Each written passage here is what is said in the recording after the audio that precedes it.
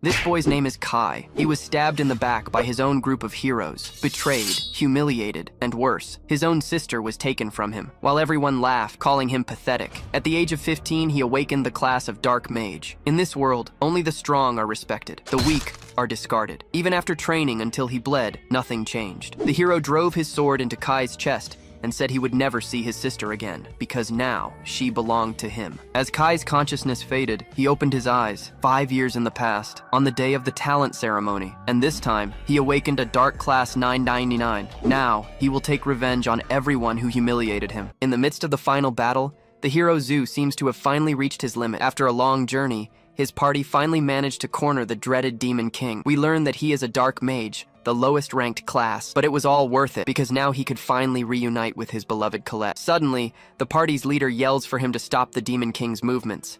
The mage then focuses and casts his blood prison ability. With this, he summons red chains to bind the target with full force. The energy claws surge forward at high speed, surrounding the monster from all sides. The creature is completely immobilized by the magic, letting out a cry of agony. The mage then shouts for the warrior Ares to finish the enemy once and for all. Ares, however, just flashes a wicked smile, preparing for the decisive blow. He then stabs his own brother in the back, bidding him a cold farewell. Immediately after, the warrior also attacks the Demon King, who was defenseless. The mage is shocked, realizing he would be eliminated along with the enemy. As he was dying, he watched his brother celebrate becoming the great hero. Fallen and powerless, the mage asks why he was betrayed by his brother. Ares then reveals himself to be of the hero class, the strongest of them all. He starts laughing, saying that a nobody with a pathetic class doesn't deserve glory. The protagonist is in shock, unable to understand what was happening. The party's saint agrees, stating that a dark and vile class was never their ally, but the mage objects, having used his magic to help the team all along. The female warrior of the party then starts laughing loudly, mocking him to his face. We learn that she is a mage of an ultra-rare class, and she calls him useless. He then laments his 5 years of hard work, all thrown down the drain. The scene shifts to a flashback, taking us to an old church in the kingdom. There, all 15-year-olds received a special class from God. On that day, he received the Dark Mage class and was scorned by everyone. It was a dark class, considered the lowest and most useless of all. Back in the present, the female warrior steps on him, screaming that he should just die already. With a cold gaze, Ares grips the hilt of his sword, preparing to finish him off. Ares then plunges the sword in, yelling that Colette is his now. In his last breath, the mage screams her name, feeling immense pain. The scene cuts to a flashback, where their engagement was broken off. Her father only allowed them to say goodbye one last time. At that moment, Ares leads her away, while our hero watches, unable to react. Colette then takes off her bracelet, an object of great value to her. She hands it to him, asking him to accept it as a farewell gift. The two look at each other sadly, knowing this was the end of their relationship. He is surprised as he knew how important that treasure was to her. Back in the present, the protagonist is shocked as he remembers her promise. With tears in her eyes, she says she's sure they'll meet again. Ares starts laughing, amused by his brother's naivety and misfortune. He then reveals that it was their own father who ordered the mage's execution. We learn that their father is the captain of the kingdom's strongest knights. The man said that a filthy dark mage was not needed in his family. He promised that if his son defeated the Demon King, he could return to the family. And as a reward, he would even get his engagement to Colette back. The girl was trapped in the castle, maintaining a protective barrier over the city. And to win back his love, he gave his blood, sweat, and tears to become stronger. With great effort, he finally reached the pinnacle of strength, level 999. But back in the present, Ares whispers that all his effort was a shame. The traitor then raises his sword, planning to pretend his brother died at the hands of the Demon King. The mage realizes he was used and curses his father and brother with hatred. Ares calls him annoying and promises he will take very good care of Colette. In his final moment, the mage's hand scratches the ground, showing his regret. He laments not running away with her to seek their own happiness. Suddenly, the bracelet glows, and he hears her voice begging him not to die. His last thought was that he just wanted to see her one last time. The scene changes, and a voice asks him how long he plans to sleep. The protagonist then jolts awake, completely shocked and confused. Opening his eyes, he finds himself face to face with Colette, and doesn't understand how she's there. She asks what's wrong as he's in a cold sweat, but he can only stare at her. He then looks down at his body and realizes he has no injuries from the battle. The protagonist's eyes go wide as he tries to process what the hell is happening, but she just smiles warmly and wishes him a good morning as she wipes his face. He looks around the room, still trying to understand what was happening. The young man finds it strange. Colette should have aged, but she looks so young. He then apologizes, saying he was still a bit drowsy and out of it. As he turns, He faces the mirror in the room and sees a shocking sight. The protagonist notices that not only has he gone back in time, but his body has also grown younger. Colette tells him to get up quickly as they can't be late. She says she's really excited for the ceremony that will grant them their classes. He then remembers, realizing he's returned to the exact day of that fateful ceremony. Desperate, he grabs her and asks what year of the sacred era they're in. It finally clicks. He understands he hasn't received his dark class yet. Startled, he accidentally pushes her away, leaving the girl completely flustered. He apologizes, realizing he really has returned to the past and it wasn't a dream. But as he looks at his hand, a chill runs down his spine when he notices something bizarre. The mark of his former dark mage class was already there, on his skin. Colette sees the crest and asks why he already has a class before the ceremony. He's confused. If he went back in time, the class crest should have disappeared. With that in mind, he decides to use the command to open his status window. The screen shows he's still a level 999 dark mage with the same attributes, and a system note informs him that he's entered a second loop, maintaining his status. The protagonist interacts with the screen, not understanding what a second loop could be. But despite the confusion, one thing was clear. He had truly returned to the past. He remembers hearing her voice before he died and snaps back to reality. Suddenly, the bracelet he kept hidden falls from his sleeve and hits the floor. Colette is startled by the object, letting out a small gasp of surprise. She then picks it up, saying she thought she'd lost that bracelet forever. He then remembers the moment of his death and her plea for him not to die. With that, the protagonist finally understands the situation. Everything makes sense. It was the bracelet, combined with Colette's power, that brought him back to life. He starts to laugh with joy, leaving the girl confused by his reaction. With a victorious shout, he hugs her tightly, celebrating his return. Filled with hope, he thinks that with his current power, he can finally change the future. Colette gets flustered and asks what he meant by that dark mage comment. He then promises himself that he will change his destiny and never leave her again. The girl's face turns bright red,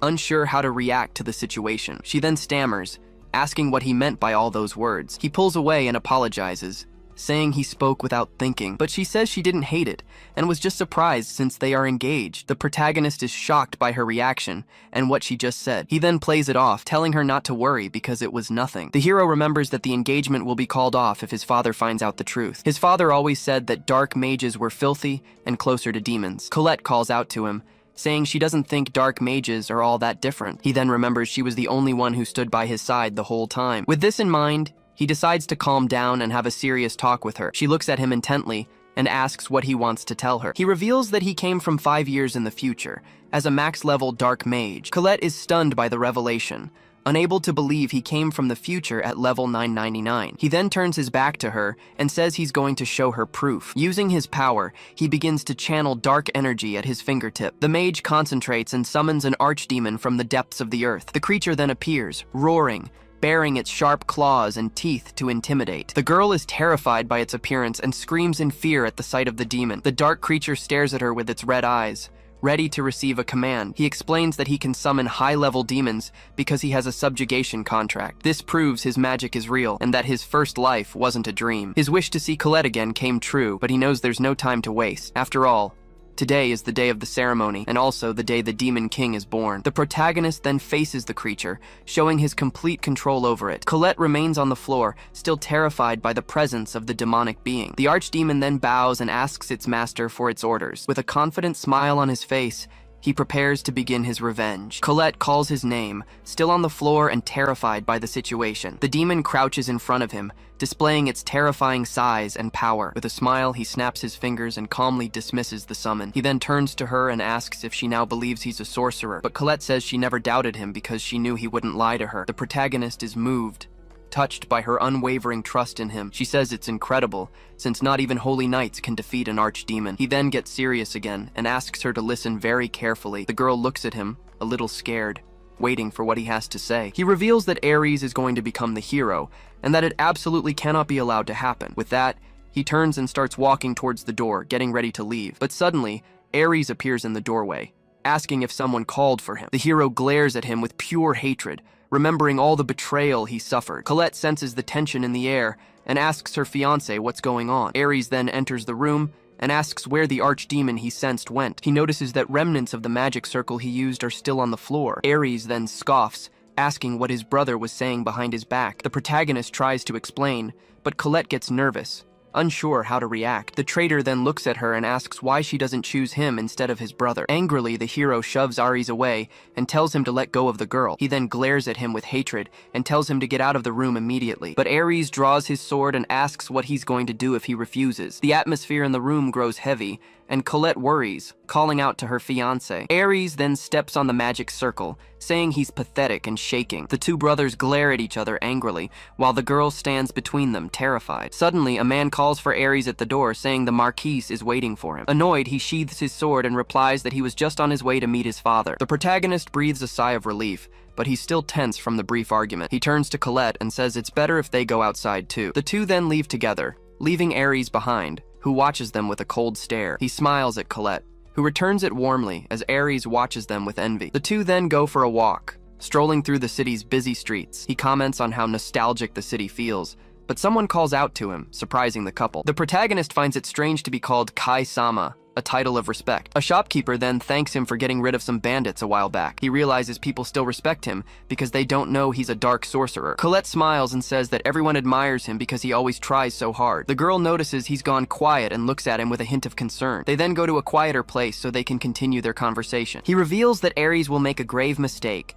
as soon as he becomes the hero at the ceremony. Because of this, the future demon queen will be born, and the kingdom will fall in 3 days. Colette is in shock, horrified by the terrible prediction he just made. He explains that half the kingdom's population will be massacred because of it, and to protect the capital, she will be imprisoned to sustain a great barrier. After that, he will be exiled, and the two of them will end up separated for a long time. She despairs at the news and says she wants to be with him forever. With a smile, he invites her to run away and live with him from now on. Colette can't believe it and asks, blushing, if that was a marriage proposal. With that, she jumps into his arms and shouts that she's so happy and wants to be with him forever. He hugs her back, lamenting that he was such an idiot in his first life. The protagonist then feels regret, thinking he should have hugged her much sooner. The scene changes, and he puts her on a horse, asking her to hide in a remote village, but she's worried and asks if he isn't going with her. He then reveals he's staying behind to stop Ares and the birth of the Demon King. She smiles and says he's protecting everyone, and he agrees a bit awkwardly. Colette then says goodbye, promising to wait for him no matter what. He smiles back warmly and promises to finish everything and come get her. But in truth, he was doing it all for himself, to save the demons. He's going to need their help to face the enemies that will come after him. It's because in his final battle, he learned the truth about the world from the Demon King. The Demon King remembers vowing revenge against the hero, his friend's killer. But at the time, Ares didn't even care about what happened, treating it all with complete indifference. Because the hero, the symbol of hope, was the cause of humanity's ruin. Now, with his power back, the protagonist prepares to prevent the tragedy. With a determined look, he begins his rebellion to finally change everyone's fate. The scene then changes, and we see our hero descending the stairs of a dark dungeon. Down below, Ares was holding a whip, threatening a mysterious prisoner. We see that it's Griselda, an elf who was chained up and badly injured. Filled with hatred, she glares at our hero and screams for him to kill Ares once and for all. She refuses to obey the order, screaming that she would never follow the commands of someone so disgusting. Angered, he cracks the whip on the ground, threatening her with the consequences of disobedience. She then glares at the shackles on her wrists,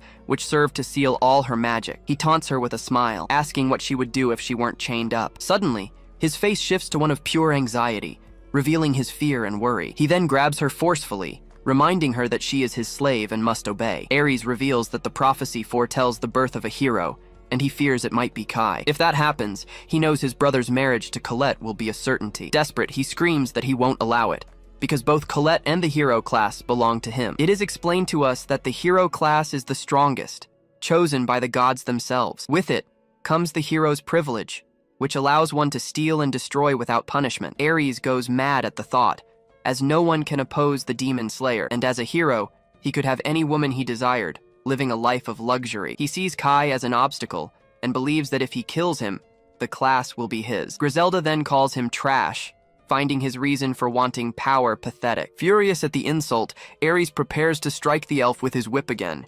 He yells that he bought her to kill her, but she says she will never surrender to him. The villain then calls her useless trash and complains about all the money he spent. With a wicked smile, he draws his sword and says he'll give her what she wants. He then raises the weapon with both hands, screaming that he'll wipe out her entire kind. She shuts her eyes tightly, cursing him to regret this in the next life. But suddenly, Another chained elf screams, begging him to stop. Griselda is surprised to see her awake and tells the girl to be quiet and stay out of it. Sasha refuses to obey, saying she won't just stand by and watch her lady die. She then offers to kill Kai, pleading with him to release Griselda in exchange. Ares glares at her with contempt and kicks the girl hard, finding the proposal absurd. He then points the sword at her, doubting that a weak demoness can do anything. Without hesitation, he stabs her in the chest, causing the elf to scream in pain and agony. Griselda panics and calls him a bastard, while Ares just smirks maliciously. He then grabs the wounded elf, asking if that servant was so important to her. The villain just watches the scene,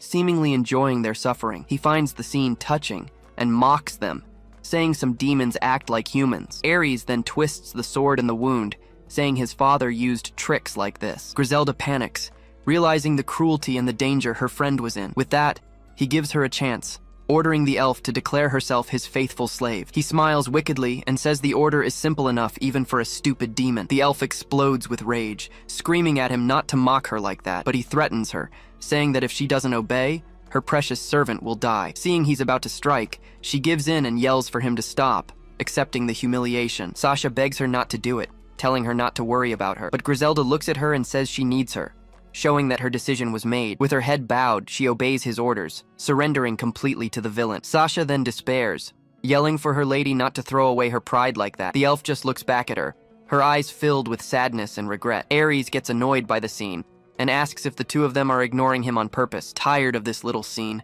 Ares says fine, he'll just end this quickly. He then says that since they're ignoring him, they can both just die right there. But suddenly, the cell door is struck by an incredible force and shatters. The villain turns around, completely shocked, unable to understand what just happened. Just then, our protagonist bursts in, blowing the door apart with his magic. Amidst the smoke and debris, the two elves look towards the prison entrance. They then see Kai, who is staring at them with his mage mark glowing brightly. He emerges from the dust, ready to finally confront his treacherous brother. Filled with rage, the protagonist screams with all his might, telling Ares to stop. The villain turns around, completely shocked to see his brother was there. With a flaming fist, Kai charges forward and lands a direct hit on the enemy's face. He then prepares a spell and fires a sphere of dark energy with full force.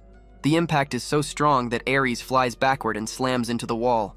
The two elves stand with their mouths agape, unable to believe what they're seeing. Our hero then surveys the scene with a cold, hate-filled gaze. He turns to the two of them and says that thankfully he made it just in time. Griselda was still suspicious and asks him who the hell he was. He then recognizes her and is shocked to see that this girl would become the Demon Queen. An image of the future appears, while the elf is confused by the title she just heard. She stares at him, frightened, and asks if she was really destined to become that. He then looks at the other elf and is enraged to see what Ares did to Sasha. Griselda asks how he knows their names, but he tells her to wait. He then uses his magic and begins to heal Sasha's wounds with dark power. Griselda is shocked as Sasha's wound healed in the blink of an eye. He then says he'll heal her too, since right now she's just a slave. With that, the mage uses his dark healing, enveloping the elf in his purple energy. He also breaks the magical chains, surprising the girl with his powers. Her jaw drops as her wounds and chains vanished in an instant. The two then embrace, emotional to finally be free from that prison. They celebrate their freedom while our hero watches the scene with a smile. Sasha explains that she thought it was the end when they lost their lands to the hunter,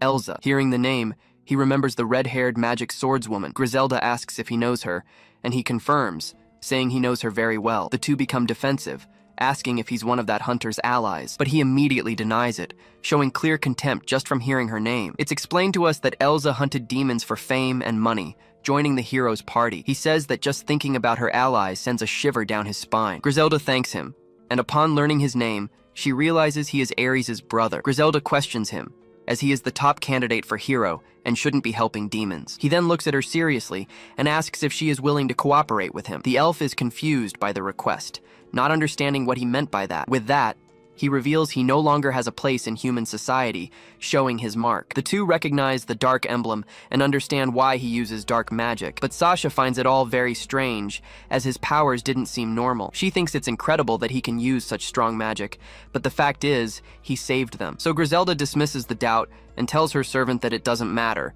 because she trusts him. At this, Sasha reveals that Ares said if Kai died, he would gain the hero class. The protagonist is in shock, unable to believe what he just heard. Griselda says she refused, as her noble lineage would never bow to trash like him. She then thanks him, because if it weren't for him, she would have lost her dear friend. The scene reminds us of the future, where she became the feared and hated demon queen. He understands why she fell into despair and caused so much destruction in the past, and all of it happened because of the man lying on the floor, his greedy brother. He stares at his fallen brother and wonders if he should just kill him right now to solve everything. But he remembers all the contempt and cruelty he suffered in his first life. A childhood memory then appears, showing the three of them together as children. Then he thinks of Colette and knows she would be heartbroken by this. Griselda then calls out to him, asking what he plans to do with his brother now. The protagonist closes his eyes for a moment and says he already knows the answer. With a knife, he cuts the palm of his hand, making his blood drip instantly. From his blood, a small, bizarre creature emerges,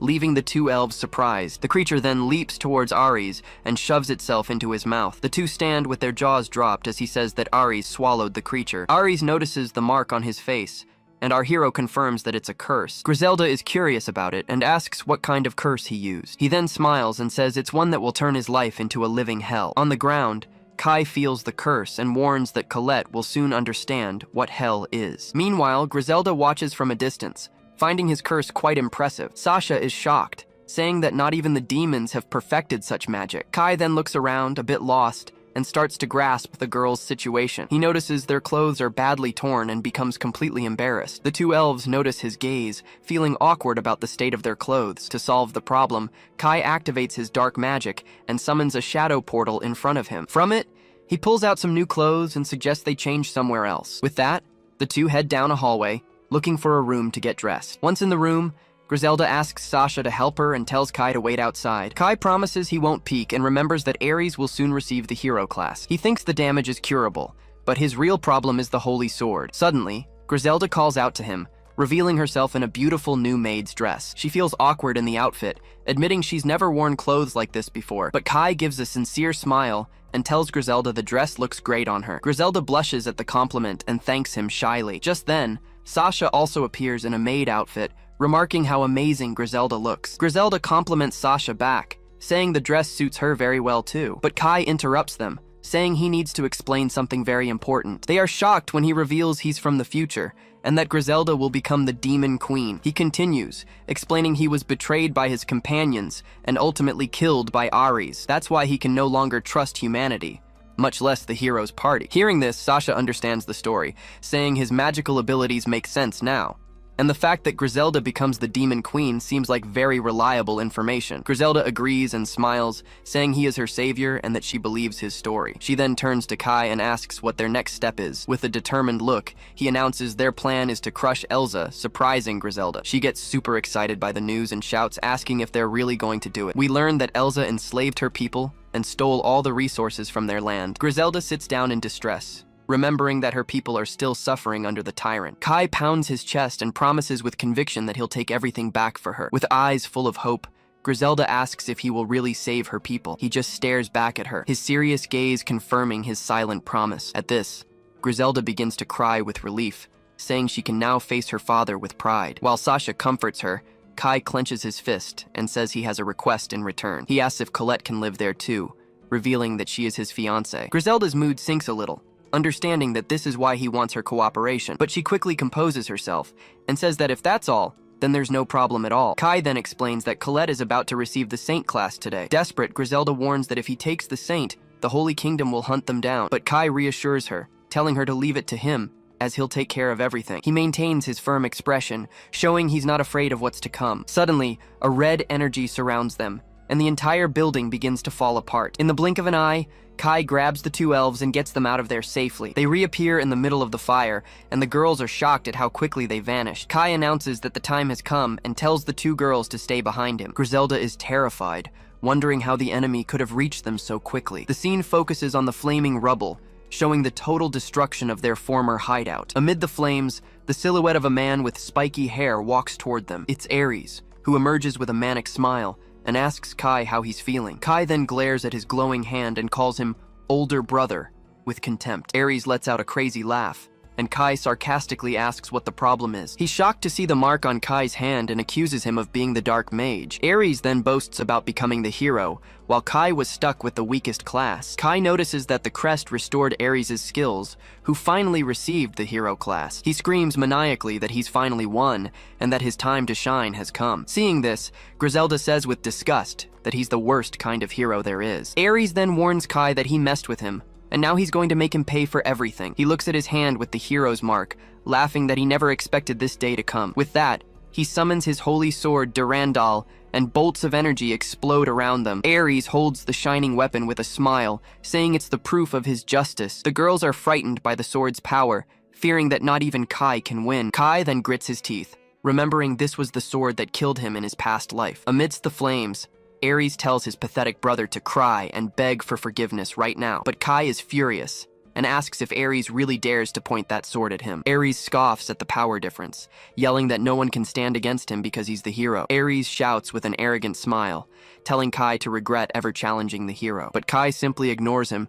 says enough talk, and calls him to fight. With a deathly glare, he warns that he's now going to show his brother true hell. Ares is outraged, wondering how a mere dark mage dares to challenge him like this. Then, Kai turns his back mockingly, walking calmly through the area. He taunts him, saying he'll break the sword and that Ares will never show his face again. With hatred in his eyes, Ares screams that his brother must have a death wish. He then charges forward with everything, promising to make Kai regret this bitterly. Kai observes the attack and admits the sword's magical power is truly immense, but he dodges with ease, thinking that with such swordsmanship, it's a sheer waste of power. Ares stops on the other side, surprised he hasn't landed a single hit. Annoyed, he yells for Kai to stop running and calls him a coward for dodging.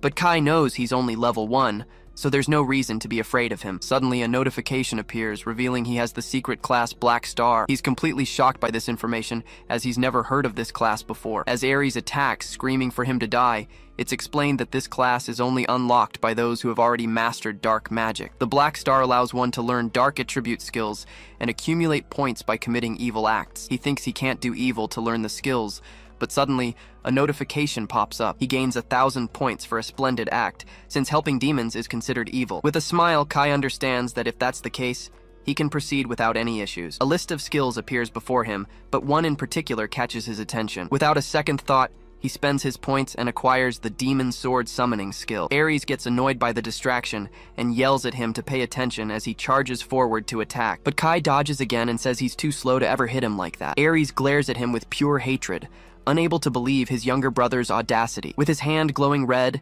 Kai summons the demon sword, called Tearfing. The ground then begins to crack, and Ares is startled by the rising dark energy. A red sword emerges from the earth, and Kai firmly wields it in his hand. He recognizes the weapon, and realizes it's the beloved sword of the demon queen, Griselda. It's Tearfing, a sword whose power increases according to the user's dark magic. For him, a level 999 dark mage, this is the perfect weapon for the fight. Ares is terrified by the sword's evil aura, and asks what sinister weapon this is, but Kai just stares back at him with a cold, emotionless gaze. Kai feels the sword draining his magic, making him a bit tense. He turns to his enemy and comments that it's a high-maintenance weapon. Griselda is shocked and screams that it's her late father's demon sword. Confused, Ares asks what a demon sword is, not quite understanding the situation. Kai then swings the sword, launching a huge wave of energy toward Ares. Ares gets nervous and asks what Kai's objective is, but the attack flies right past him, destroying the building behind him. Completely confused,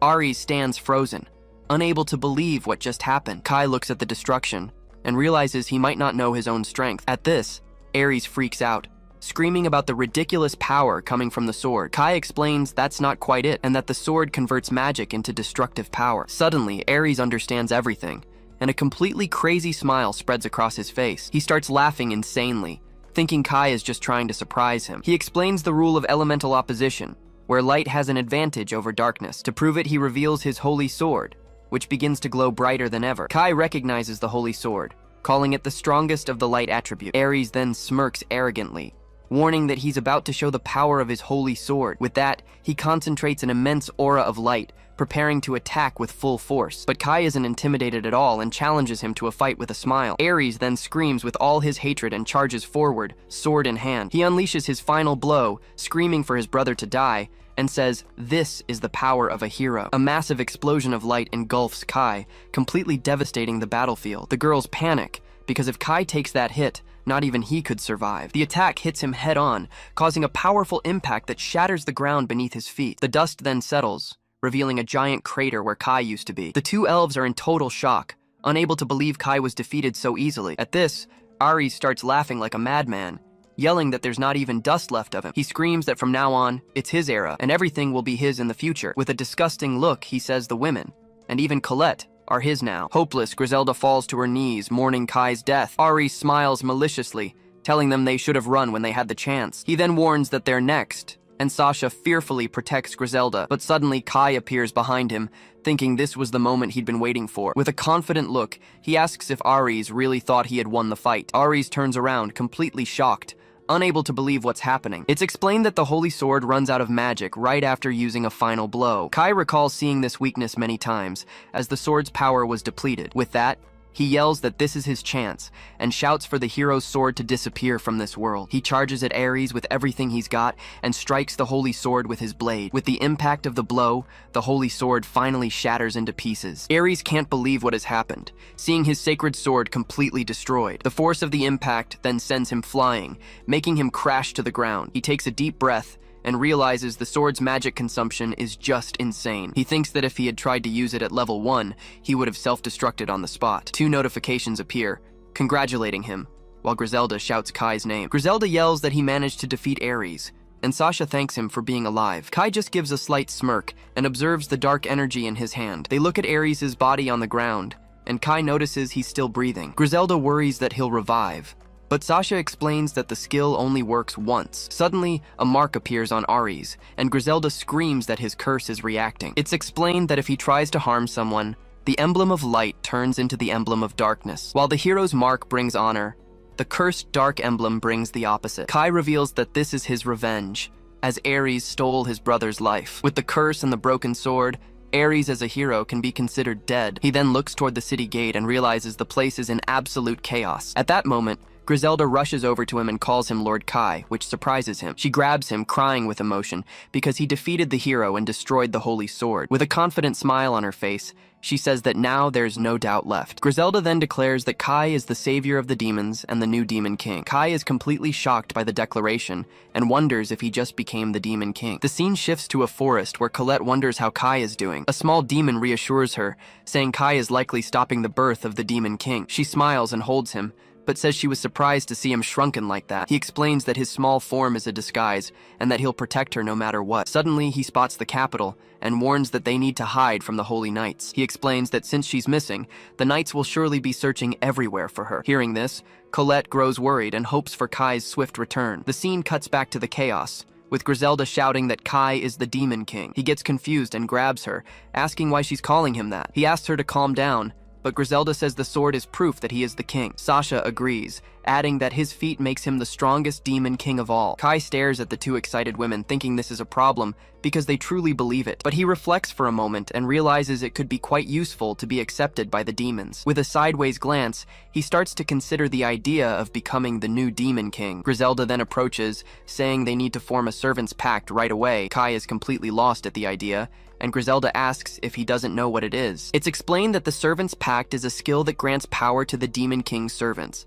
In exchange for this power, they must swear absolute loyalty and serve the king forever. He doesn't think he's ever seen this skill, so he opens his status screen to take a look. That's when he notices his list of unlockable skills has just grown, and there, among the skills, he finds the Servant's Pact, which costs 300 points. He understands the condition has been met, and that there are several levels to the pact. The screen also warns that betrayal leads to death, leaving Kai quite surprised. He wonders if this kind of pact is something that really exists in this world. Griselda confirms it, saying it is their duty to swear loyalty to the newly crowned king. She says he's a good person, and wonders why he's hesitating so much. Kai feels a bit awkward at the compliment, and ends up agreeing to make the pact. He turns to the two on the roof and asks if they are absolutely sure about this. They kneel and reply that it's an honor, and what they desire most right now. With the skill unlocked, Kai offers Sasha the honorable class of Demon General. Sasha is shocked by the offer, and Griselda asks why she doesn't accept, but Griselda comforts her, saying the class is also perfect for loyal people. Kai then turns to both of them and asks what they thought of his proposal. With that,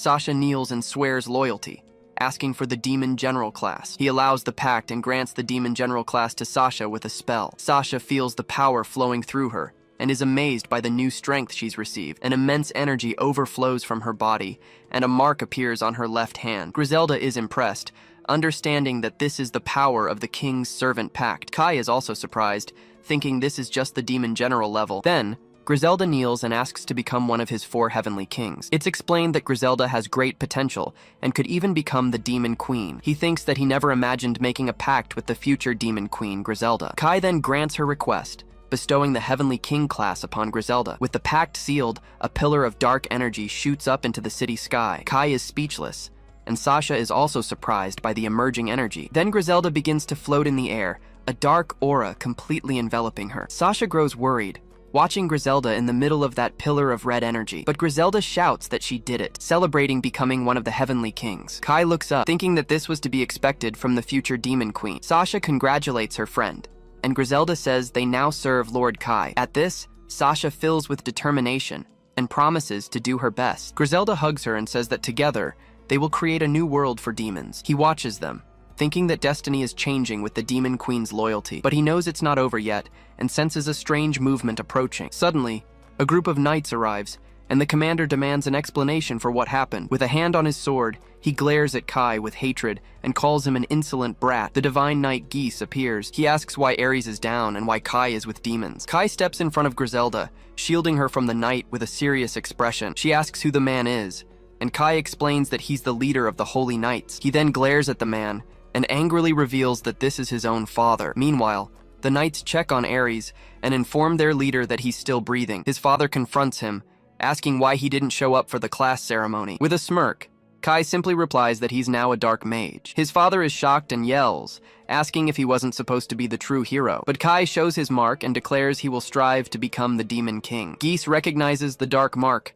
confirming his son has indeed become a dark mage. He loses it and yells at Kai, saying he's lost his pride and the heart of justice. Kai clenches his fist tightly, questioning what this so-called justice even is. He remembers his father's justice, which was always based on torture and threats. He also sent Kai into exile and ordered him to kill the Demon Queen. To him, that's just ego, and if that's justice, he doesn't mind being evil. Geese accuses him of being corrupted, of thinking he could just carry on as before, but Kai tells him not to worry, as neither he nor the family are of any use to him anymore. With a snap of his fingers, he simply says that now they are all exiled. Suddenly, a huge fire erupts right behind the knights and his father. Geese turns around, completely startled, not understanding where the massive fire came from. The scene shows the entire family mansion being consumed by the flames. A knight screams that the fire is everywhere, making Captain Geese desperate. People start running to escape as the stable also catches fire. His father turns around furiously and yells, asking what he has just done. He explains that he prepared everything beforehand and that no one will be hurt in the fire he set. With this, he earns more points and thinks that revenge works well with this system. On top of that, he even gets a skill that increases the power of his dark attributes. His father yells again, unable to believe what his son has just done, but Kai coldly states that the Austin family should simply cease to exist. With a hateful glare, he says this is his justice, and faces his father. Geese becomes enraged and screams at Kai, disbelieving what he just heard. He orders his knights to kill him, declaring that Kai is no longer his son. But with a swift move, Kai uses his magic and defeats all the soldiers at once. With a cold look, he just tells them to get some sleep and rest now. Geese is shocked by the scene and prepares to face his son alone. He yells at Kai not to get arrogant, as those men were just pawns to him. Kai says he already knows that and summons his demon sword, the mighty Turfing. He then grips the sword firmly, preparing for the confrontation with his father. The two cross swords, and Geese struggles to block the attack. He's shocked by the sword's power and doesn't understand where it came from. His own sword begins to crack under the pressure, slowly shattering in his hand. Kai stares at him without any emotion and continues to press the attack against his father. In the blink of an eye, Kai cuts off his father's arm, which flies through the air. His arm falls to the ground,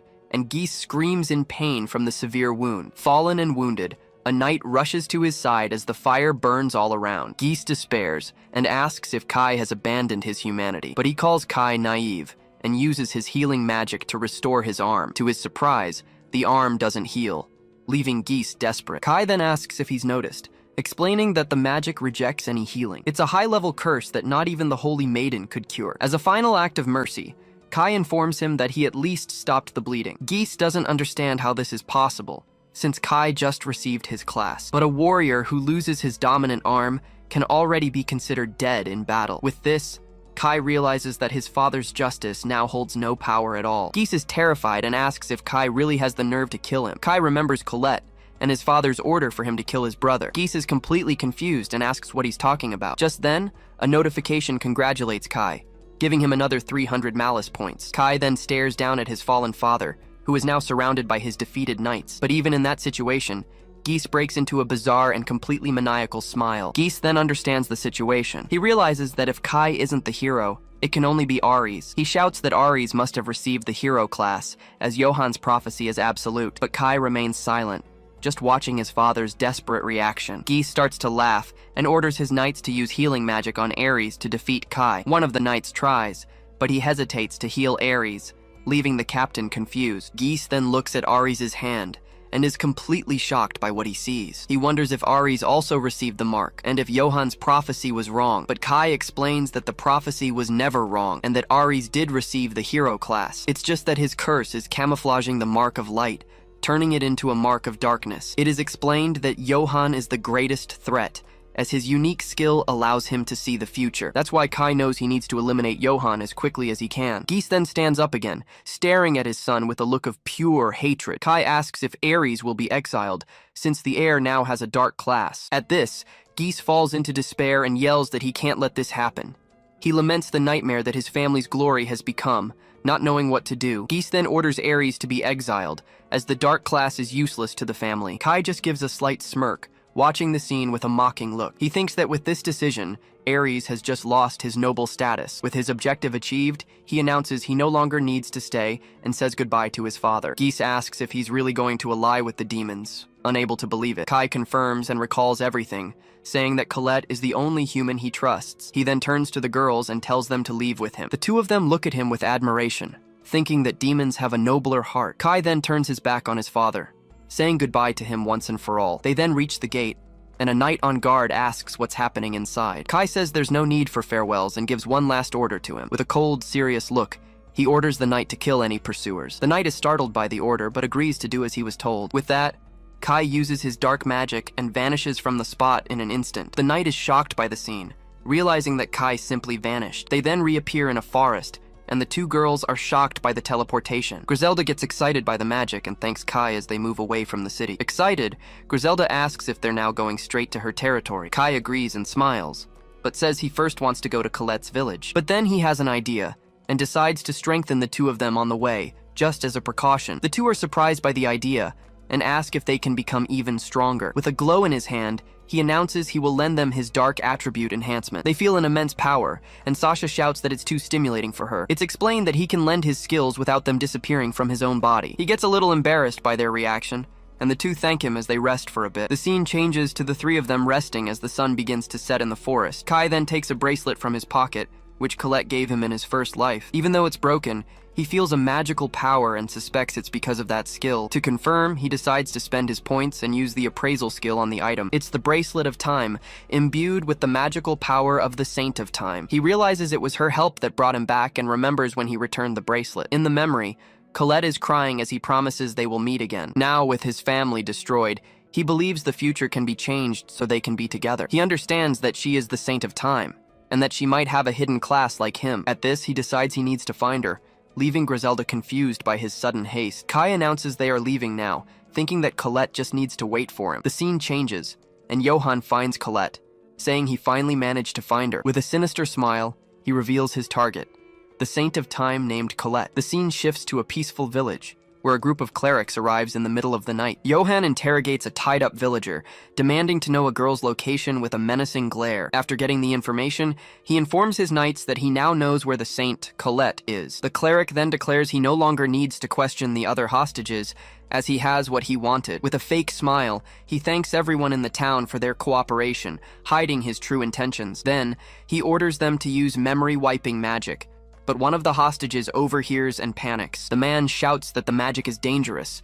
saying he's heard it can drive people mad. Johann gets annoyed by the man's stubbornness and says he'll do something special just for him. Without any mercy, the cleric simply gives the order to kill the man in front of everyone. He then sarcastically asks if anyone else dislikes the idea of having their memory erased. Seeing everyone's silence, He smiles, satisfied, and remarks that it seems only one person disagreed. Suddenly, a scream of terror echoes through the forest, cutting through the silence of the dark night. We see it's Colette, running desperately through the woods while being chased by the holy knights. The scene cuts to Johann, who gives a speech about welcoming the saint so that everyone can be saved. And with an evil smile, he reveals himself to the world as the new saint, Saint Johann. Johann reveals he doesn't care about the Demon King, as his only desire is the future of this second loop. Meanwhile, Colette runs desperately through the forest, looking at the strange mark on her hand. A knight asks why the saint is fleeing, and Johann suspects she's hiding something. She nears a tower, but realizes she has nowhere left to run. Soon, the holy knights surround her, making her small familiar angry. Despite her fear, she tries to calm down, thinking that if she just talks to them, everything will be okay. So she comes out of hiding, and Johann bows, saying it's an honor to meet her. Colette stares at him and the mark on her hand, confirming to herself that he is Saint Johann. A close-up on the mark shows its power has activated, confirming the cleric's identity. Johann smiles, now certain that she is the Saint of Time. He explains that a prophecy revealed the Demon King's birth, and they need her to protect the capital. The cleric presses further, saying this is her duty as a saint. But Colette interrupts him,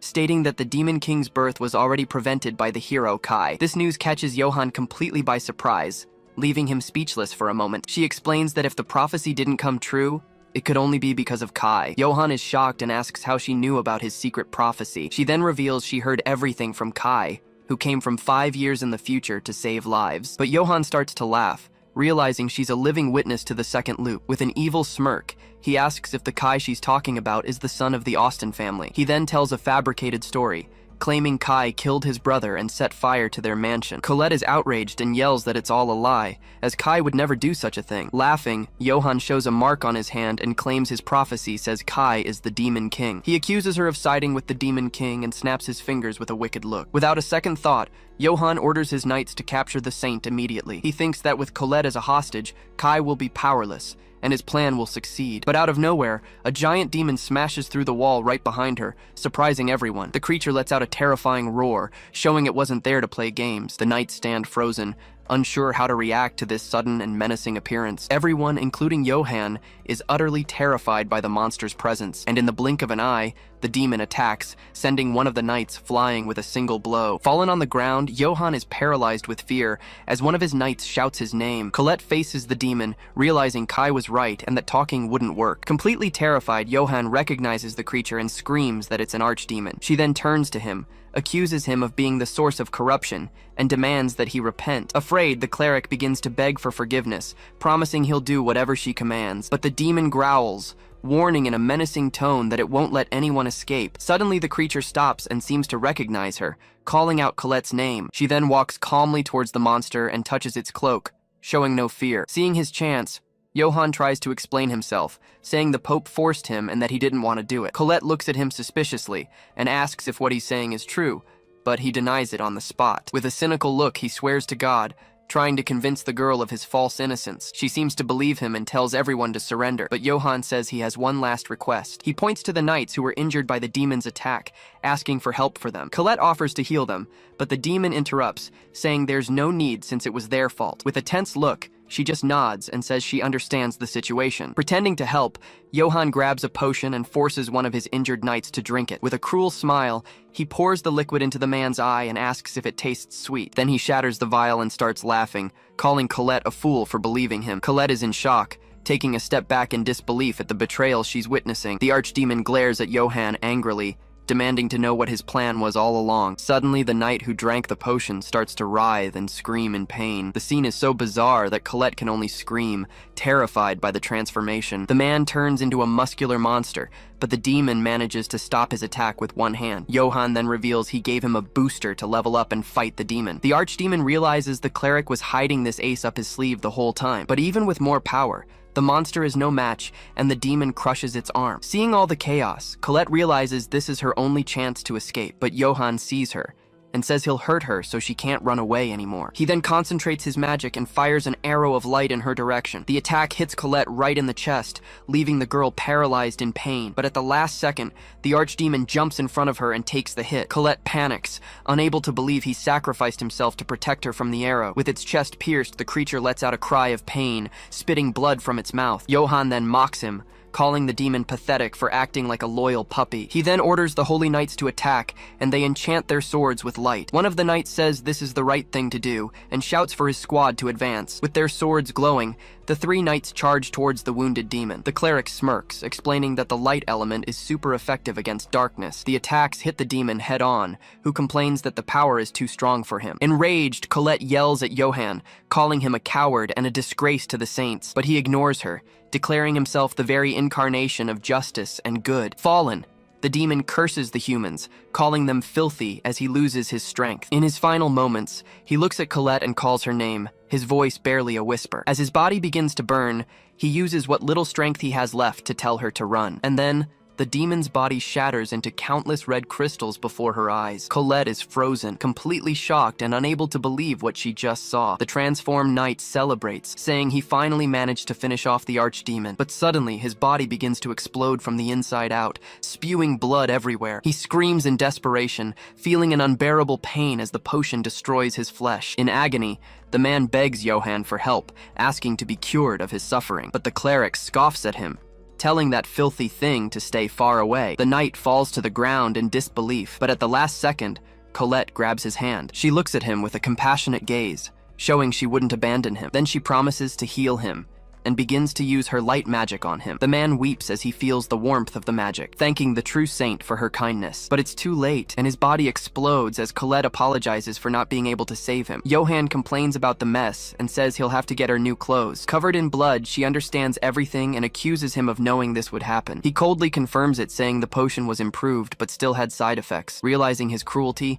Colette breaks down in tears. Colette is frozen, completely shocked and unable to believe what she just saw. Johann then yells that he is justice itself, and that she is the one who should be judged. Trapped, Colette can only whisper Kai's name, apologizing for everything going wrong. The cleric smiles, saying that with the saint as a hostage, not even the demon king will be a problem. Far away, our hero Kai Austin wonders if Colette made it to the village safely. He walks back to his cabin, thinking of her and hoping everything is okay. When he arrives, he opens the door and announces he's finally home after a long day. A warm stew is already waiting for him by the fire, with an aroma that instantly whets his appetite. The 2 elves he saved, Sasha and Griselda, serve the food with a smile. He thanks them, saying he's starving after using his shadow ability so much. But suddenly, he feels a sharp pain in his hand and drops the firewood he was carrying. Griselda is startled by the noise and shouts his name. Not understanding what happened, he stares at his own hand, realizing the power he gave to the archdemon has returned to him. With a look of panic, he understands the message. His demon servant had been defeated. Using telepathy, he tries to make contact and desperately asks where Colette is, and the answer he receives fills him with fury. She has been kidnapped by Johann. A quick flashback shows Griselda thinking about what a skilled hunter Kai is. Back in the present, she and Sasha talk about him while cooking in the cabin. Griselda excitedly mentions that he even knows the habits of the forest rabbits. She then remembers when Kai taught her to hunt, showcasing all his wisdom. To her, the ease with which he hunts is proof that he's incredible. Sasha then teases her friend, saying she gets all giddy when she talks about him. Griselda gets embarrassed by the comment and asks what she means by that. But Sasha just giggles and changes the subject, leaving her friend even more curious. Suddenly, their conversation is cut short by Kai's arrival. He appears at the door with a serious expression. In a heavy voice, he informs them that Colette has been captured. The news catches them both by surprise, leaving the elves in complete shock. He explains that the archdemon protecting her was defeated, which leaves Griselda confused. Kai tenses up, realizing that only an army could defeat such a powerful demon. He looks at his hand and realizes that Colette is now completely alone and defenseless. In a vision, the archdemon apologizes to him, making Kai desperate to know what happened. Through the vision, the archdemon explains that Saint Johann and his knights were responsible. Kai gets pissed off because Johann knew about the second cycle, his time loop. He then realizes, remembering that the bastard cleric has a prophecy ability. With this, he understands that Johann's goal is to use Colette to create a barrier in the capital. The demon continues, warning that Johann called him the Demon King to manipulate Colette. And to make matters worse, the bastard even used enslavement magic to control the poor girl. After hearing the report, Kai tells his servant to rest and leaves the room in silence. Griselda notices the tension in the air and asks if he's okay, as his expression was terrifying. Filled with hatred, he swears he will never forgive Johann, and that he will pay with something worse than death. With a determined look, he vows to make sure he keeps that promise. Suddenly, his hand starts to catch fire, surprising Kai with his body's reaction. He looks back and sees Griselda, who slapped him on the back to get his attention. With a smile, She asks if it hurt and tells him she's strong enough to help in the fight too. Kai doesn't understand at all, completely confused by the elf's strange behavior. Then she reminds him that he can't carry everything alone because now he has them as companions. Moved, Kai realizes he's going to rescue Colette with his new friends. He remembers that in his past life, everyone was an enemy, even his own family. With a sincere smile, he finally thanks them both for being on his side. He then wonders if now, in this new chance, he has finally found true allies. With a focused gaze, he begins to devise a strategy to invade the capital and save her. Kai explains that a magical barrier will soon cover the city, preventing entry. The problem is that trying to break this barrier with brute force is nearly impossible. He reveals that not even the future Griselda could get through, leaving the elf quite surprised. Worried, the two ask how they are going to get into the capital. He then reveals the plan, saying they will send an informant inside the walls. The idea of using a spy leaves the two girls dumbfounded, not understanding. The plan is to destroy the artifacts that maintain the barrier, weakening it from the inside. But Sasha questions this, asking who they know that would agree to help with such a mission. With a smirk, Kai makes it clear he has the perfect person in mind. Griselda gets it right away, and excitedly says that he's already thought of everything. Kai confirms the plan, but warns that even if they break the barrier, the three of them won't be enough. With a confident smile, he calls over Griselda and says he'll start with her. He then reveals the first part of the plan, which is to reclaim the territory that was stolen from her. The elf worries about Colette, but Kai assures her this will help save her in the end. With a serious look, he thinks that Johan has awakened a demon and that he needs to prepare. The scene then shifts to night, with Kai looking out the window, waiting for an enemy attack. Suddenly, a dagger flies in his direction, grazing him and catching him by surprise. Annoyed, he realizes that Johan wasted no time and has already sent assassins after him. A hooded man bursts into the cabin, immediately accusing Kai of being the Demon King. Right after, several other assassins with red eyes appear at the cabin door. Their leader then finishes the sentence, ordering Kai to die right there. The two elves are terrified by the invasion, not understanding who these people are. Kai shouts that they're the rotten side of the church, a squad that kills anyone who's inconvenient. At that moment, one of the assassins leaps and throws a shower of daggers toward our protagonist, but another attack distracts him, and he can't dodge in time, getting grazed. At the last second, Sasha jumps in front of him, using a plate to block the daggers. Right after, Griselda also takes a stand, showing she will fight against the Holy Church. With a swift attack, she takes down one of the assassins and runs out of the cabin. Outside, the elf tells him he's not alone, because they will fight by his side. Kai gets ready, as he recognizes the assassins as the purifiers he faced in his past life. He remembers they were an elite force, and that they were tough to beat before, but now he's much stronger, and he unleashes his dark power called Black Thunder. With a smile, he says that he has allies now, and he won't have to fight alone anymore. Sasha then jumps into the fray, throwing several plates as if they were ninja stars. She uses her special ability, Plate Storm, striking the enemies with her attacks. The assault is so powerful it shatters the plates and takes down the assassins at once. The squad leader is shocked, unable to believe the strength of a simple maid. Griselda then moves forward, using blood from a wound to create a weapon. With her power, she molds the blood into the shape of a whip, ready to attack. The elf strikes with the whip, sweeping away several enemies with a single powerful blow. She then taunts the survivors, saying this is just the beginning of the fight. One of the assassins falls wounded, unable to believe his men couldn't even fight back. But Kai shatters the illusion, telling Griselda they are actually forest rabbits. She's completely confused, not understanding how those assassins could be rabbits. In a flashback, Kai explains to Griselda that forest rabbits camouflage themselves in the shadows. He then points to the root of a tree, showing a rabbit hidden right there. Griselda gets super excited, confirming that what he said was true. Back in the fight, she gives a wicked smile and uses her blood to set a trap. Seeing the magic disappear, the assassins think she's tired and prepare an ambush, but she walks calmly, using the blood cross to spread her magic into the shadows. The squad doesn't notice the trap and rushes toward her to attack with everything they've got. Just then, blood roses sprout from the ground right under the enemy's feet. The roses explode into thorns, piercing the assassins from below and catching them all by surprise. In seconds, several bodies are impaled and lifted into the air by the elf's blood magic. She gives a victorious smile, as everything happened exactly as Kai had predicted. The two elves show that thanks to their pact with Kai, they have become much stronger. The scene shows the aftermath of the battle, with the bodies of the assassins scattered across the field. Kai admits with a smile that he had underestimated the potential of his new allies. Sasha then approaches with a prisoner and asks Kai what to do with him. Kai smiles, as this is the perfect opportunity he's been waiting for to make his move. He admits he was expecting the assassins, but he didn't think they'd arrive so quickly. Then, he proposes that the man make a contract with him and become his new servant. Griselda is shocked by the proposal, not expecting this from her master. She then asks why he wants to make a pact with a guy like that, failing to understand his plan, but with a gesture, Kai asks her to calm down, showing that he knows what he's doing. He warns the assassin that refusing the proposed deal is not an option. The only other choice would be for Griselda to use her powers to turn him into an undead. The man is terrified just imagining he would become an immortal, unholy monster. Kai already knew the answer, and with a serious look, he simply asks for the man's name. Terrified, the assassin finally replies that his name is Mateo. He warns that betrayal means death, and asks if Mateo accepts the contract. Seeing the man's decision, Kai finally allows the pact to be made.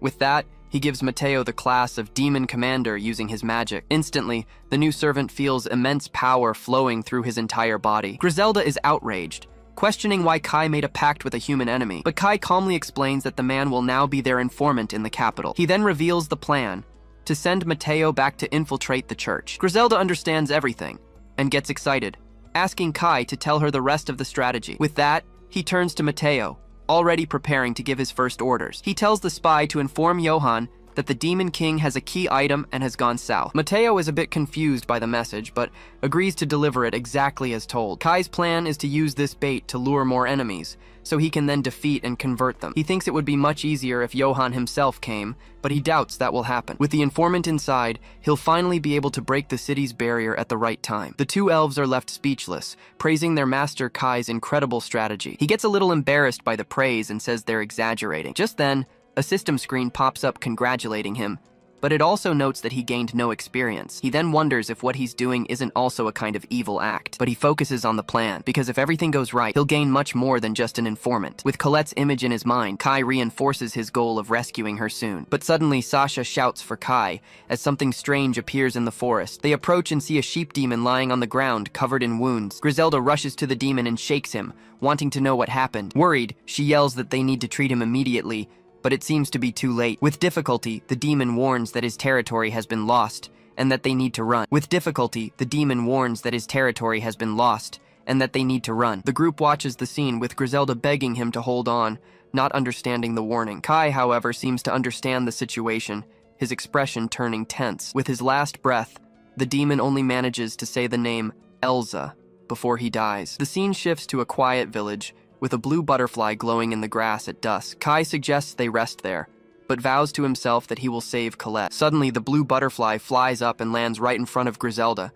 catching her attention. She instantly understands the message and realizes it has something to do with Colette. Meanwhile, the demon sheep they saved gets up, and Kai decides to act quickly. The demon then thanks the group for saving its life when it needed it most. Griselda kneels near the butterfly, as if responding to the thanks. With a determined look, she declares that she won't let any more of her people die. The demon sheep is relieved by her promise, thinking how trustworthy Griselda is. She then warns it to hide, as their lands have been taken over by the dangerous Elsa. Elsewhere, a praying mantis carefully holds the butterfly, telling it to be cautious. Kai warns that Elsa is not an easy opponent, and they need to gather information first. Just then, a tavern door is kicked open, and inside, some men are laughing about demons. Griselda serves Kai, thinking she could take those guys out with one hand. The brutes keep drinking, talking loudly about how much fun it is to go on raids. One of the men mentions that this Elsa person is finally going to receive her noble title. Upon hearing the name Elsa, Kai tenses up. He knows this person well. His partner celebrates, shouting that this will make them servants of a noble. Griselda is furious at their conversation,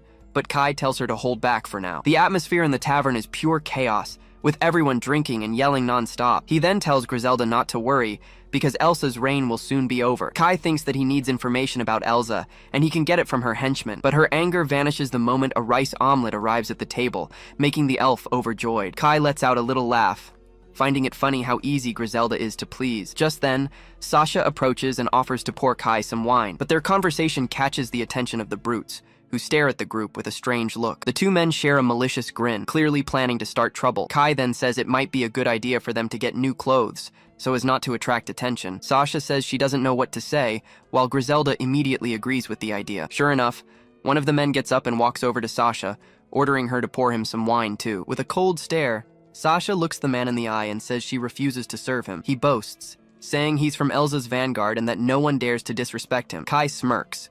His plan to get information was working. Meanwhile, Griselda is overjoyed, preparing to eat her rice omelet, but the man becomes furious at the refusal and slams the table, knocking her food to the floor. The elf is in shock at the scene, while the other henchmen laugh at the situation. With tears of rage, she glares at the man for ruining her long-awaited meal. Just then, the guy notices she's a vampire and asks if she's some kind of slave. He then shouts that he wants her for himself, making the two elves prepare for a fight. Kai's expression changes instantly, and he glares at the man with a serious, cold look. He then stands up and says, "That's enough," telling the brute to stop causing trouble. The man notices Kai's hand and immediately recognizes the mark of a dark mage. Laughing, he mocks Kai, saying he's just a C-class dark mage. With contempt, he comments that he hates that class and should just kill him right there. But Kai glares at him angrily and warns that first, he's going to pay for the omelet. The brute stares at Kai with a look of disdain, cracking his knuckles with a smile. He then shows off his dragon claws and scoffs at Kai for having the guts to face him, but Kai isn't fazed at all, simply snapping his fingers as his mage mark glows. Kai realizes the guy is a warrior, but says he has a few questions first. The man gets annoyed and tells him to keep his questions to himself,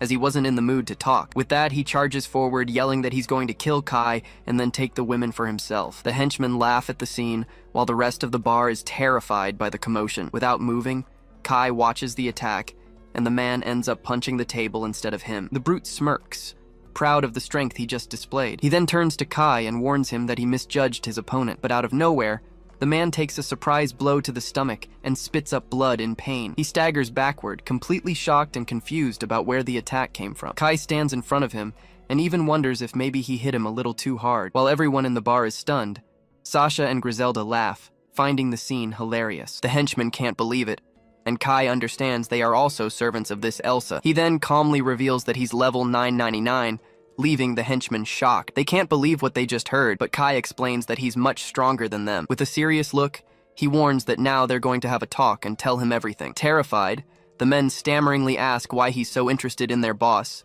Elsa. He warns them that dark mages have torture spells and invites them outside for a chat. Afraid of getting roasted, they immediately agree to tell Kai whatever he wants to know. After their conversation, he understands the situation and comments that the group's economy seems to be doing well. He then finds out they're making money by using demons as slave labor. The two henchmen look at each other, confirming the whole story with a nod, still afraid. Just then, Kai walks back into the bar with a bag of money and announces that the night is on him. The crowd cheers at his generosity, and the elves realize he's using the henchmen's money. Sasha even questions if the money couldn't be used for something better, thinking it's a waste, but he explains that if the noise attracts attention, Elsa might get suspicious of the activity. Griselda recognizes the memory wiping spell and gets worried, knowing it's dangerous. But he calms her down, explaining that the spell will only make everyone forget they were ever there. Griselda asks what they're going to do with the money, and Kai tells her they'll use it for travel. Meanwhile, the tied-up henchmen cry in a corner, lamenting that they've lost all their cash. With a smile, Griselda gets excited about the idea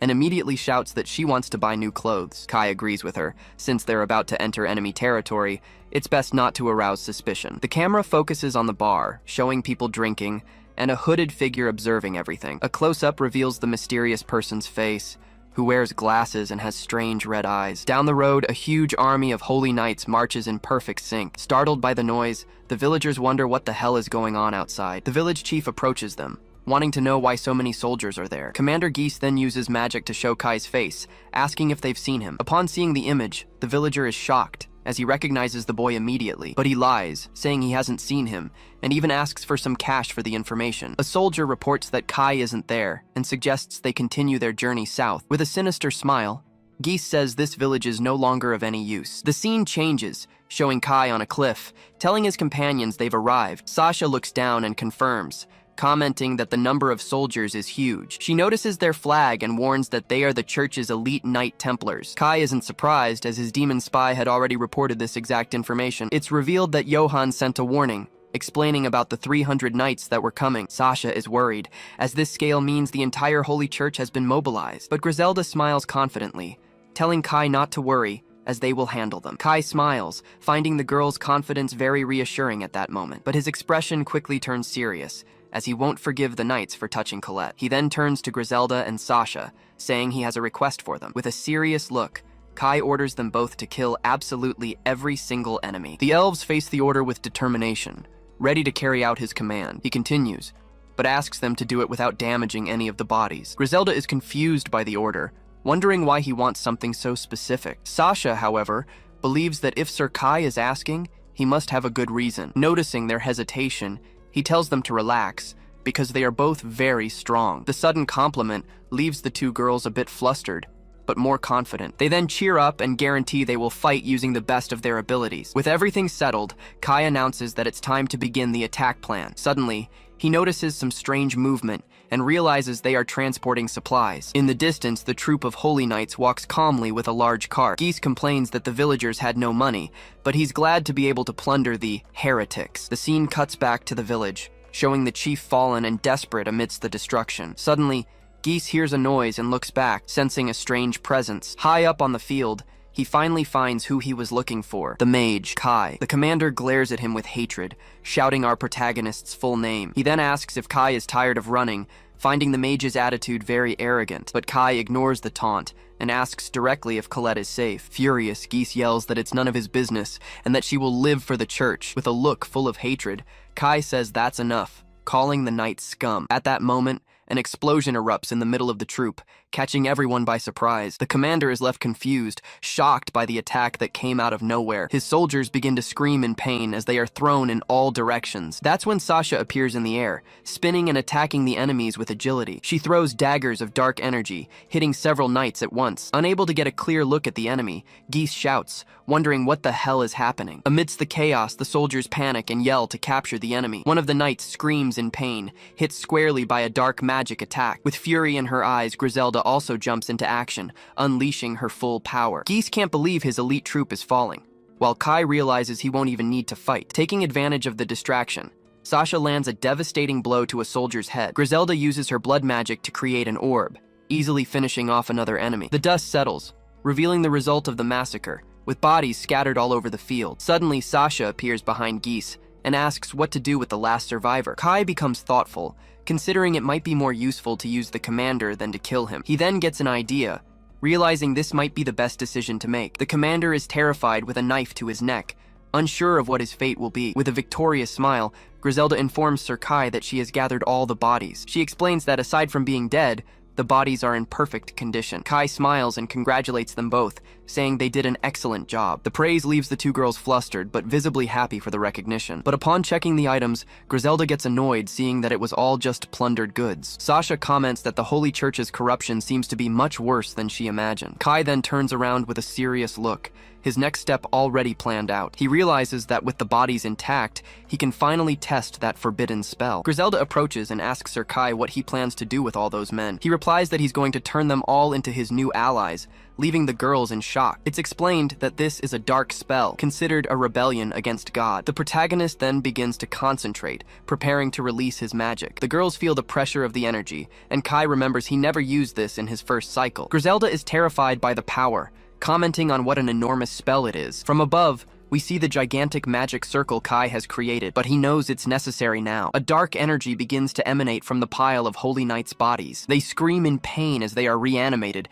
their eyes glowing an intense red. In an instant, the entire army rises again, now under our hero's control. Griselda panics and shouts that this is high-level necromancy. Surrounded by the undead, she finally understands why he wanted the bodies intact. Geese falls to his knees, screaming in terror as he sees his own men surrounding him. The knights now possess synchronized commands and a courage that does not fear death. The commander is completely terrified, unable to believe what he's seeing in front of him. Because they are the bodies of elite knights, they form an incomparable fighting force. Kai then looks upon his new and powerful army of the undead with a satisfied gaze. In despair, Geese shouts that God will never forgive such an atrocity, but Kai simply ignores the plea, questioning the existence of this so-called God. He remembers that if God existed, there would have been salvation, and that's why he can't forgive him. Geese trembles in fear, as Kai reaffirms he will do whatever it takes to save Colette. He then turns to the commander and casually asks for his name. Kai lets him choose: become a subordinate of the Demon King,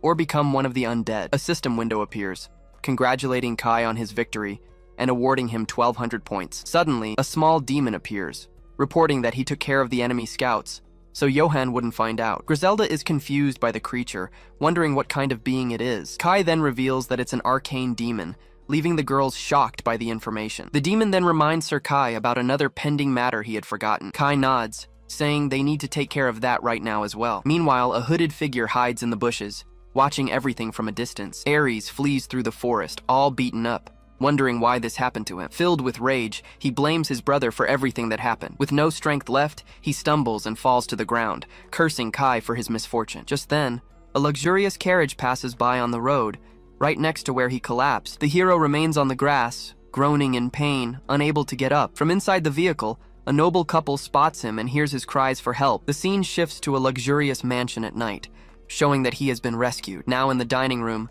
Ares lets out a crazy laugh, happy to have escaped with his life. The noblewoman says she's happy to see him well, and that it's an honor to meet the great hero. But she feels awkward asking why he was in that place, and he stops eating. Ares clenches his jaw in anger, remembering the reason for his recent humiliation. The scene flashes back to 3 days earlier, with Ares trying to enter his family's estate. He shows the emblem on his hand and shouts that he is the hero, demanding they let him pass. But the guard says that proves nothing, and asks to see the holy sword as proof. Ares yells that the sword broke, but the guard replies that the holy sword cannot break. Tired of the mockery, Ares loses his patience and grabs the guard, shouting at him to stop. The soldier is momentarily shocked, surprised by the hero's aggressive reaction.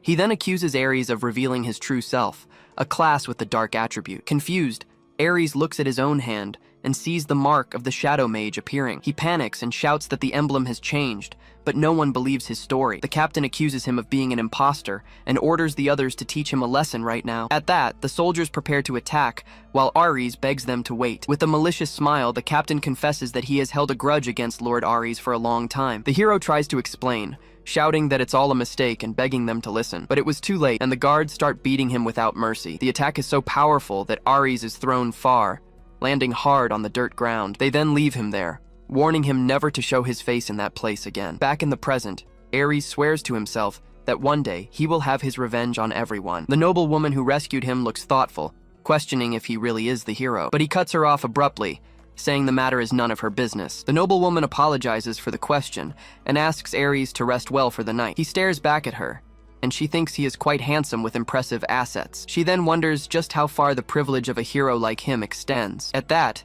the young woman says she is tired from her journey and will be retiring to her chambers. Ares repeats the word relax, a malicious smile already on his face. With a sinister look, he agrees and says he will do exactly as she asked. The noblewoman then walks away with the butler, asking him to take good care of their special guest. The servant bids her farewell politely, wishing his mistress a good night. But as soon as she leaves, Ares lets out a maniacal scream and demands all the money in the mansion. The butler freezes, completely shocked by the order he just received. He asks what the hero is talking about, not understanding the sudden change in attitude. Ares shouts at him to stop stalling and threatens to kill anyone who doesn't cooperate with the hero. Desperate, the butler accuses him of madness, saying that this is a robbery, but the hero retorts, reminding him that his mistress authorized him to do whatever he wanted. He looks at his hand and sees the emblem is still glowing, thinking he can do anything with it. With a wicked smile, he says that now he finally feels like a real hero. Outraged, the butler accuses him of being an imposter and orders the guards to remove him. The captain of the guard confirms the order,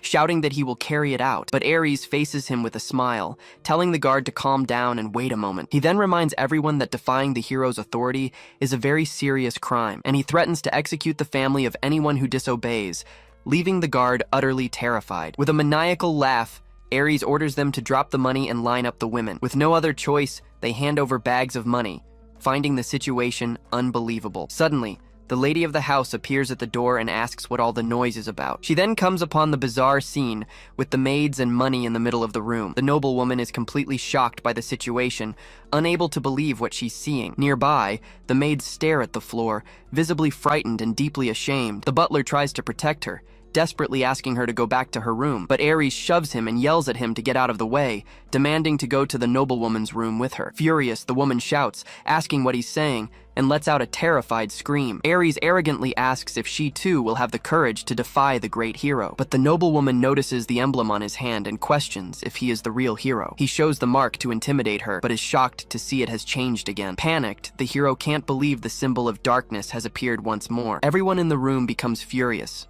wondering why his emblem has turned dark. Ares is terrified, realizing his deception has been completely exposed. The noblewoman then orders the guards to capture him, and he runs off to avoid being caught. As he flees, he shouts that he is the hero, not understanding what's happening to him. Much later, he walks down the road, badly injured, complaining that they tried to kill him. Ares doesn't understand why the emblem keeps changing, since the curse was supposed to be permanent. For now, he decides he needs to leave Austin territory and regroup elsewhere. But upon reaching a town, he sees a crowd looking at a wanted poster on the board. Someone in the crowd recognizes him, saying he's the second son of the Austin family. The poster reveals that Ares is now a criminal, wanted dead or alive for a reward. The scene cuts back to the present, with the mysterious figure watching Kai's group from a distance. She's impressed, thinking they are incredibly strong and out of the ordinary. Just then, she thinks maybe they can help, but a red energy surprises her from behind. Griselda captures her with her magic and bluntly asks what her purpose is there. The girl is terrified, with the elf's blood magic right at her neck. She then threatens her, demanding to know if the girl is an agent of the Holy Church. The spy stammers, trying to explain herself as Griselda's magic tightens even more, but then Kai tells her to stop, leaving Griselda confused by the order. He explains that he had been keeping an eye on her and didn't sense any malice from the girl. The young woman is shocked to learn she was noticed, unable to hide her surprise. Kai continues, saying he saw her at the tavern and also knows she's a demon. With no way out, she removes her hood and reveals her ears, confirming she's been discovered. The demon girl lowers her head, a little ashamed of being caught so easily. Sasha asks why she did it, and the girl apologizes for scaring them. She introduces herself as Mia and asks if, by any chance, they are also after Elsa. Mia turns to Kai and says she needs to ask him a very important favor. She explains that her sister was captured by Elsa and begs him to save her. Kai remains silent for a moment, carefully considering the girl's request. Griselda then approaches and asks her to share more details about this story. The scene shifts to the former Demon King's territory, in a dark mithril mine. Inside, several demons are forced to work as slaves without rest. Hidden, Griselda is horrified by the sight, finding it all unforgivable. Kai asks Mia if she was also a slave there, and she confirms it. She says the mine collapsed and many demons were buried alive in the accident. Mia recalls that she barely survived, and that's how she managed to escape from someone named Edgar. The name catches Kai's attention, who immediately asks who this man is. She explains that he's the supervisor, and Kai concludes he must be one of Elsa's subordinates. He then asks if she knows anything else, like his fighting style. She replies that his class, if she's not mistaken, is Grand Mage. The revelation shocks everyone, and Mia says this is a huge problem, as the class is powerful. Kai thinks Griselda is right, and that underestimating a Grand Mage would be very dangerous. Just then, Sasha returns from patrol, and Kai asks what's wrong, as she looks very pale. Desperate, she shouts that she was spotted by the enemy and used up all her magic in the fight. He's relieved she's okay, but worries about her energy expenditure on patrol. He then opens his skills screen, thinking of a way to help her recover. The MP Drain skill appears, which is used to steal magical energy from others. With a little smirk, Kai realizes this skill could work, and quickly comes up with a plan. The system screen announces that the skill has been acquired, and he uses his magic on Sasha. He explains that he shared one of his skills with her, leaving the elf very confused. Kai then reveals the skill is MP Drain, and that he's going to transfer energy to her. She panics at the idea, as she doesn't want to take her Sir Kai's magical energy. It's explained to us that the skill can be used carefully to donate energy to an ally. He asks her to understand, as it serves for both recovery and strategy. But the protagonist thinks to himself that there's actually another purpose for this. Sasha then sits down and is surprised to feel the magical energy begin to flow. Sasha uses MP Drain, pulling Kai's magical energy into a red aura. Impressed, she feels her energy surging and says she's fully recovered. Kai is happy she's okay, and thinks that at this level, the skill doesn't affect him at all. He then changes the subject and asks her how the patrol in the area went. She explains she saw a caravan near the mine, filled with caged demons. The scene shows demon children trapped, who would likely be sold as slaves. Furious, Griselda yells that they need to rescue those people immediately. But as she's about to act, Mia stops her, desperately asking her to wait. The girl warns that the caravan probably belongs to Edgar, and it would be dangerous to go without a plan. Griselda calms her down and promises that as the former lord, she will save her sister and everyone else. Mia is moved by the promise and asks hopefully if she's serious. At this, Griselda swells with pride, remembering her former title and her duty. Shocked, Mia realizes she is the famous Griselda and begs Sir Kai to go at once. With a confident smile, he agrees and says they will save all the prisoners. But before they leave, he suddenly grabs Griselda's neck, to everyone's surprise. Kai explains that he's going to share a skill with Griselda as well, using his magic on her. She understands it's MP Drain and says the ability will be very useful. With the team prepared, Kai announces that they are now ready to face the Grand Mage. We are shown that to save Colette, they need allies, and this is the first step. The plan is to free the oppressed demons and make them their new battle companions. A cruel guard whips a cat girl, as she swears he will pay for this. The man lets out a horrible, sadistic laugh, enjoying the prisoner's suffering. A lone carriage crosses a desolate land, pulled by a young slave girl. Suddenly, the cat girl stumbles and falls to the ground, too weak to continue the journey. From the carriage, the great mage Edgar questions her, asking why she's stalling. With a face full of fear, the girl can only whisper an apology, but he doesn't accept it. And with a sadistic look, he asks if she wants more of that treatment. Then, the mage unleashes an electric shock on her, and she screams in pain from the jolt. The girl's body lies on the ground, smoking after the cruel punishment. He then yells that if they don't reach their destination, her younger sister will be sold. Desperate, she begs him to hurry, pleading for her sister to be left alone. With that, the girl gets up and starts running again, pulling the carriage with all her strength. The mage Edgar just watches the scene with a wicked, satisfied smile on his face. It's revealed that her sister is already dead,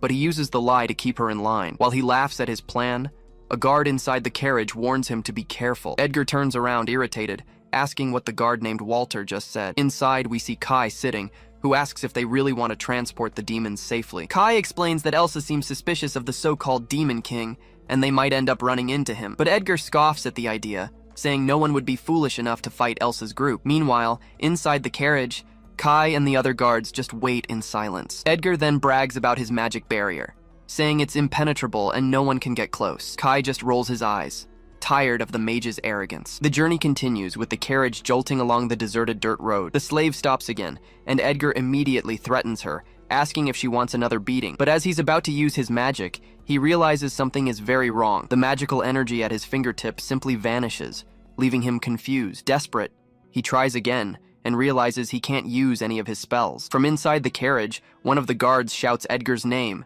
sensing that something has gone wrong. The man then runs out, asking what happened to the protective barrier. Edgar panics when he realizes his powerful magic barrier has simply disappeared. He warns everyone to stay alert, as the situation has suddenly become very dangerous. At that moment, Kai leaps out of the carriage with a serious look, ready to face the threat. One of the guards yells Walter's name, and at the same instant, Edgar is thrown from the carriage. He hits the ground hard, screaming in pain and not understanding what caused the impact.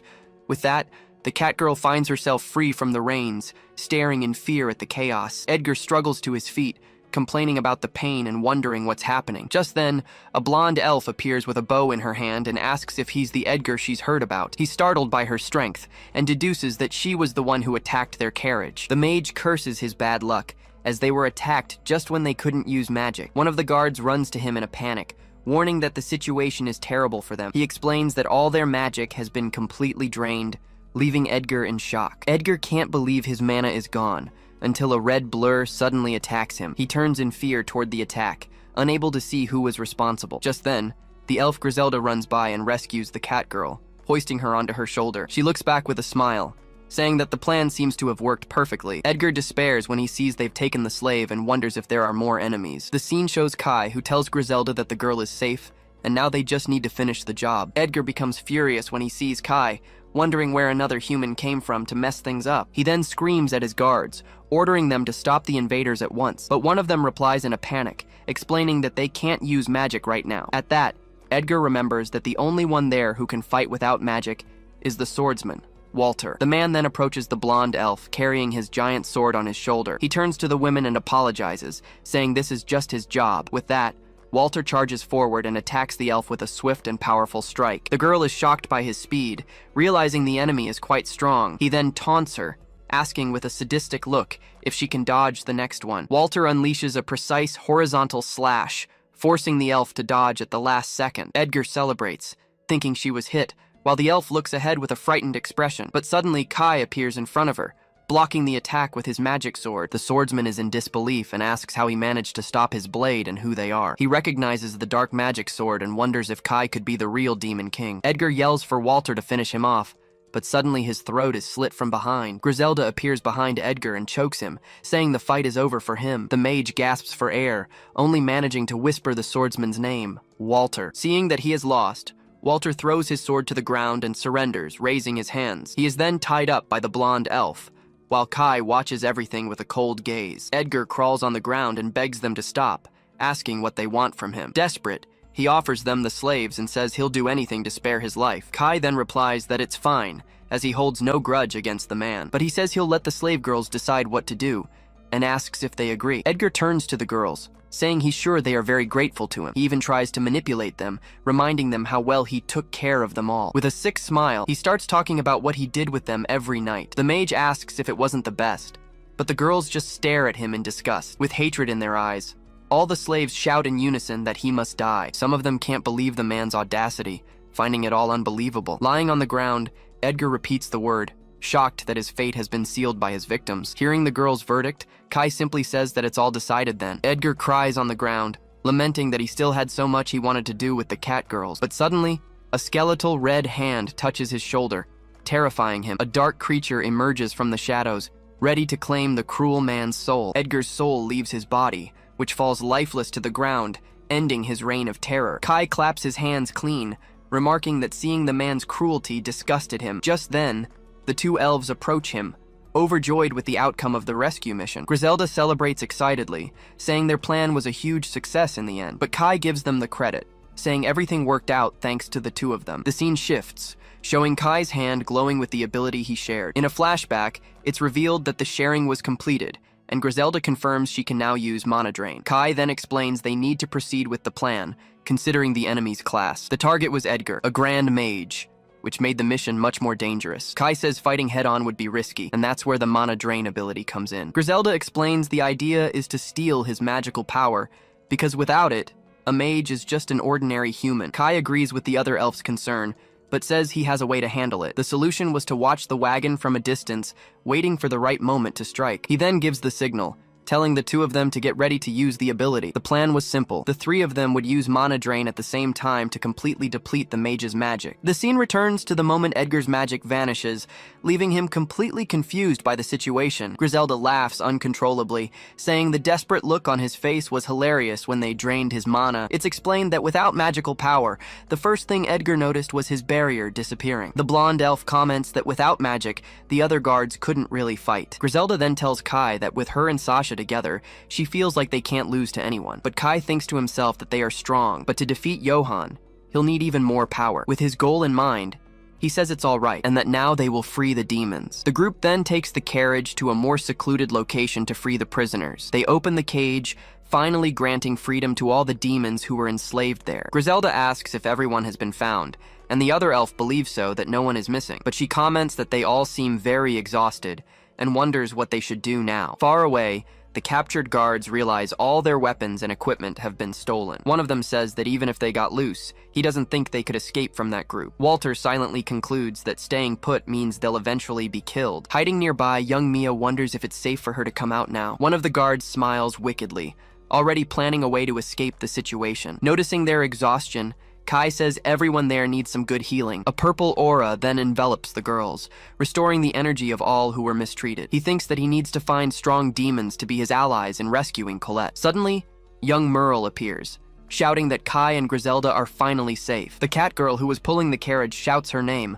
overjoyed to see her sister again. But taking advantage of the distraction, the guards use an ability to escape their ropes. One of them then runs and grabs Merle, taking her hostage right in front of everyone. The girl freezes, completely panicked by the enemy's surprise attack. Her older sister watches the scene in terror, not knowing what to do to help. Griselda and the other elf are furious, yelling at the guard for his cowardly act. He laughs, saying that with a hostage, the advantage is now all his. But Kai calmly asks if he's really sure, as a familiar appears behind him. The guard ignores him and makes a threat, telling them to let him escape if her life matters. Merle's expression changes completely, showing a wild and unexpected fury. In the blink of an eye, the older sister strikes the guard, who doesn't even understand what happened. The other soldier is shocked by the scene, unable to believe the cat girl's speed. Even Kai is surprised, wondering how she managed to be so fast. The remaining guard then uses a skill, launching magic stones towards the girl. Seeing the danger, Merle screams desperately, warning her sister to be careful of the attack. But the girl dodges all the projectiles with unnatural agility. Without being hit, the guard is furious, wondering how she managed to escape all the stones. Suddenly, a beam of light hits him head-on, defeating him before he could react. Griselda celebrates excitedly, praising the girl for finishing them off without a scratch. Kai is impressed by her movements, thinking that with this, his plans can move forward. At this, Walter grumbles that one should never underestimate the dormant power of the cat tribe. The scene focuses on Merle, who looks at her older sister with eyes full of tears. She runs and hugs her sister, apologizing for coming to rescue her only to get caught. But the older one comforts her, saying it's okay, as long as she's safe now. Kai watches the reunion with a smile, happy that the two sisters could be together. The two sisters approach, and the older one thanks Kai from the bottom of her heart for everything he's done. He smiles and tells her to thank Griselda, who gets flustered by his praise. But she quickly gets excited, saying it's time to show everyone the new Demon King. Kai looks at her with a serious, focused gaze and simply agrees that she's right. He then turns to the demons, saying the church treats them like loveless monsters. Everyone is confused by the statement, and one of the girls questions the loveless part. The sisters also wonder if what the church says about them is really true. Kai opens his arms and begins his speech, saying that those who have hearts and love. He turns back to the group of demons and completes his sentence, saying that in reality, they are the ones. With that, Kai reveals his grand plan to create an ideal nation in the demon realm. The revelation leaves everyone speechless, and a tied-up Walter repeats the word nation in shock. Kai then says that there, demons will live without prejudice, and that he will be the new Demon King. Walter is stunned by the young man's ambition and asks what he just said. Griselda looks at him full of admiration, shouting her new master's name with pride. With a smile, Kai announces their next step is to reclaim the mithril mine. The freed demons stare at Kai, still half disbelieving what they've just heard. He then asks all who can fight to prepare themselves, because they are going to reclaim their nation. Walter lies there tied to the ground, completely shocked by the young man's ambition. Meanwhile, the elf Sasha looks at him with admiration, finding it a wonderful sight. Griselda turns her face away, flustered, with a mix of embarrassment and pride for her master. Sasha tells her not to mind it, as she was just very happy about the speech. With the speech finished, Kai turns to decide what to do with the prisoner. He then approaches Walter and says he needs to decide his punishment. The swordsman just closes his eyes in silence, accepting his fate without complaint. Then, he opens his eyes and says he has no attachment to life, telling Kai to just get it over with. Kai is surprised by his attitude and says that in that case, he has already made a decision. But suddenly the older sister runs up to him, asking him to wait a moment. With a serious look, she begs him to please spare the man's life. Kai is confused and asks Melty why she's defending the swordsman Walter. She explains that the man actually ended up helping all the prisoners. We're shown that he gave them food and even treated the girl's wounds. Melty says he protected them from Edgar's cruelty, and that's why he's not a bad person. Intrigued, Kai asks Walter why a human like him would help demons. The man replies it was just out of pity, making Kai even more curious about his answer. He questions if they deserve to be oppressed just because they were born as demons. Walter then says that's ridiculous, since no one chooses how they're born. With disgust, he finishes by saying, this whole prejudice situation is simply sickening. At that, Kai asks what his class is, and Walter reveals he's a dark knight. He explains that because he has a dark attribute, his class was the worst for a holy knight. It was all the fault of the god-chosen class, which dominated the knightly order. Filled with hatred, Walter recalls that because of this, he lost someone precious to him. Kai seems to understand the man's pain, listening silently with an empathetic look. In a flashback, a superior humiliates him, saying he'd never be promoted with that kind of power. The superior laughs maliciously, saying that if he had just stayed quiet, the woman wouldn't have died. Walter is shocked and utterly furious as he remembers that tragic moment. With rage, he grinds his teeth and screams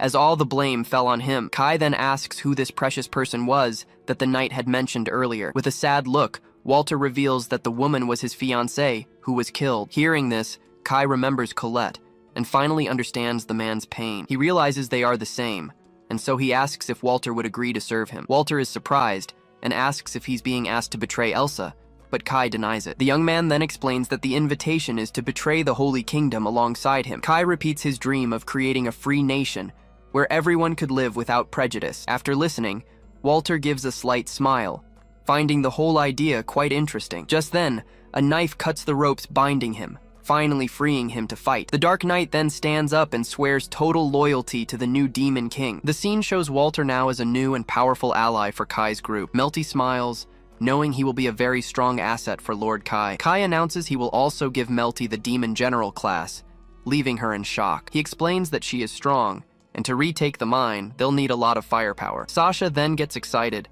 already imagining her new master's next move. At that, Kai says he will use the subordinate demon contract to increase their strength. With the preparations complete, the battle at the mine would be much more favorable for his group. The scene then shows us the Dark Knights guarding the location, ready to fight. Melty declares with conviction that she will prove her worth to repay Kai's kindness. He's a little surprised by her attitude, but he understands her strong determination. Thus, Walter receives the Demon General class and Melty, the demon captain class. Kai then turns and asks with a serious look if they are both ready for the plan. She replies yes, and that the lives he saved are prepared to fight by his side. Walter adds that his sword now belongs solely to the new Demon King. With a glow in his hand, Kai finally consents and seals the contract with his new generals. The scene shifts to the Mithril Mine Fortress, heavily guarded by enemy knights. Walter arrives in the cart, shouting for them to open the gate, claiming something terrible has happened. One of the guards asks what happened, while Walter yells for them to hurry up and open it. Up above, the fortress guards just watch the scene,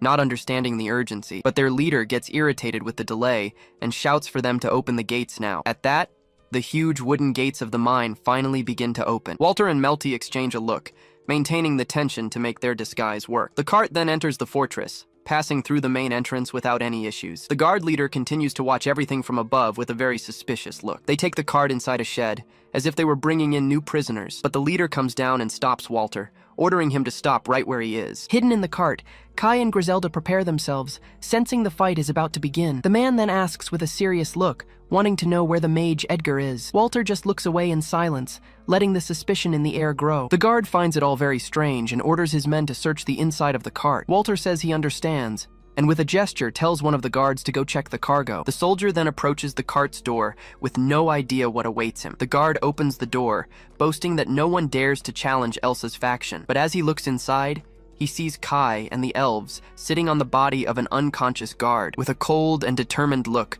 Kai simply announces that the operation is finally beginning. Just then, the cart door flies off, hitting the guard in front of it head-on. The captain doesn't even have time to react and is hit by an attack that sends him flying. Furious, he realizes the betrayal and orders the troops to assemble and set up barriers. The soldiers then prepare for battle, with archers already positioned on the walls. The captain screams with hatred, ordering his men to kill all the invaders now. Walter then charges forward without fear, rushing his former captain with his axe, and with a single, precise strike, he finishes off the guard leader, who falls dead to the ground. The soldiers panic upon seeing their captain defeated instantly. Walter tells the Demon King that they'll handle everything, and that he can move on. With a smile, Kai thanks him, and says he'll leave the rest of the fight in their hands. The group then advances through the fortress as the guards try to stop them from reaching the prison. But Walter and Sasha stay behind, ready to hold off any enemies that appear. With a confident smile, Walter declares that no enemy will be left to tell the tale. Meanwhile, Kai's group runs through the fortress towards a building with an intense glow. They finally reach their destination, the dreaded prison where all the demon slaves were kept. Melty gets closer and realizes it's a magical barrier, and that brute force won't work. But Kai isn't fazed. He just draws his sword and attacks the barrier with all his might. The energy shield shatters into 1,000 pieces,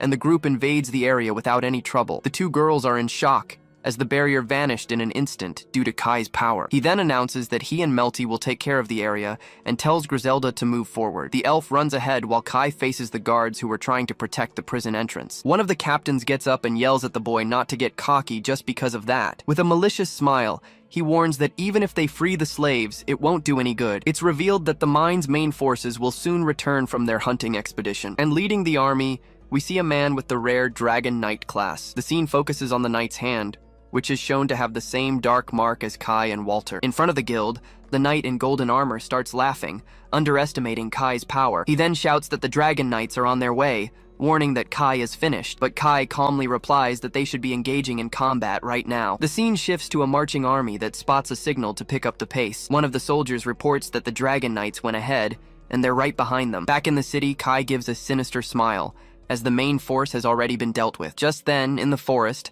a group of knights with red eyes appears, surprising the soldiers. The men panic as they realize it's an ambush, wondering where they came from. It's then explained that these were elite soldiers from the Holy Church itself. One of the knights is startled upon recognizing the armor, questioning if they were holy knights. But before he could get an answer, he is brutally attacked by one of the undead. The battle begins, and the soldiers realize the danger, shouting that those things aren't human. Desperate, one of them warns not to fight them directly, as each one is incredibly strong. Another soldier tries to be optimistic, saying they have the advantage, but is cut down immediately after. The commander is in shock, as his soldier died from just a superficial scratch. It's then we discover that Kai gave the undead the Reaper's Touch skill. In a panic, the soldiers start screaming and retreat, unable to fight back. Back in the city, Kai realizes the enemy's main force is done for, and now all that's left is... He then turns with a serious look, ready to handle the rest of the problem. The scene shifts, and we see the enemies moving towards the demon prison. With just one blow, the Golden Knight finally falls to the ground, completely defeated. Inside, little Melty says she won't let them pass, showing the mark on her hand. She then feels a different energy, realizing she's grown stronger because of the contract, but suddenly, the girl is startled by an overwhelming presence that appeared out of nowhere. From the rooftop, a knight mounted on a giant red dragon appears by surprise. It's revealed that he is a dragon knight, an extremely rare and powerful class. The knight then orders his dragon to turn that demon into a pile of ashes. To escape the attack, the girl leaps high, narrowly dodging the fire. The power of the breath attack destroys everything, leaving Melty shocked by such raw force. With a malicious smile, the knight shouts that slaves should stay quiet in their place. Without hesitation, the dragon shoots several fireballs, destroying everything in its path. Melty runs desperately to save herself, trying to escape the explosions surrounding her. She screams that it's impossible to fight them, as dragon knights can fly and breathe fire. But from a distance, Kai begins to cast a spell, asking the abyss to swallow his enemies. Just then, 2 black holes appear in the sky and absorb the flames, leaving Melty in shock. The cat girl looks back, completely confused, wondering what was happening. The black hole then sucks in all the fire, completely nullifying the dragon's attack. From above, the knight is outraged, shouting that the fireball was sucked into a hole. He looks down and recognizes Kai, pointing angrily in our hero's direction. Furious, the knight dives with his dragon, screaming that he'll wipe him out. Melty then runs to Kai and warns him that the enemy is dangerous, suggesting they should retreat. But Kai questions her, reminding her, "Didn't we come here to free the demons?" The girl is left speechless by his response, staring with a surprised expression. Annoyed, the knight decides he's had enough of long-range attacks and prepares for a direct assault. He then charges straight at Kai, ready to end the fight once and for all. Meanwhile, in the prison, Griselda breaks her chains, preparing to free everyone. The Beastman is impressed, as she broke the shackles with just her bare hands. Then, Griselda shouts for everyone to run, taking the chance they had to escape. But suddenly, a dragon's shadow in the window frightens the prisoners, sending them into a panic. The elf realizes the dragon knight has returned, and the others lose all hope of escaping. Outraged, Griselda shouts for everyone to be silent, as they came to reclaim their nation. She then says that their time of submission is over, and the time has come to win back their freedom. Outside, the knight gets angry, and warns that Kai will deeply regret challenging him. But before he could attack, a giant fireball appears, heading straight for him. Kai then returns the attack, launching a powerful blast of hellfire at the dragon. The hit is a direct one, causing a massive explosion that lights up the entire night sky. From the impact, the dragon is severely wounded, its mouth completely mangled and smoking. With no choice, the knight curses in anger and retreats, fleeing the battle. He tries to fly away, but the injured dragon can't take it and starts falling toward the ground. The creature then crashes down hard, landing right in front of Melty, who is paralyzed with fear. Melty stares in shock at the knight on the ground, who was brutally defeated. With a trembling hand, she whispers to herself that they finally managed to win the fight. At that moment, Griselda and the other demons appear, shouting Melty's name in celebration. Kai then approaches the girl, who is still on the ground, processing the victory. He then tells her with a smile that all her friends are free now. At this, Griselda raises her fist and shouts that they did an amazing job in the battle. Melty is overjoyed to see Griselda and the others, relieved that everyone is safe. The group of demons finally gathers in the courtyard, meeting up with Kai and Melty. Suddenly, Kai receives a notification congratulating him for freeing the demons from Elsa's faction, and as a reward, he gains 2,000 experience points, while everyone celebrates together. Nearby, the enormous red dragon remains fallen and unconscious amidst the wreckage. With a smile on her face, Melty closes her eyes, thankful that everything turned out well. But from a distance, Walter observes everything with a smile, wondering what Elsa would do. Kai agrees with him, saying that knowing Elsa, she would definitely flip out. The two exchange a knowing look, as Kai seems to have a very risky idea. He then tells Walter that his suggestion is actually a great idea. Then, Kai looks at the dragon and asks if they shouldn't provoke Elsa just a little bit. The scene changes, and we see a knight reporting to Elsa, who is relaxing in a golden bathtub. He informs her that the Holy Knights will grant her a noble title and a spot in the hero's party. Upon hearing the news, Elsa breaks into a smile of pure satisfaction, clearly pleased. She then celebrates, shouting that everything is going exactly according to her plan. It's then revealed that Elsa is an ultra-rare class magic swordswoman, and she can't stop smiling. She thinks about how attached she's become to the castle, feeling it's too good for Griselda. With that, Elsa stands up and gets out of the tub, walking through the luxurious room. She then turns to a servant and asks if even a useless demon can understand value. With a sadistic look, Elsa grabs the rabbit girl, demanding she say something. Terrified, the servant replies that the castle is a perfect match for Lady Elsa. The redhead gives a chilling smile, asking if it's obvious that she's right, isn't it? Suddenly, the mark on her hand glows, and she burns the servant's arm, who screams in pain. The girl begs for her to stop, but Elsa screams at her to be quiet. With a completely insane look, the villainess begins to let out a loud, evil laugh. We then discover that she takes great pleasure in tormenting girls she finds cute. Elsa boasts about her power, saying everything has gone her way since she got her rare class. She then pictures herself with the nobles, thinking she'll have all the money and power in the world. Her soldiers celebrate with her, all very excited about their future conquests. To celebrate, Elsa orders the best wine from the cellar, as it's going to be a long night. She then raises a bottle, laughing and saying that one sip is worth their entire salary. But suddenly, a loud noise from the ceiling interrupts the party, startling everyone. Elsa looks up, trying to figure out what that strange sound was that came out of nowhere. Just then, a soldier runs into the room, shouting that Lady Elsa needs help urgently. Desperately, he warns that the castle is being invaded by several terrible monsters. Before they can react, a huge explosion shatters the wall, sending debris flying everywhere. Elsa stands amidst the smoke and rubble, wondering what kind of monster it was. Through the hole in the wall, the head of a massive zombie dragon appears, staring everyone down. She is completely terrified, as she had no idea such a monster existed in the region. It is then that the dragon reveals he is the Demon King Kai, and that the mithril mine is now his. Hearing Kai's name,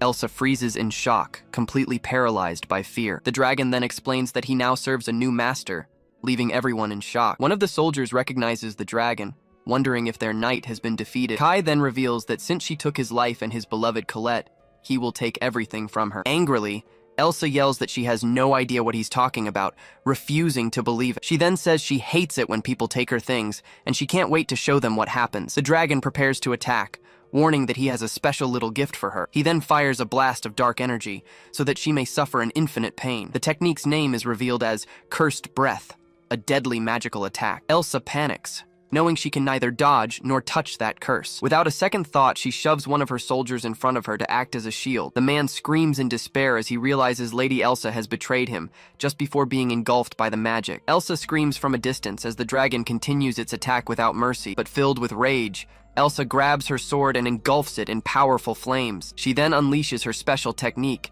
the powerful Crimson Flame Slash. The blow cuts through the floor with a wave of fire, showcasing the swordswoman's incredible strength. Even after the attack, Elsa can't believe the mithril mine has truly been taken. Filled with hatred, she decides she will finish the Demon King, and that she will kill him very slowly. Lying on the ground, the soldier asks why she used him as a shield to defend herself, but Elsa yells at him to shut up, saying he's still alive and shouldn't be complaining. She then turns and orders all her soldiers to gather for a counterattack. With that, she announces they're heading to the mine now, as Kai must be unprepared. The cursed soldier continues to suffer, while she assumes Kai thinks the curse worked. But as she was leaving, a guard comes running, saying that the rare wine cellar, the cellar was completely empty, and Elsa is left speechless at the sight. Shaking with rage, she realizes the Demon King is taking everything from her, piece by piece. With a furious glare, Elsa swears that she will never, ever forgive him for what he's done. Swearing vengeance, Elsa gallops with her troops, determined to make them pay. Along the way, she sees her defeated soldiers and swears she won't forgive this. They finally reach the mine's entrance,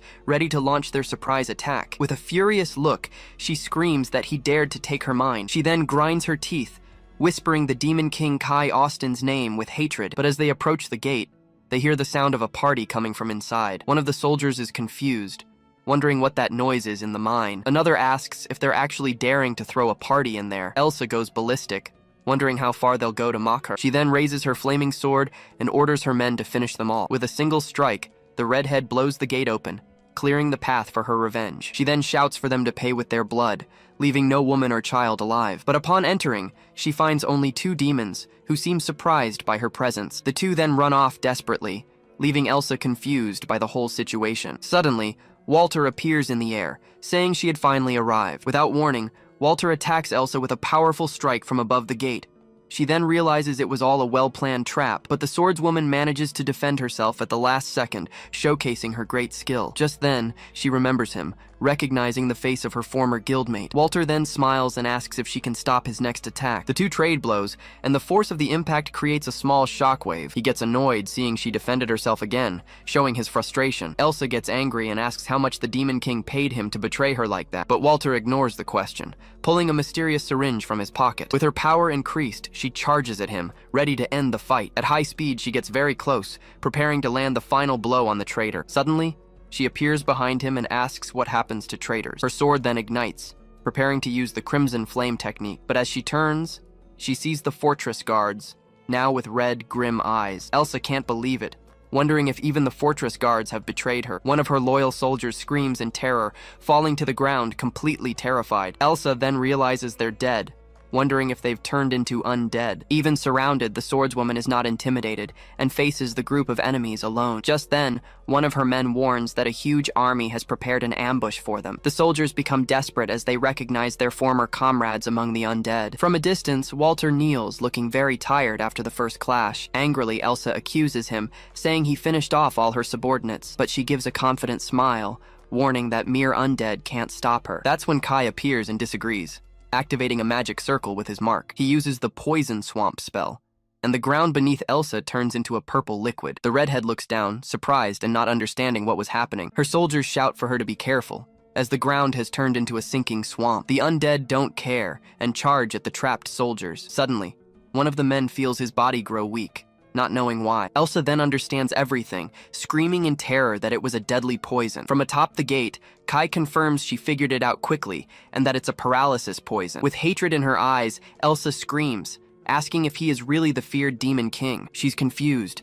questioning how this is possible since he looks like a human. Elsa then realizes he has the power of a Grand Mage, becoming even more shocked. One of her men yells that it's hopeless and they need to retreat right now, but Elsa tells him to shut up and orders everyone to drive the undead away. Frustrated, she decides she'll turn everything into a sea of fire, even her allies. She then tries to activate her fire magic, but realizes something isn't right. Desperate, she wonders why she can't use her magic at all. She then wonders if it's because of the swamp, but feels the sensation is different. It's revealed that Sasha is draining her mana, using a long-range spell. Annoyed, Elsa decides she'll cut them all down, since the problems never end. Her soldiers scream her name, being mercilessly attacked by the undead. One by one, they are pulled into the swamp, with no chance of escape. Elsa watches with hatred as her elite soldiers are all defeated. Surrounded, Elsa watches the undead and her own men trapped in the poison swamp. Seeing there's no way out, she decides it's time to use her trump card, but Kai already knew, saying that Elsa always uses Limit Break when she's cornered. She's shocked,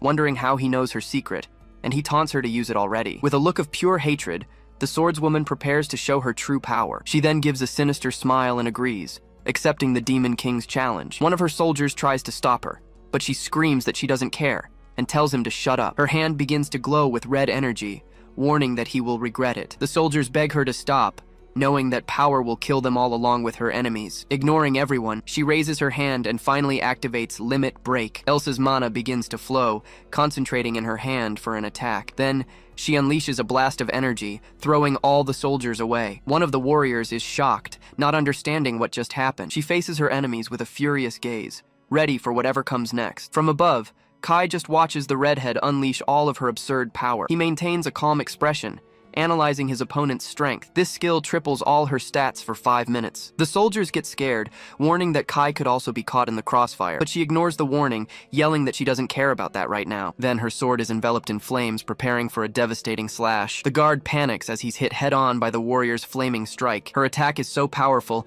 it creates a trail of fire, sweeping across the field. Kai realizes that her new magic attack was completely absorbed by him. Suddenly, his eyes begin to glow with the same fiery energy, and with that, he returns the power, causing a gigantic explosion on the wall. The warrior despairs, screaming that Kai is actually the Demon King. On the other side, Sasha is shocked and calls out her master's name. The smoke from the explosion begins to clear, revealing the damage that was done. But in the middle of it all, Kai lands on the ground without a single scratch, completely unharmed. Elsa is in disbelief, wondering how he withstood the attack and that it's impossible. He stares back at her with a look of superiority, showing he felt nothing. The man then yells at the elf, asking if she's sure she even hit him. Kai signals for her to stop, saying she's still in her growth phase. The soldier watches them from a distance, saying fearfully that they are both monsters. He then reflects on the situation, analyzing his adversary's strength. We're told that in 5 years he wouldn't be able to stop her, but now he knows her weakness. Kai asks if she's okay, revealing the weak point of her ability. Outraged, she yells for him to shut up and stay away, calling him trash. He crouches down and warns her that she should hurry, as 1 minute has already passed. At that, she runs to escape, wondering how far ahead he had planned everything. The soldier screams in terror, calling Kai the Demon King loud and clear. With that, the warriors surrender and ask to switch sides, as they can't take it anymore. Elsa is furious at the betrayal, cursing them all as bastards. Kai then agrees to the deal, but warns that they will have to prove their loyalty. The soldier accepts the order immediately, even if it means attacking his own comrade. She is shocked by the scene, trying to make them stop this madness. But ignoring her, the warriors advance on Elsa, who now has to defend herself. She manages to block the blow, asking if they thought they would get away with this unscathed. Suddenly, her body weakens, and she realizes the poison has finally taken effect. Kai reveals that her skill resisted it, but the poison swamp is finally working. The soldier grabs her by the neck, saying she's no longer a threat, but Kai orders him to get away from her, and the man obeys the command instantly. The redhead's hair begins to sink into the poison swamp on the ground. He thinks the poison could be useful, and that he didn't expect to see her crawling so pathetically. And with her body paralyzed, Elsa finally faints, collapsing to the ground. Even on the ground, Elsa continues to glare at him with hatred, refusing to give up. She manages to move, saying she still has one last trick up her sleeve. With her last bit of mana, she yells that she still has magic and gets rid of the poison. Kai is surprised by the scene, admitting she is truly very resilient. At that, her sword bursts into flames again, preparing for another attack. She charges with everything she has, delivering a series of flaming slashes at him. With a furious cry, she declares that she is the strongest one there. She goes on to say she has a super rare class, chosen by the gods themselves, and because of that, she shouts with conviction that she is an elite magic swordswoman. But her attack is stopped by Kai, who places a single hand on her chest. He says that even so, a dark mage will defeat her right now. The warrior is in shock, unable to believe what was happening. Then, Kai activates his magic, launching an attack called Hellfire. The ability pierces through Elsa's body from every direction.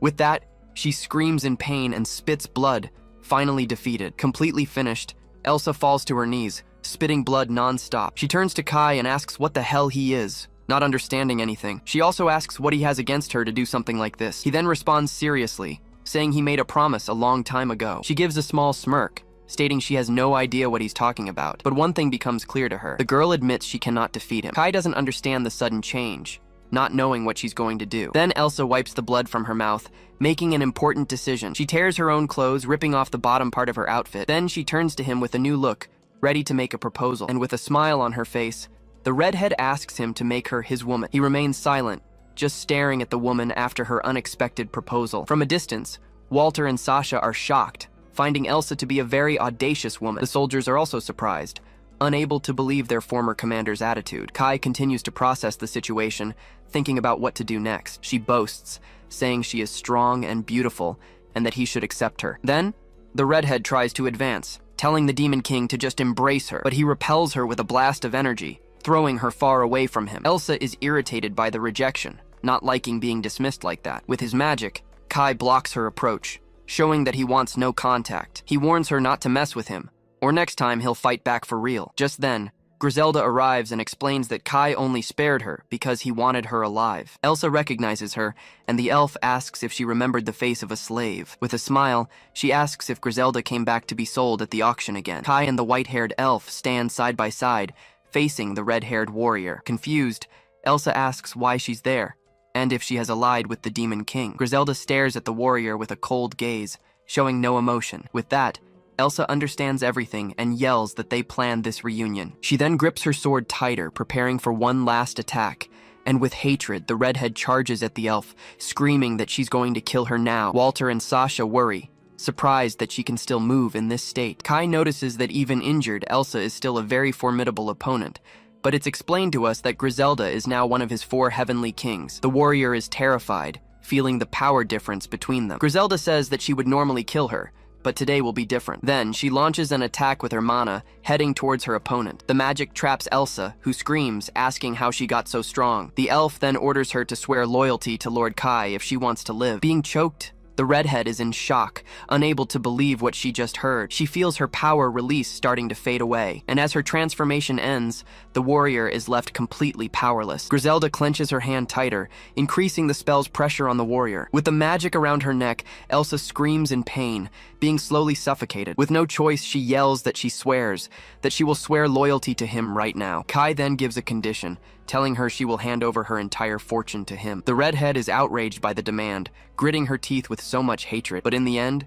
she accepts the deal, saying it's fine with her. The scene then changes, taking us to a castle that the group has taken over. Inside, Griselda celebrates enthusiastically, shouting with a smile that they did it. She sits on the throne, remembering she never thought she would sit there again. Mia asks if a shorty can be the Demon King, which irritates Griselda, but Sasha defends her, saying Griselda will serve as Kai's representative. Elsewhere, Elsa pressures Mia, asking how to break the contract she made. The cat girl gets scared, replying that she has no idea how. Just then, Kai appears and asks Elsa where she thinks betrayal begins. With that question, her collar tightens, making the redhead feel immediate pain. He names her as one of the 4 heavenly kings, placing a magical seal on her. Kai just clenches his fist, feeling her anger but not caring about it. But she swears to herself that one day she'll have his head.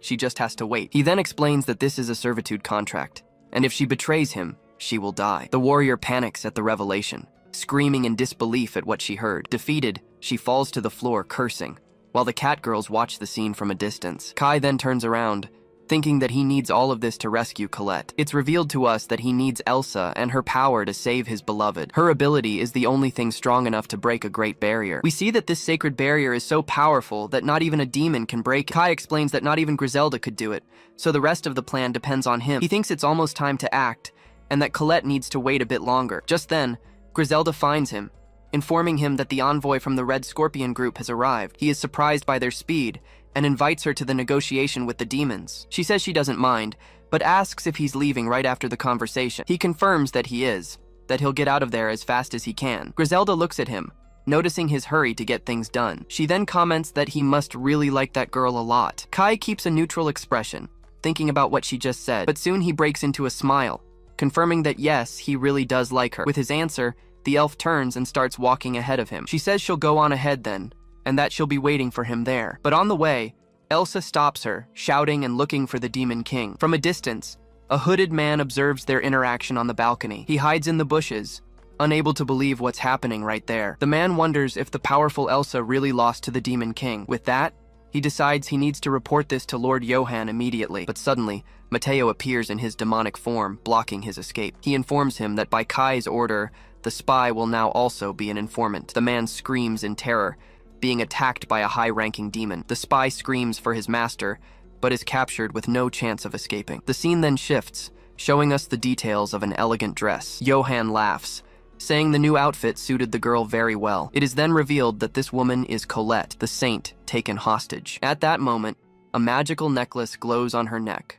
while laughter echoes in the background. The scene flashes back to a few days ago, in the kingdom's holy capital. One of the maids compliments Colette, telling her she looks wonderful in the dress, but the girl remains with a sad expression, ignoring the compliment. We see her being captured, screaming for the guards to let her go at once. She refuses to return to the capital, shouting that she is with Kai now. Johann then questions her, asking if she means she's with the Demon King. With a cold gaze, he informs her she will never see her beloved again. We return to the castle, where she is now being held as a prisoner. Night falls over the kingdom, the full moon shining brightly in the dark sky. Johann lets out a laugh, watching the saint from afar with an air of superiority. He says she looks splendid, praising the girl's beauty in the dress. With a smile, he thinks to himself that she is a saint, the perfect match for him. But Colette cuts him off, asking what he is trying to do to her. Suddenly, another girl runs in, desperately shouting Colette's name. She says she was worried because she heard the saint had been kidnapped by the Demon King. Colette is surprised to see the girl, calling out to her as Princess Angelica. Angelica asks if the Demon King hurt her, but the saint tries to explain the misunderstanding. From a distance, Johann watches their conversation with a malicious look. Just then,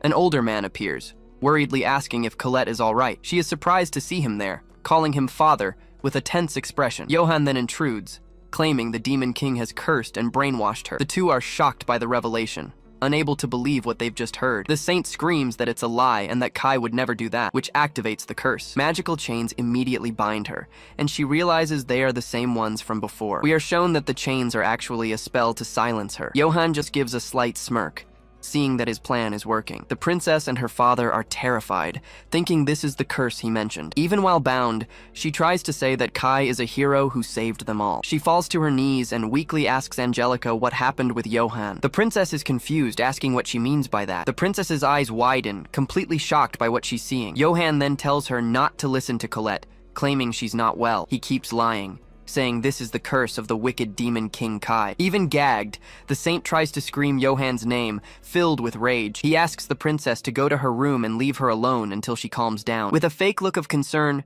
Johann assures her they will take good care of Colette. Princess Angelica agrees, although she seems a bit suspicious of the whole situation. With that, the door closes, leaving the saint alone with the two men. Johann turns to the Marquis and says he can see how things are. Colette's father is terrified by the scene, breaking into a cold sweat, unsure of what to do. She begs him to listen, trying to explain that Kai isn't a villain. The man remains frozen, an expression of fear and complete despair on his face. Feigning pity, Johann says it's heartbreaking to see Lady Colette like this. The maids are also horrified, unable to believe the scene unfolding before them. He then reveals his insane side, yelling about her running away with the Demon King. Colette desperately shouts that she wasn't deceived by anyone, but Johann keeps laughing, saying it's impossible for her to be in her right mind. Her father remains silent, just watching the scene with a serious face. She then begs her father, pleading with him not to be deceived by Johann. At this, the Marquis turns and says he wants to proceed with their prior arrangement.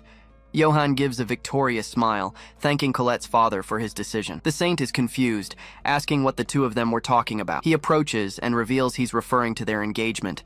To her shock, she is completely frozen, in a state of shock from the news she just heard. Johann explains that as the Holy One, he is destined to be with Lady Colette. Her father agrees, saying that for someone so tainted, this is the best outcome. But Colette refuses to accept it, screaming that she actually belongs to Kai. Outraged, her father yells that Kai has fallen to darkness and attacked his own father. She has no reaction to the news, completely stunned by the revelation. Johann then thanks him for his kindness and asks the Marquis to leave them alone now. Johann lowers his head, beginning to reveal his true plan to her. He boasts that he now has authority over the entire church and its armies. In a threatening tone, he warns her to think carefully if she wants to help the Demon King. He then questions if a true saint would really resort to threats to get her way, but Johann laughs, saying that threats are only natural when it comes to divine justice. It is explained that the prayer room only works with a saint and a holy relic. With a cynical look, he thanks her for her cooperation in activating the barrier. He compliments her, saying that even in this situation, she is still very beautiful. Colette thinks that living with him wouldn't be so bad,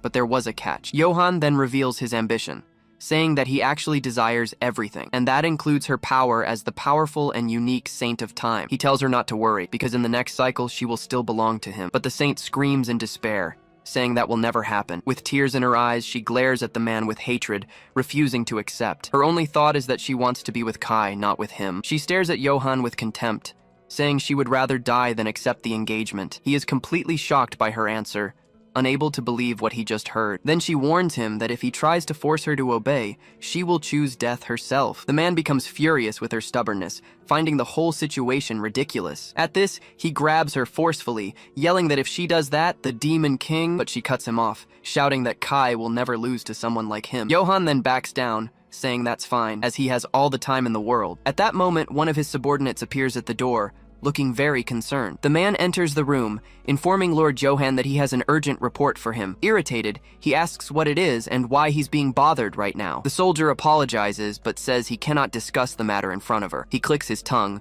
clearly frustrated at being interrupted. At this, Johann hands Colette a book, saying it was a request from her maid. The saint is silent for a moment, just looking at the book in her hands, and seizing the chance, she runs to the door and calls for Matteo, asking for help. Night comes and the moon illuminates the window as she wonders what she should do. Alone in the huge room, Colette feels completely lost and hopeless. Holding the book, she wonders if Kai knows she's trapped in this place. She laments, thinking that if she hadn't let her guard down, the archdemon wouldn't have died. But suddenly the book opens and a mysterious letter falls out from inside. The saint picks up the paper from the floor, curious to know what was written on it, and upon reading the message, she is surprised, wondering what it is. With a racing heart, she realizes the letter is from her beloved Kai. He explains that he understood the situation and is already gathering his allies to act. In the end, he apologizes for leaving her alone and promises to rescue her. Colette holds the letter dearly, thinking of Kai and filling with hope. With a determined look, she tells herself that she will wait for him. The scene then changes,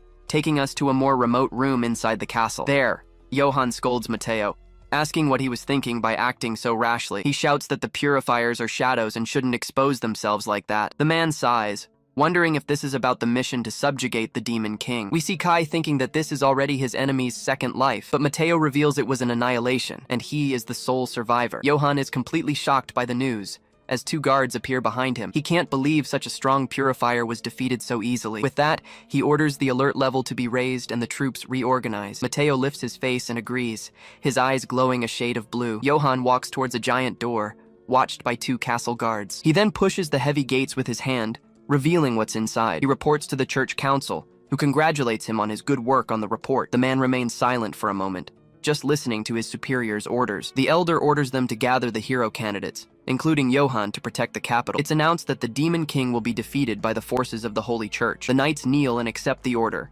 promising to follow the council's command. He then thinks this means a large-scale battle against the enemy, and with a smile on his face, he vows this will be the end of the Demon King. The scene shifts, taking us to the Demon King's castle elsewhere. Mateo returns from his mission, reporting to his new master, Kai. He informs him that he successfully delivered the letter to Colette, as ordered. Kai then asks about Colette, wanting to know her current situation. It's explained that she's safe, but the security prevents any escape. He clenches his fist tightly, thinking he needs to hurry and rescue her. Mateo asks Kai to look at some papers, showing a new report. He reveals it's confidential information about the Holy Capital's defenses. Kai is surprised, because besides the barrier, they have a device that drains mana. We see that these devices are lined up all along the wall. He realizes that even if they break the barrier, they would fight with no magic at all. With that, he becomes thoughtful, understanding the situation is more problematic than it seemed. He tells Mateo to continue the preparations, while he thinks about what to do next. Suddenly, Kai gets an idea, a very determined look on his face. The scene changes to Elsa, who was training and is now drinking something to rest. Then a giant shadow appears and asks if she's the one they call Elsa. The monster's axe hits the ground with force, causing huge damage to the area. She looks at the tower, which starts to beep and crack from the impact. And with a loud crash, the entire structure collapses, kicking up a lot of dust. The redhead is impressed, recognizing the incredible power of that attack. And in front of the rubble, the demon faces the warrior, preparing to fight. The demon announces he's there to claim the former Demon King's territory. Elsa then draws her sword, getting ready to fight the threat. With a smirk, she informs him that the territory has just been taken by someone else. He becomes furious, asking if other demons did such a thing, but the warrior immediately denies it, explaining it was actually humans. The monster then decides he'll kill her first and then the humans who helped her. She stares at the enemy's size, thinking he's too big for her. The rest of the group comes running, wondering if it's a demon attack. From inside the castle, Kai just watches the unfolding battle. Griselda is in shock, seeming to recognize the creature that appeared. Elsa tells him not to look away and enhances her skills to attack. Then, she unleashes a blast of fire at the demon with full force. Her attack creates a slash of crimson flames, heading straight for the target. But to everyone's surprise, the monster manages to withstand the blow without any problem. Griselda is stunned by the scene, realizing who that mysterious enemy is. Suddenly, a red attack and a white one collide, creating an explosion. The two energy slashes cancel each other out, stopping the demon's attack. Elsa and the monster shout at each other, competing to see who is stronger. The impact of their powers generates white smoke, covering the entire battlefield. The demon is confused by the scene, not understanding what just happened. It's revealed that Kai was the one who stopped the blow, absorbing all the damage into his body. With a serious look, he says it landed right there, showing he predicted the move. Elsa is speechless, unable to believe he managed to stop all that power. The monster is shocked, asking if he really managed to stop his attack. Kai then questions him, asking who he is to cause all this trouble. Just then, Griselda shouts Balrog's name, recognizing her old companion. The demon reveals himself, overjoyed to see his princess is still alive. Elsa and Walter are speechless, looking at him with blank expressions. Kai is confused by the situation, wondering why he called her a princess. Balrog gives a huge grin, celebrating and thanking that she's safe and sound. With a big grin, he yells that the princess has grown so much since last time. Elsa asks if Griselda knows him, thinking his voice is way too loud. But the elf happily greets him, asking where he's been all this time. He explains he was on a warrior's journey, but came back when he heard about the castle. Kai grows thoughtful,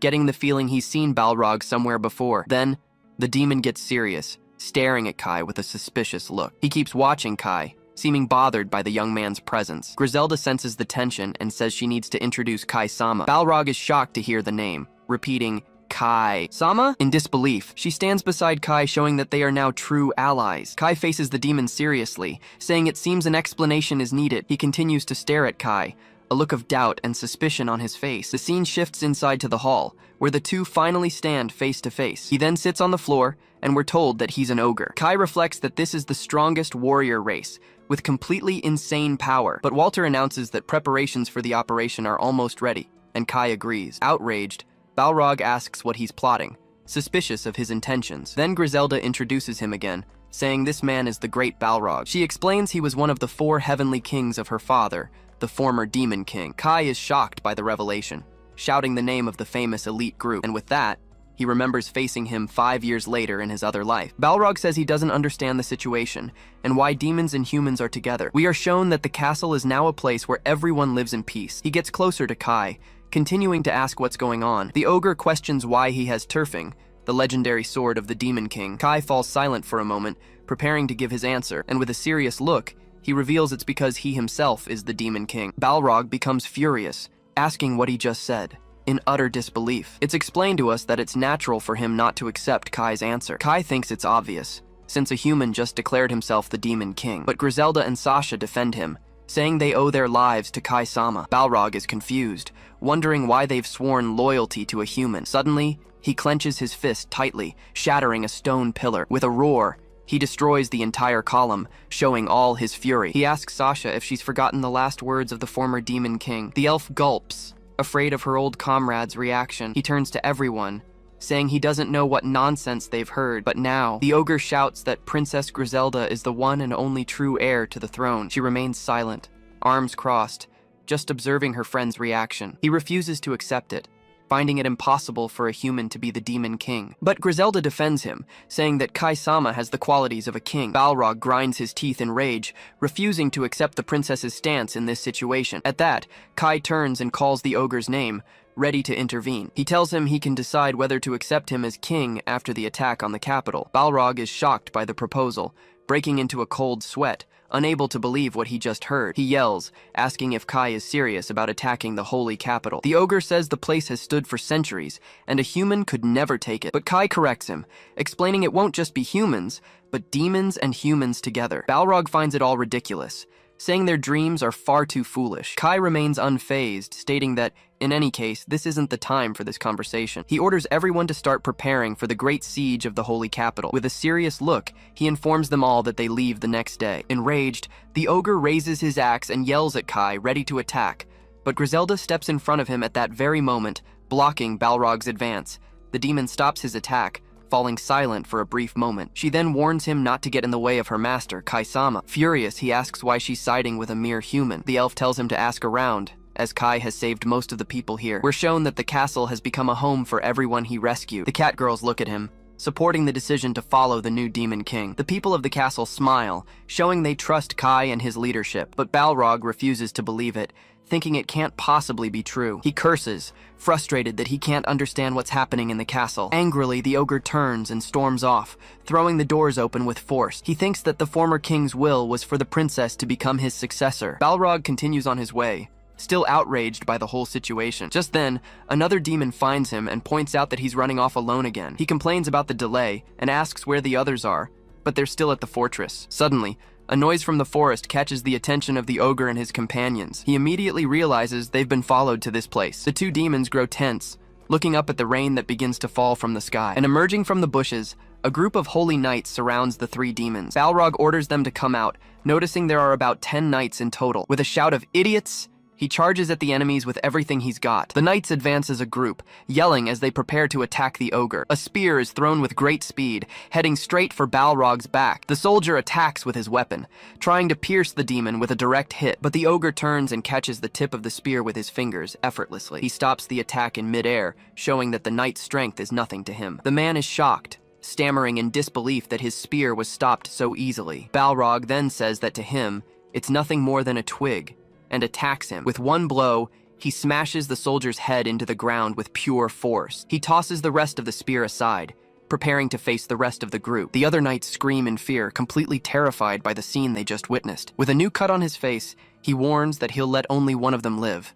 The scene takes us to the ogre tribe's forward base, a well-fortified place. Inside, a servant reports to their leader, Balrog, saying he has investigated a human named Kai. Balrog then asks with a serious look what bad things he discovered, but the servant explains that everyone says Kai is a nobleman who helps the demon tribe. He grows suspicious of the story, thinking there must be some dirty plan behind it, so he changes the subject and asks what's happening elsewhere. Then, Balrog and his men enter an interrogation room to handle some business. One of the guards approaches the prisoner, while Balrog watches everything closely. He then pulls a sack off the man's head and asks if he's ready to talk. The prisoner, beaten and bruised, says he'll tell them everything about that man's role. Balrog is confused by the answer, asking what he means by that. The man reveals that Kai is the son of the captain of the Holy Knights, an enemy. Hearing this revelation, Balrog is completely shocked, unable to believe what he's heard. The prisoner yells that Kai is one of the knights and a traitor to his own race. Angrily, Balrog grabs the man's face, who desperately begs him to stop. Processing the information, Balrog's face darkens as he understands the gravity of the situation. With a look full of rage, he gives the order to gather everyone immediately. The scene then shifts to a beautiful white castle, rising majestically on the horizon. Inside a sacred area, we see several stone tombs lined with crosses.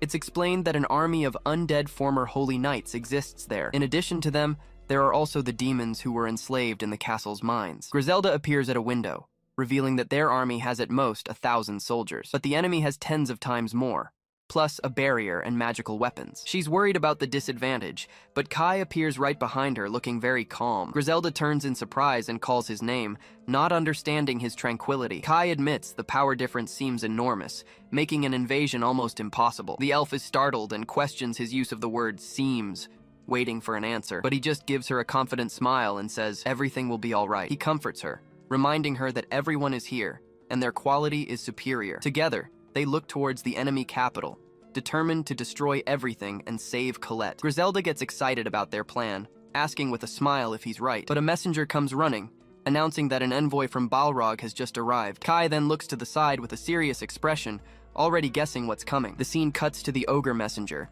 who bows and shouts a deep apology. He has a regretful look on his face, as if he made a huge mistake, but Kai is unmoved, and comments that's not the right attitude for an apology. The ogre explains that Balrog wants to apologize and invites him to a banquet in the village. The protagonist finds the invitation quite selfish, being summoned for an apology. He finds the sudden change strange, but decides to refuse because he's too busy right now. At the refusal, the messenger takes a deep breath, clearly irritated by the response. He stands up with a threatening aura and asks if Kai understands what this means, and warns him that refusing an invitation from the ogre tribe is a very serious mistake. Kai realizes it will be a problem to have them as enemies, and that he has no choice. Seeing Sasha so worried, he just tells her that everything will be okay. Then he turns to Walter and tells him to lead everyone ahead of them. He then calls for Griselda and Sasha to come along, and they agree at once. With a weary look, Kai turns to the messenger, preparing to go with him. He then asks the ogre to guide them to the village, accepting the forced invitation. The whole group starts walking, led by the enormous ogres to their village. Upon arriving, Griselda says it's also her first time visiting this place. She's impressed by the size of everything, finding the structures there gigantic. The trio stands in the middle of the village, observing the ogre's rustic environment. Kai then comments that there are barely any structures that look like real houses, but the ogre replies that they don't need them, as they have no enemies to challenge them. Kai listens in silence but continues to analyze the place with a suspicious gaze. The camera focuses on an ogre's arm, showing how gigantic they are next to Kai. He then questions why they wear armor if they truly have no enemies. The messenger gets a bit flustered by the question, awkwardly turning his face away, and makes the excuse that they were just returning from a battle, that it's just a coincidence. Kai stares at him with a look that makes it clear he didn't believe the answer. A purple aura appears, and Kai instantly realizes that something is very wrong. The ogre messenger gets nervous and asks if the excuse he gave was sufficient. Kai finds it all very strange, since the ogre tribe isn't supposed to have magical power. The guide then hurries the group along, saying that leader Balrog is waiting for them. They finally arrive at the entrance of a giant cave,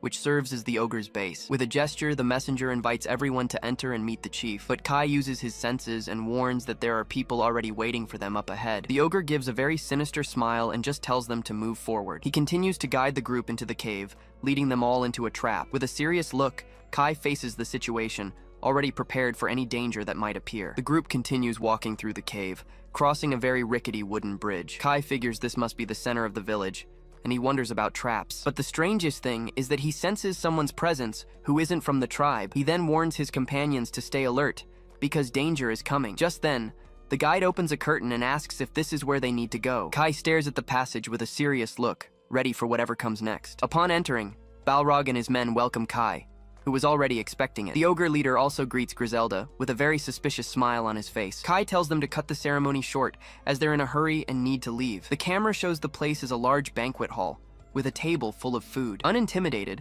the protagonist sits down, staying on high alert the entire time. Balrog comments that he's being a bit cold, ignoring their whole reception. He invites him to a meeting about the future, telling him to enjoy the banquet. Griselda gets excited about the food and immediately starts devouring everything in sight. The table is truly lavish, with several dishes that look delicious. Seeing the food, Kai's eyes widen as he instantly realizes what's happening. But Griselda doesn't even notice, and shouts happily that the food is delicious. She and Sasha feast on the rare foods, while Kai remains serious and thoughtful. Balrog laughs and says he's happy for her, but soon turns his attention to Kai. He points out that the protagonist hasn't eaten anything yet, creating a tense atmosphere. Then the ogre leader asks what's wrong, with a very suspicious look. Kai just closes his eyes and replies that it's nothing, trying to hide his concern. Even so, he scoops up a bit of food with his spoon, preparing to taste it. And then he finally eats the first bite, under the watchful eyes of everyone there. Balrog's eyes glow red, waiting for something to happen to the young man. But Kai surprises everyone,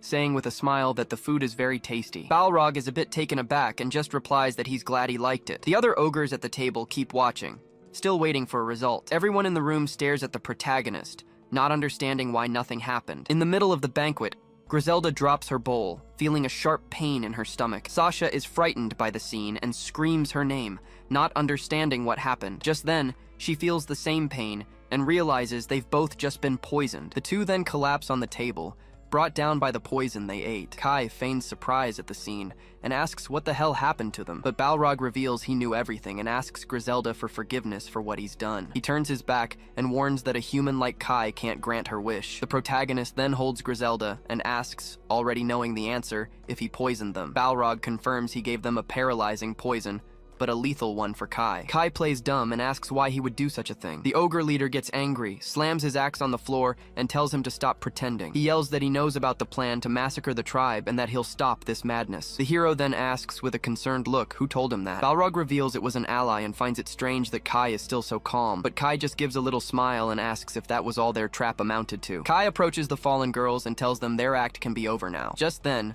the two get up, and Griselda praises their performance, saying it was great. The ogres are in shock and shout in outrage that they faked being poisoned. But Kai reveals that dealing with poison is a dark mage's specialty. He and Griselda face their enemies, showing they were ready for this all along. It's explained that he used his magic to detoxify the food before they ate. Balrog is furious and asks Kai if he knew about the trap the whole time, and Griselda shouts back that of course they knew, leaving the ogres stunned. She recalls the clues like the threatening invitation and the pointless armor. The messenger looks embarrassed as she says their trap was way too obvious. Griselda adds that the way he spoke already gave away that something was wrong. Balrog gets angry at the plan's failure and decides to resort to violence. He says poison isn't his style, and prepares for a one-on-one fight. And then he yells that he's going to beat some understanding into Kai. Kai isn't intimidated, and summons his sword, Tearfing, ready for the coming fight. Balrog is surprised to see that Kai has another powerful magic sword. Griselda and Sasha get ready to help in the fight, already bearing their claws, but Kai yells for them to stay out of it,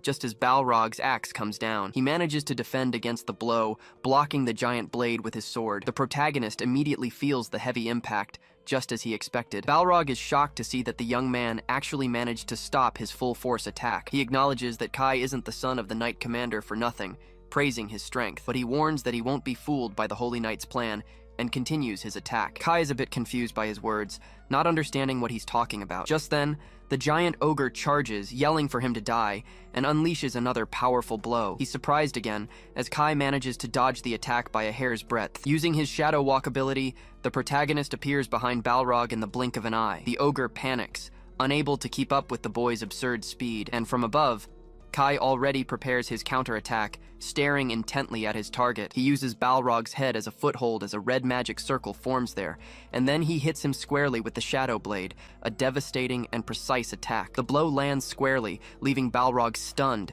his eyes white with pain. But he remains standing, releasing a dark aura, while Kai recovers on the ground. Griselda and Sasha watch the scene in silence, clearly worried about the fight's outcome. The other ogres panic, desperately screaming their lord's name. Kai then gets up, telling himself that this should be enough. In immense pain, Balrog can barely believe he was wounded by a single blow. The protagonist then glances to the side, his expression serious, preparing his next move. Suddenly, a shower of light arrows appears from nowhere, flying across the hall. The arrows strike the other ogres dead on, and they scream in pain from their injuries. To protect themselves, Kai and the girls create a wall of darkness, blocking the projectiles. The hero is surprised by the unexpected attack and wonders what the hell that is.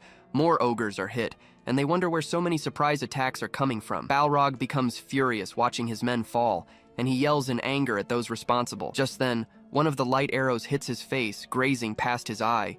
He trembles with rage, a vein popping on his forehead from so much anger. Kai understands everything. He realizes the magical presence is his own father's. Then Geese, the leader of the knights, appears with his men, calling his son's name. The camera focuses on his gauntlet, which glows with a powerful red energy. He scoffs, saying he expected this, since Kai was the one who tore off his arm. We see that the Holy Knights have already easily defeated all the ogres in the hall. Geese complains, saying he hoped the fight would have worn Kai out more, but he concludes that demons have no intelligence, looking at Balrog's body on the floor. And he's still annoyed because they couldn't even kill a single dark mage. Kai is in shock at the scene, unable to believe what's happening. He then realizes his father deceived the ogre tribe just to kill him. Geese just gives a smirk, saying that fools believe what they want to. Angrily, Kai asks if he also plans to slaughter the entire ogre tribe. The knight stares back with a serious gaze, showing not an ounce of compassion, and he coldly confirms that yes, he will kill them all without any problem. Hearing this, Kai understands his father's cruelty and closes his eyes, processing it all. Balrog and Kai glare at each other with hatred, and they both scream that they will never forgive each other. With that, the protagonist charges forward, but his father calls him a fool for underestimating him. He then takes out a vial, showing he had an ace up his sleeve the whole time. And without a second thought, he drinks the entire green liquid that was inside. Kai is surprised by this and wonders what the hell that potion is. Geese explains that it's a secret elixir from Lord Johan, which grants the power of a hero. At that, his muscles begin to swell, and his body transforms completely. The young man is in shock at what he sees, breaking into a cold sweat at the transformation. He wonders if that absurd power is really that of a true hero, and he continues to doubt that such a convenient potion could actually exist. One of the ogres warns that the tribe can't fight anymore after the last attack, but Griselda shouts for Kai to leave the rest of the knights to her and Sasha. The fight resumes, and Geese attacks with a chain, using all his new strength. He strains with all his might, his face filled with rage, ready to crush his son, but Kai just stares down the attack, waiting for the right moment to counter. Geese doesn't like the delay in the fight and lets out a grunt of pure rage.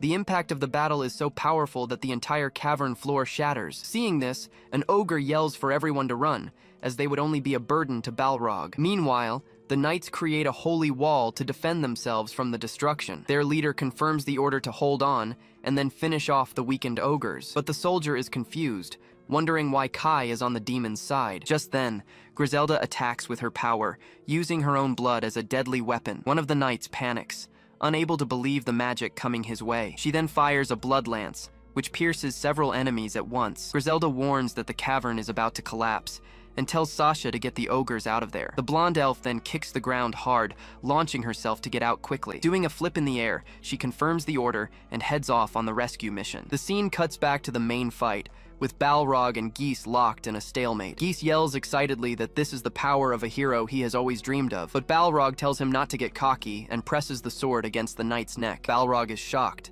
not understanding what absurd power he is feeling. Geese then mocks him, asking why his face is contorting. With that, he takes the chance and shoves his sword deep into Balrog's chest. The ogre leader feels the terrible pain, letting out a final groan before falling to the ground. But Kai acts quickly and casts his magic, trapping both opponents in place. He uses the demon binding ability, focusing all his energy on the two targets. His father doesn't understand, observing the magic circles that appear around them. With that, blood claws erupt from the ground and bind them both, leaving them immobile. Geese yells furiously, saying he won't be caught by a filthy mage's trick. He refuses to be captured and uses all his strength to try and break the spell. The knight then releases a sacred power, using his sword to cut the chains, and he still mocks Kai, saying it's foolish to challenge his father with such a useless class. With a cry of absurd, he launches a wave of energy towards Kai. The protagonist barely dodges, feeling the power of the attack graze past him. He agrees that it's an absurd power, but he glares back at his father,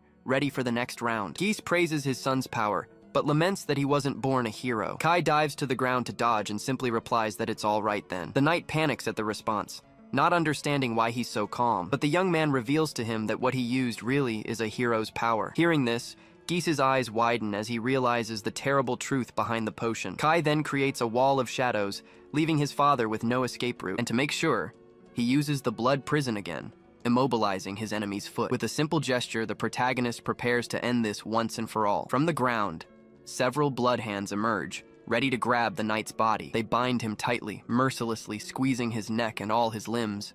Geese screams in agony, spitting blood from his mouth from the unbearable pain he feels. The scene cuts to Balrog, who watches the fight's conclusion, still badly wounded. Kai then explains that the potion wasn't an elixir, but a poison that kills in minutes. Balrog is shocked and begins to cry in despair as he understands he was deceived. The protagonist says he feels sorry, as he was just a disposable pawn for Johann. Geese pleads for him to wait, trying to say he didn't want to be a hero this way, but his body explodes into blood spikes, meeting a tragic and painful end. Amidst the wreckage, Kai stands victorious after the difficult battle he fought. His face stained with blood, he stares into the void, processing his own father's death. Just then, a worried Griselda approaches and asks if he's okay after everything. He just gives her a tired smile and tells her not to worry about him. He then remembers that Johann set all this up just to kill him for good. Seeing his father's sword on the ground, Kai thinks that everything is his fault. He clenches his fist in frustration as Griselda continues to watch him in silence. She asks how Geese died, and he explains it was from one of Johann's fatal potions. Balrog then questions him, wanting to know if the commander really was his father. Kai confirms he came to kill him, and because of that, nothing matters to him anymore. The ogre leader breathes a sigh of relief. Finally understanding the whole truth behind the fight, he decides to cancel the meeting since everyone is injured, and Kai agrees to wait. But the protagonist uses a dark heal, and a purple light begins to heal the ogres. With his hand glowing, he says with a smile that this should be enough. The ogres are impressed, shouting that their wounds are healing on their own. Balrog's eyes well up with tears, touched by Kai's unexpected action. The ogres then thank Kai Austin, overjoyed to have been saved by him. The protagonist watches the scene in silence, relieved, celebrating the new alliance that has been formed. With a big smile, Balrog says goodbye and confidently states they will see each other again. The group then turns and continues on their way, leaving the ogre village behind. They continue their journey, moving further and further away from their new allies' territory. Griselda regrets that Balrog didn't come along, but Kai says they need to find Walter. But suddenly, a badly injured holy knight stands up, using his sword for support. Despite bleeding heavily, he manages to gather his strength to call out Lord Kai's name. Griselda gets angry and prepares to fight, but Kai stops her from moving forward. The protagonist recognizes the knight and is surprised to see he survived the attack. The man says he doesn't accept this betrayal and demands an explanation for everything. Griselda is confused by the scene and asks Kai who that person is. Kai explains that's Gallard, his former sword instructor, and says it's been a while. But the man is furious about the reunion and asks what he meant by that. The girls are surprised by the scene, not understanding what's going on between the two of them. The protagonist just looks away and remains silent, giving the man no answer. The scene changes, and we see Walter and Elsa leading the great demon army. She then questions Walter, asking why they aren't going straight to the holy capital, but he explains that camping in front of the enemy would be a huge disadvantage for them. We're told it's better to set up a base and wait for the demon lord to arrive. Elsa thinks the strategy is a bit weak, but Walter asks her to call it cautious instead. Suddenly, a giant shadowy creature appears in the sky, frightening everyone there. But the creature turns into a cute little demon, leaving Elsa completely confused by the transformation. Walter tells her not to worry, as it's just a messenger from the demon lord. The small demon announces that he has a message, and that the mission's course has changed. Walter then asks the messenger what new destination they should head to, and it's revealed they must go to Austin Fortress, near the holy capital. Elsa is completely shocked by the revelation, not understanding their new destination. She yells that Austin is the demon lord's name, and Walter confirms it. Then she remembers that attacking his family would be a betrayal, breaking the contract they made. Walter is at a loss for words, clearly shaken by her reprimand, but the small demon tells them not to worry, and to just move forward. With that, the army finally arrives at the gates of the great Austin Fortress. She still suspects it's a trap, but Walter says it should be fine. Just then, the large wooden gates begin to open, kicking up dust. The warrior asks if there are no traps, and he agrees, still a bit suspicious. The demon army then begins to march inside the open fortress, but Walter doesn't seem so sure, and replies that there's probably a trap. And inside, Gallard and his holy knights were already waiting for their arrival. The two are shocked by the ambush, and Walter confirms that it's them. The knight then shouts with all his might, ordering them to drop their swords now. The entire demon army is speechless, surprised by the trap they fell into. Walter then grits his teeth, showing a look full of hatred for the enemy before him, and Elsa gives a sinister smile, clearly excited for the battle about to begin. Walter and Elsa prepare for battle as he orders all units to form up. Suddenly, The swords and shields of all the soldiers simply drop to the ground. Elsa's eyes go wide, completely shocked by what just happened. Beside her, Walter is also frozen, unable to understand the bizarre situation. On the other side, Gallard tells them they've misunderstood, and that they should be the ones to approach. But in the next moment, he surprises everyone, shouting that his army surrenders. Elsa and Walter are in disbelief at the news, shouting in total confusion. She then questions what's going on, unable to comprehend their surrender. Just then, someone's footsteps calmly approach the group of knights. Gallard just turns his head, already expecting the person who was about to arrive, and the one who appears is Kai, who walks past him and comments that he's late. With a smile, he says he's just kidding and that he used magic to get there early. Walter stares at him,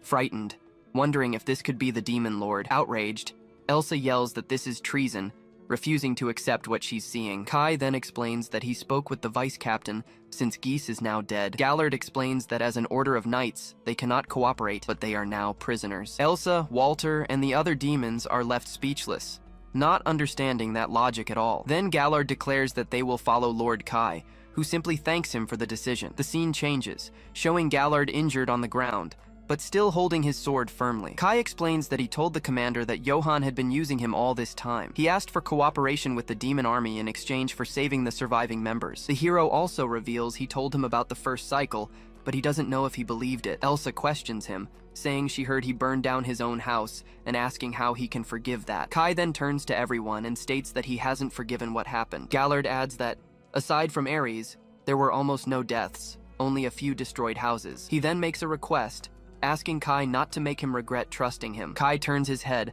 listening intently to the words of the former knight and his new ally. With a firm handshake, he guarantees he won't, saying, "Absolutely." Gallard looks at him with a serious gaze, showing he's placing all his trust in him. Just then, Griselda appears behind the two, observing the deal they've just sealed. Griselda suddenly appears, asking with a cute look if the food is ready yet. Mia says she's starving, and only then notices Griselda has arrived. With a smile, Kai agrees and tells them to take a short break, calling for Sasha. Already in a maid's outfit, Sasha replies yes, and that they can leave it to her. The scene then takes us to a huge mansion, showing the place where they're going to eat. Inside, the whole group is at a lavish table, enjoying a luxurious banquet. Griselda makes a cheerful toast, announcing that tomorrow are the finals and for everyone to eat up. With that, everyone raises their glasses, celebrating the festive moment together. Some of the demons are seen singing and having a great time at the celebration. In another corner, Elsa dances on the table, leaving Walter very embarrassed. Sasha comments to Griselda that it's touching, as it's been a while since she's seen everyone smile. Griselda then looks to the side, saying that all of this is thanks to Lord Kai, but her gaze focuses on Elsa,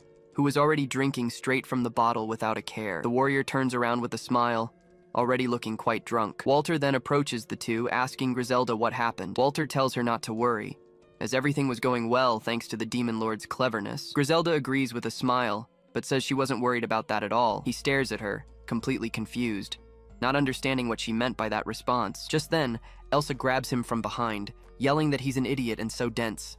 She then whispers in his ear, telling him that the Demon Lord is going to help another woman. Griselda asks what she means, but Elsa plays dumb about the situation. But she soon turns around, saying she'll explain to them what was going on. With a teasing smile, she shouts that Griselda is in love with the Demon Lord. Sasha becomes furious and yells at her, while Griselda hides, completely embarrassed. The elf tells Elsa to mind her own business, leaving the warrior speechless. After the scolding, Elsa runs off, fleeing the chaos she herself started. Griselda takes a sip of her drink and asks Walter not to mind what happened. He and Sasha look at her, and Walter asks if she's really in love with him. The elf turns bright red and is speechless when asked about Lord Kai. But suddenly, Kai himself appears nearby and asks if it was true. Kai stares at her with a serious look, catching everyone by surprise with his question. Griselda turns completely red and starts to break out in a cold sweat, not knowing what to say. Just then, Mia appears and announces that the Demon Lord was calling her for a talk. The elf stammers in surprise, asking if Lord Kai really wanted to speak with her. Without a second thought,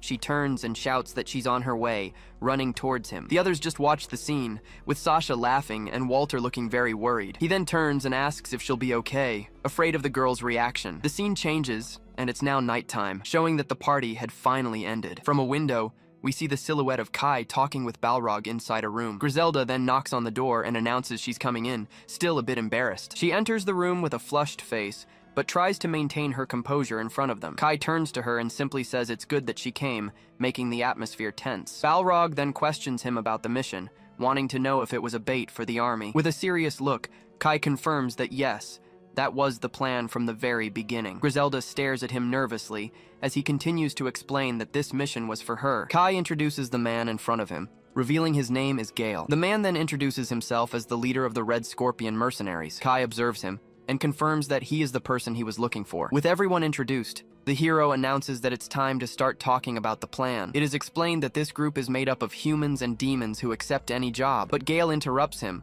saying firmly that there's no need for any of that. Kai is a bit surprised by his attitude, not understanding what he meant. The leader then reveals that he's already figured out the objective and will use his connection with the Empire. A map shows us the border, explaining that this would force the capital to move its army. Gale says his mercenaries will pose as Paldean troops to create a diversion. He completes the thought, saying this will divert all attention from the holy capital. The hero questions him, asking if he isn't getting a little ahead of himself, but the mercenary reassures him, guaranteeing that his group is always very well prepared. Suddenly, Walter bursts into the room, desperately shouting for the Demon Lord.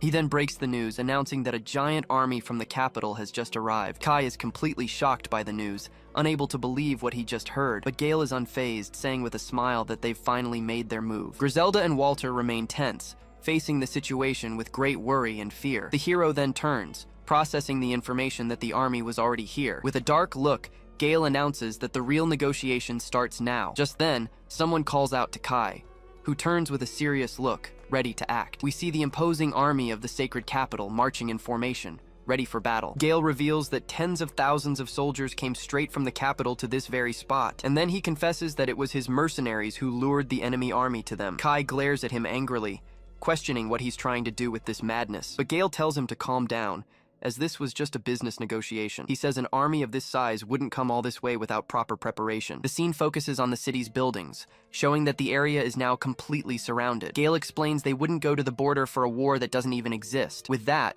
he warns that he can change the tide of the battle and asks what Kai's choice will be. The hero doesn't like his tone and asks if that's supposed to be a threat. The mercenary then explains that he'll use any advantage he has in this situation. Kai thinks that Gale is smart, but now he wonders what he'll demand in return. Then he makes his proposal, asking for the absurd amount of 30 million gold. Griselda is outraged, saying they couldn't pay even if they sold the mansion. With a smile, Gale pressures them, asking what's worth more, their lives or their money. Walter says that if an army surrounds them, they'll be annihilated in an instant. Kai just listens to the offer, but then a very confident smile spreads across his face. Gale pressures him, telling him to think it over, but that he might not have time for that. With a simple gesture, the hero raises a finger, getting the mercenary's attention. Gale is confused by his attitude, not understanding what he's trying to say. Kai stares back at him, keeping his finger raised in a very serious expression. With a victorious smile, he makes a counteroffer, 100 million gold. The mercenary leader is dumbfounded, unable to believe what he just heard. He asks if he heard correctly,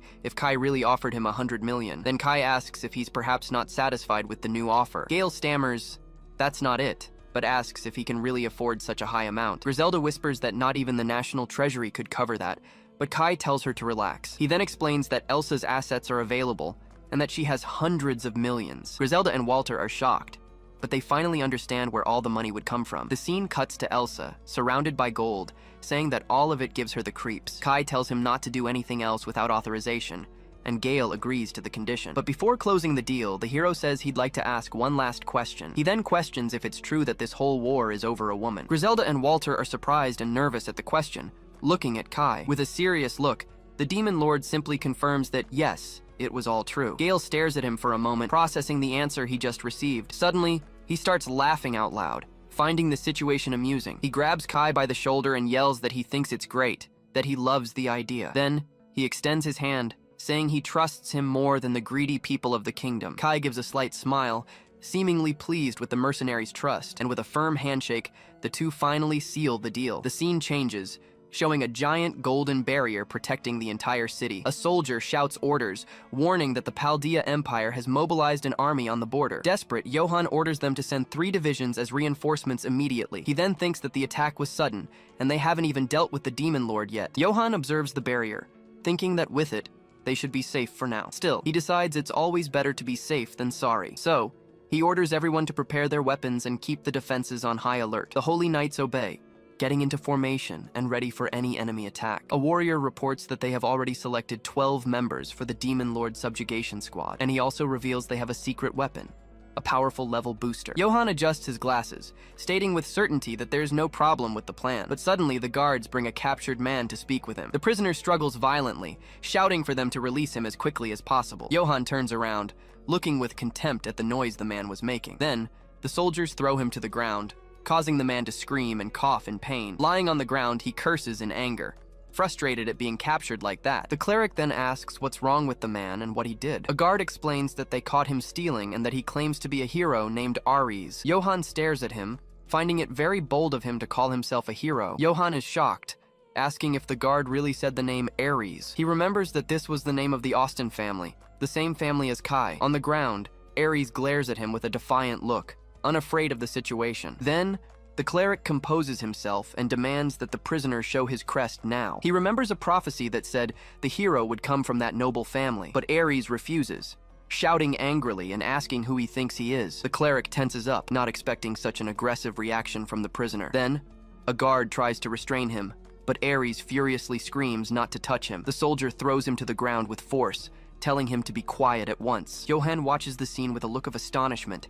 surprised by the commotion, and suddenly his eyes widen as he sees a mark on Ares' hand. It was the crest of light, the symbol that belonged only to the true hero. Shocked, he realizes that if Kai wasn't the hero, then it could only be his brother. With his face breaking out in a cold sweat, the terrible truth finally dawns on him. The true hero of the prophecy was Ares, Kai's younger brother. It's revealed that Johann's special ability as a saint is prophecy. With it, he can receive information from the future every 72 hours. The vision showed that the holy capital would be invaded by a large army. Comparing it with the prophecy, he confirms that Ares is, without a doubt, the true hero. On the ground, Ares angrily yells that he's had enough, because he is the true hero. He then demands to be released immediately, and for everyone to bow before him. Johann and the guards get nervous, unsure how to handle the scandal. A soldier holds him down as Johann decides it's time to begin the interrogation. Ares struggles with all his might, but can't break free from the guard's grip. With a serious expression, the cleric orders them to take him to the military base. He becomes desperate,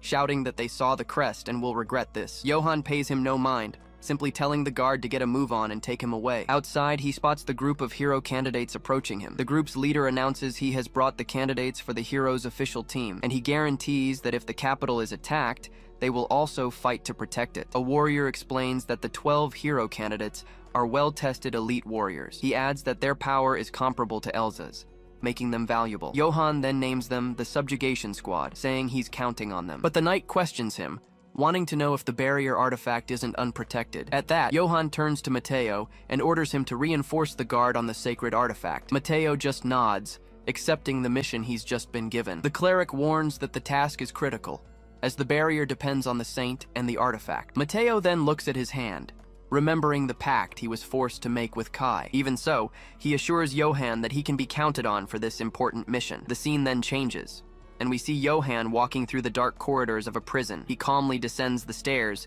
heading towards one of the dungeon cells. Inside, Ares shouts that his father will not forgive what they're doing. The cleric tells the other guards to leave the area. With a smile, Johann says he wants to have a private conversation with him. Ares glares at him with hatred, asking what the hell he wants to talk about. Johann asks if it's true he's from the Austen family, and Ares confirms with arrogance. But then Johann reveals that if he's talking about Lord Geese, he is unfortunately already dead. Ares is shocked by the news, shouting that it has to be a big lie. The cleric then confirms it, stating it's a verified report from the Holy Knights. With a cold gaze, he regrets to inform him that his father was killed by his own son. Desperate, Ares asks if it was his brother, Kai, who committed the crime. With a cruel smile, Johann asks who is going to protect him now that he's all alone. Ares gulps and breaks into a cold sweat, left speechless by the truth. The cleric watches him with superiority, savoring the prisoner's moment of despair. He then concludes that there's no one left to help him, leaving Ares hopeless. Johann starts laughing, shouting who would believe the nonsense about him being a hero. Fallen on the floor, Ares whispers to himself that he really is the true hero. He is speechless, with a blank stare,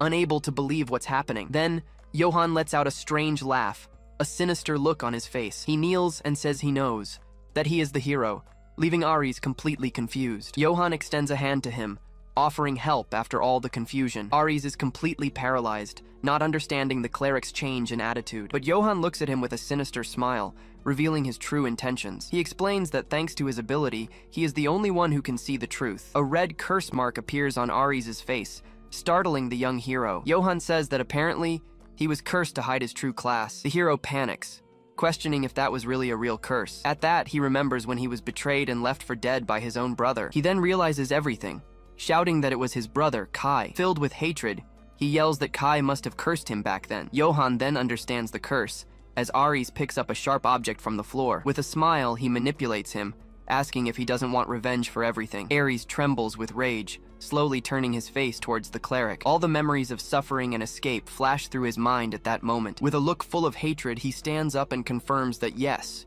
he wants revenge. Full of hatred, Ares grits his teeth and swears he will kill Kai himself. Johan cracks a victorious smile, satisfied that his manipulation plan worked. Ares then grabs the bars, begging the saint to break the curse right now. The cleric gets annoyed by his audacity, calling him a bastard in his thoughts, but he hides his anger and replies that of course, he will help him with that problem. The hero celebrates wildly, shouting that he's finally getting rid of that curse. However, Johan suddenly interrupts him, warning that there is one condition. Ares stares at him, confused, as he wasn't expecting to have to do anything in return. The two fall silent for a moment as the cleric explains his condition. With sweat on his face, Ares accepts the deal, responding with a "very well." Now outside the cell, he yells "great," feeling powerful next to the guard, and he immediately starts making demands, asking for a royal suite and first-class women. The guard asks if he should do it, but Johan tells him to obey without question. The soldier is in shock, wondering if that man was really the hero from the prophecy. Ares calls him trash,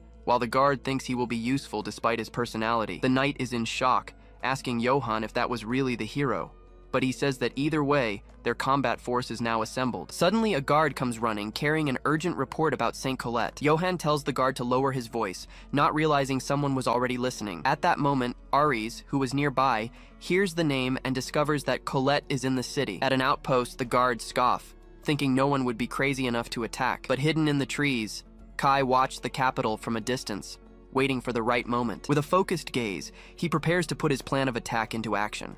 Suddenly, a flare is fired, lighting up the city's night sky. Griselda and Sasha receive an urgent message about the enemy troops on the move. Griselda says it's thanks to Elsa, leaving the warrior surprised by the compliment. She gets all flustered and stammers that what she did was no big deal. Elsa doesn't understand the reaction, confused by the elf's strange behavior. In the forest, Walter orders everyone to stop, warning them about the 5 watch posts. But he says the demon lord has already prepared a strategy, and for everyone to hold their position. Some demons are confused, wondering where the demon lord was after all. But suddenly, one of the posts is attacked by an explosion of dark magic. The guards scream in desperation, warning everyone that an intruder has breached the area. One of them is in shock, as he was casting spells without any incantation. Seeing the magical energy, he realizes it could only be the feared demon lord. Kai turns, facing the watchpost guards with a defiant look. He then activates one of his magic cards, preparing for the coming fight. Just then, a guard spots him and orders the archers to shoot him down at once. A shower of arrows flies toward him, and the guards celebrate, thinking they hit him. But a barrier of dark energy appears, blocking all the arrows with ease. The guard's jaw drops, unable to believe he defended himself without even looking. Kai then realizes his auto-chant worked perfectly as planned. With this, he decides to take the post alone to gain a massive amount of experience. He remains focused, his magic barrier still active and ready for more attacks. We are told this ability costs 2000 EP and activates spells automatically. It counterattacks anything that comes within range, but it consumes a lot of mana in the process. And above all, Kai knew this ability was the key to his victory. Desperate, the guard orders the mage squad to attack with everything they've got. The hooded mages then begin to conjure their fire spells against the hero. Countless fireballs fly toward him, and the guard yells that he won't be able to block them. It's explained that his auto-chant can use multiple spells at the same time. With that, the fire attacks are completely absorbed by his dark energy. One of the mages reports that his mana has run out, leaving the commander in complete despair. He wonders how Kai can cast so many spells,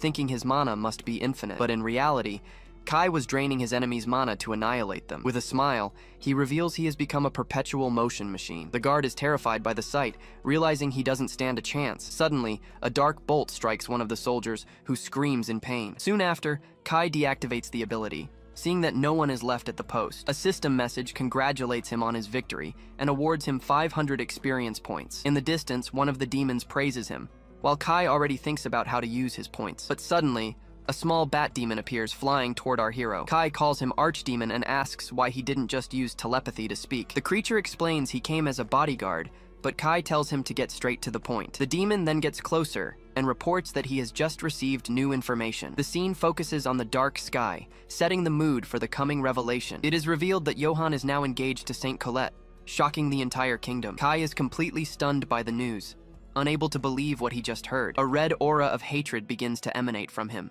showing all his fury. The demon is startled by his reaction, fearfully calling out Lord Kai's name. The dark aura rises to the heavens as the hero processes this information. With a cold gaze, he finally understands what must be done from now on. Under the moonlight, he orders them to take the capital before the moon sets. The demon agrees with the order and flies off to inform the rest of the army. Walter, Elsa, and the other demons appeared to be in an abandoned village. They arrive at a completely destroyed place, not understanding where the watch posts were. Some of them comment that the whole thing seemed like a big lie. Sasha then smiles and says that this is the path Lord Kai cleared for them. With an excited shout, Griselda orders the entire army to advance to the final battle. The demon soldiers cheer, shouting excitedly as they march toward the capital. The army finally reaches the bridge, and up above, Kai is already waiting for them. A dark and powerful aura emanated from his body, showing his sheer determination. Griselda looks up at him from below, calling out Lord Kai's name with great seriousness. Beside her, Walter says the moment has finally come,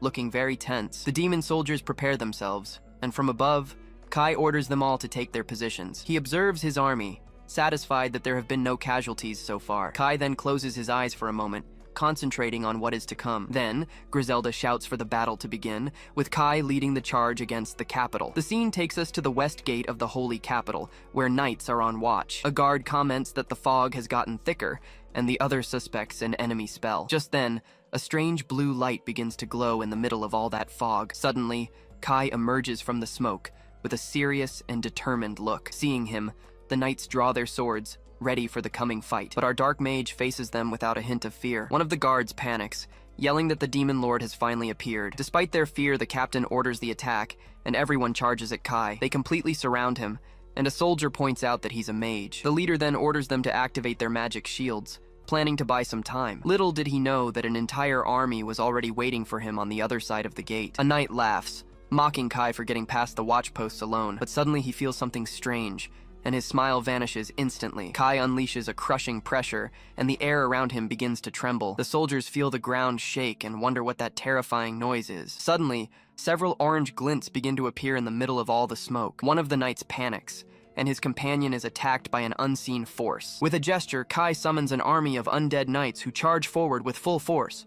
The first victim falls quickly, stabbed in the back with no chance to defend himself. Chaos erupts, with the undead attacking the soldiers from all sides. A soldier notices the enemies are wearing the armor of holy knights, hidden in the fog. He's terrified when he realizes Kai has used the bodies of their fallen comrades. Seen from above, the knights are being massacred, their formation completely broken. The captain shouts in desperation, saying the defensive line fell in an instant. The undead army gives no quarter, violently pushing the knights back. With no other option, the leader orders everyone to fall back to the barrier immediately. But as they flee, a mysterious man appears and blocks their path. He announces he's joining the fight and threatens anyone who tries to run. Then, two more leaders appear, ordering them not to retreat until victory is won. Now surrounded, the knights are stunned, unsure of what's happening. Without mercy, one of the knights is struck down by a fatal dark blow. Seeing this, the mysterious warrior charges with his sword against the army of the undead. With a confident smile, he asks if the monsters have ever tasted the light attribute. He then unleashes a devastating slash of light, using his flash slash technique. The attack is so powerful, it disintegrates the undead in the blink of an eye. The soldiers celebrate, saying the immortal enemies are dropping like flies. By the power of light, another dark knight falls to the ground and begins to dissolve. The warrior and the mage join forces, claiming the dark attribute is nothing. The mage then explains that darkness can be neutralized with light magic. With a spell, he enchants the armor and weapons of all the knights present. A soldier is amazed, feeling the power of light overflowing from his sword. The leader then rallies them, asking if they're ready to kill the demon lord. With their enchanted weapons, the knights turn the tables and charge at the enemy. Watching from afar, Kai realizes the extermination squad has entered the battle. With that, he leaps from the rooftop, preparing for his next move. Even from a distance, Kai feels his mana being drained by the powerful light magic. He realizes he needs to thin out the enemy forces first, as he has no other choice. Meanwhile, on the battlefield, the violent struggle continues without a moment's pause. The holy knights fall one by one, leaving a trail of blood on the ground. But suddenly, a powerful light shines in the sky, drawing everyone's attention. Kai and the other leaders look up, wondering what the hell that is. It was a resurrection spell, covering the entire battlefield with its light. With that, the knights who were dead begin to rise from the ground. One of the soldiers is completely baffled by the situation, unable to understand. The warrior is shocked, wondering if they've really come back to life. All who died in the battle rise, returning to their combat formation. Behind it all, the cleric Johann smiles, revealing himself as the one responsible. The group's leader praises Johann, saying his reputation is well-deserved. The cleric simply adjusts his glasses, a cold and calculating look on his face. He then stares at our hero from a distance and asks if he isn't Kai Austin. Kai hears the cleric's words, feeling the weight of that humiliation. Johann scoffs, saying his invasion as the demon lord was pathetic. Just then, an undead knight charges at the cleric with its sword, but he stops the blow with a single hand, saying that purging demons is his specialty. With a sadistic smile, he reveals himself as a powerful purifier from the church. Then, he releases an immense wave of holy energy across the entire battlefield. He explains that this is the holy flame of purification, contained within his book. Johann warns that Kai thought he was invading, but now he's the one who's cornered. He continues to taunt him, saying the mage couldn't even break the capital's barrier. And with that, the army of undead he created vanishes in an instant. The scene shows Colette from behind, watching everything from a window. To make matters worse, Johann reveals that even the woman Kai loved now belongs to him. Filled with hatred, our hero glares at the cleric who calls him a wretch. But to everyone's surprise, Kai begins to laugh mockingly. The cleric is confused by his reaction and asks what's so funny. Kai then apologizes and reveals that this was never his real plan. At this, the extermination squad goes on alert, not understanding what he meant. Suddenly, Johann senses the danger and desperately screams for everyone to fall back now. But it was too late, and a gigantic explosion erupts right in the middle of the city. With a furious look, the warrior Elsa prepares to go all out. She charges with her sword, screaming and unleashing an explosive attack against the barrier. With that, a part of the city is hit head-on by another giant explosion. Johann's group realizes they're surrounded, and that the barrier is under attack. He panics, knowing that area is weak and the plan could fail. Desperate, Johann declares it's all over and leaves the demon lord to them. But the group's leader gets angry, shouting and asking where that coward thinks he's going. Without a word,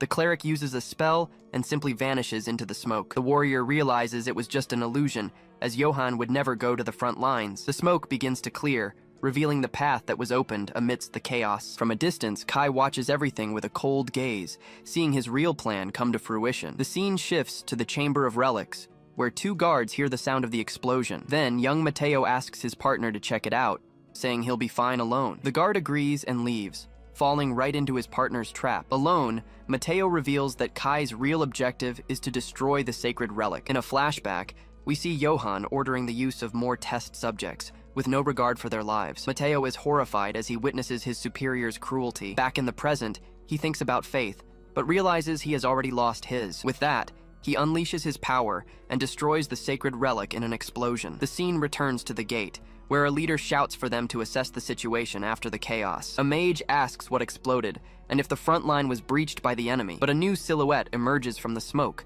leaving the mage completely confused. It was a cat girl with sharp claws and a fierce, determined gaze. With absurd speed, she rushes forward and attacks the mage in front. The man doesn't even have time to react, his throat slit in an instant. She stands there amidst the bodies of the mages she just defeated. Then the girl lets out a meow, which was actually a signal to attack. With that, an army of demons and mercenaries emerges in full force from the smoke. Their leader shouts loudly, ordering the entire army to advance now. The mages panic, realizing they are now surrounded by enemies. The purple-haired girl charges forward, leading the massacre against the mages. The survivors try to flee desperately, screaming in fear from the surprise attack. But a squadron of knights appears, and their leader warns that they've gone too far. Annoyed, the mercenary chief faces him and asks who they think they are. With an arrogant smile, the knight reveals they are the subjugation squad. The mercenary then yells at Elsa, complaining that the barrier hasn't been broken yet. She replies with a smile, telling them not to interfere and to attack again. The mercenary leader agrees instantly,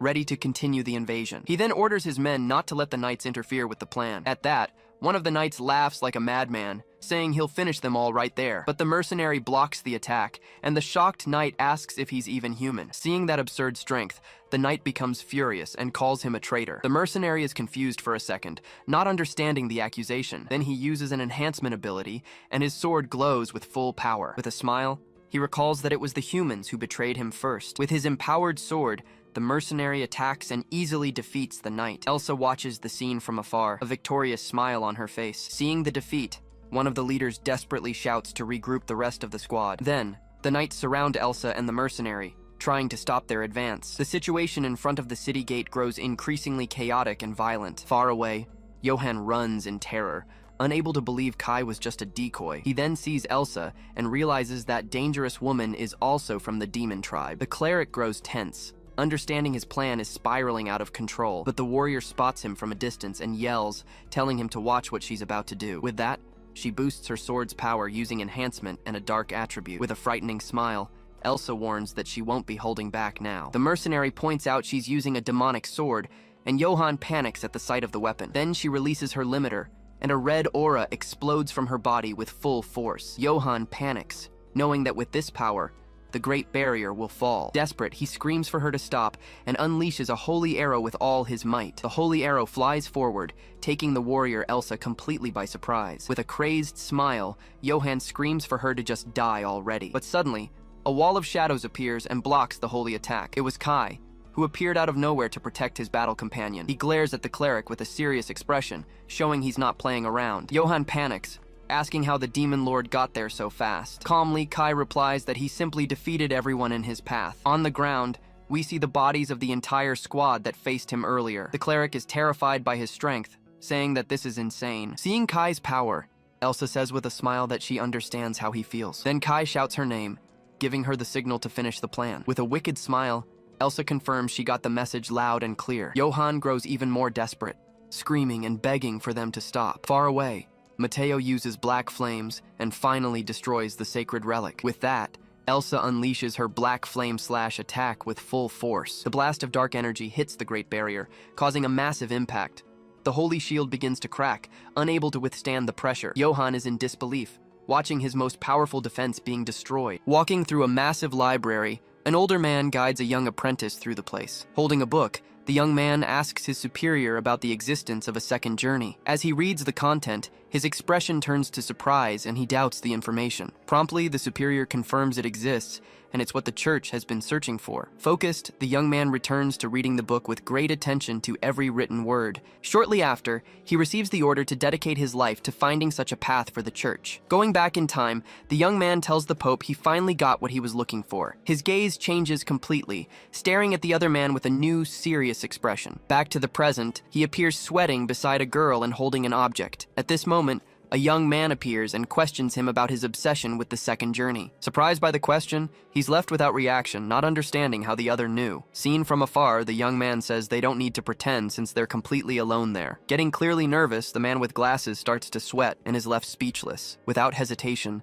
the other young man extends his hand and simply creates a portal on the wall. In response, Johann concentrates power in his hand, preparing for a possible confrontation. Pointing to the portal, he asks the other not to be so defensive like that. Then he reveals a golden bracelet, asking if this is what the young man really wants. Holding the girl, Johann doesn't understand, just observing the entire scene with confusion. As he approaches, he faces the object and asks out loud what that is. At this, the golden bracelet with a blue jewel is shown in more detail in the hand. Right after, the young man holds it firmly, questioning if Johann understands the meaning. Using an ability, his eyes shine as he evaluates the properties of that strange item. He then confirms that even though it seems broken, that was without a doubt the original item. Soon, the description shows it to be the bracelet of time, which allows a second journey. With a shocked look, he realizes his greatest desire can finally be fulfilled now, but his expression changes, and he tries to disguise it, asking what the other wants. Trembling a little, he shows hesitation, trying to appear cautious with the offer received. Without saying anything else, the young man simply throws the bracelet up in his direction. In a desperate movement, Johann screams and pushes the girl to the side with force. Immediately, he propels his body forward, trying to catch the object before it falls. Stretching his hand, he throws himself on the ground, desperate to catch the falling bracelet. By a hair, he manages to reach the object before it touches the ground. Then, his hand closes around the item, finally holding the golden bracelet. With a satisfied smile on his face, he looks to the side with a greedy expression. Fallen on the ground, the girl just observes the entire scene with a somewhat confused look. In the same instant, Her expression changes to one of pure fear as she understands what's happening. Right after, the man with glasses starts to get up from the ground slowly. Holding the item tightly, he screams, worried about the possibility of the object breaking. With an irritated face, the other young man says, "That's enough," and proposes a truce. Adjusting the glasses on his face, Johann seems to recompose himself after all that confusion. Then Kai reveals that his only objective is simply to live in peace beside Colette. Looking at him, the girl's face gets a little flushed and she calls him. Next, he explains he doesn't want more bloodshed and proposes peace. Completing the sentence, he says he doesn't want to see Colette sad, but he'll use force. With a smile on his face, Johann only responds that all of this is great foolishness. Facing the man, Kai and Colette await a response to the peace proposal. Laughing madly, Johann says it's now too late for any kind of negotiation. Right after, he screams that he got the key he wanted so much for the journey. Fallen on the ground, the girl calls him by name with an expression of shock. Next, she questions him about what his true objective with all this is. Turning to the girl, he states he'll tell everything to the foolish princess now. With his back turned, he starts to say that the country, the people, and the church. At this, he screams to the side, saying that none of that really matters to him. With a frightened face, the girl is left speechless hearing that terrible revelation. Revealing his plan, he says everyone was stepping stones for him to achieve everything alone. Then, he approaches and holds the girl's chin, including her in his plan. While being held, the princess stares at him with eyes wide with fear. With a cruel smile, he warns her she has no more use to him. On the other side, Kai just observes the scene, realizing the end of negotiations. At this, he reveals his plan, refusing the truce to be able to escape during the war. Shocked by the revelation, Kai stands still, without reaction before the man's betrayal. Laughing, he grabs the girl and says that even though the other is strong, he can escape. With a smile, he completes saying the royal castle is like his backyard. But in the same instant, a quick strike hits his face squarely by surprise. Looking back, he asks what that is upon seeing an armored figure. With his face sweating, his expression becomes one of pure shock and nervousness. At this, a giant knight calls him by name and places him under arrest. Not understanding anything, he asks what the guards are talking about, totally confused with everything. Then another man points to Kai, accusing him of being the demon lord. With his eyes closed, Kai just listens to the accusation without showing any immediate reaction. Looking down, the knight only says, "This is all truly a shame." Sweating cold, Johann doesn't understand the reason and starts questioning the strange situation. Suddenly, the king appears in the hall, surprising everyone with his imposing presence. Completely terrified,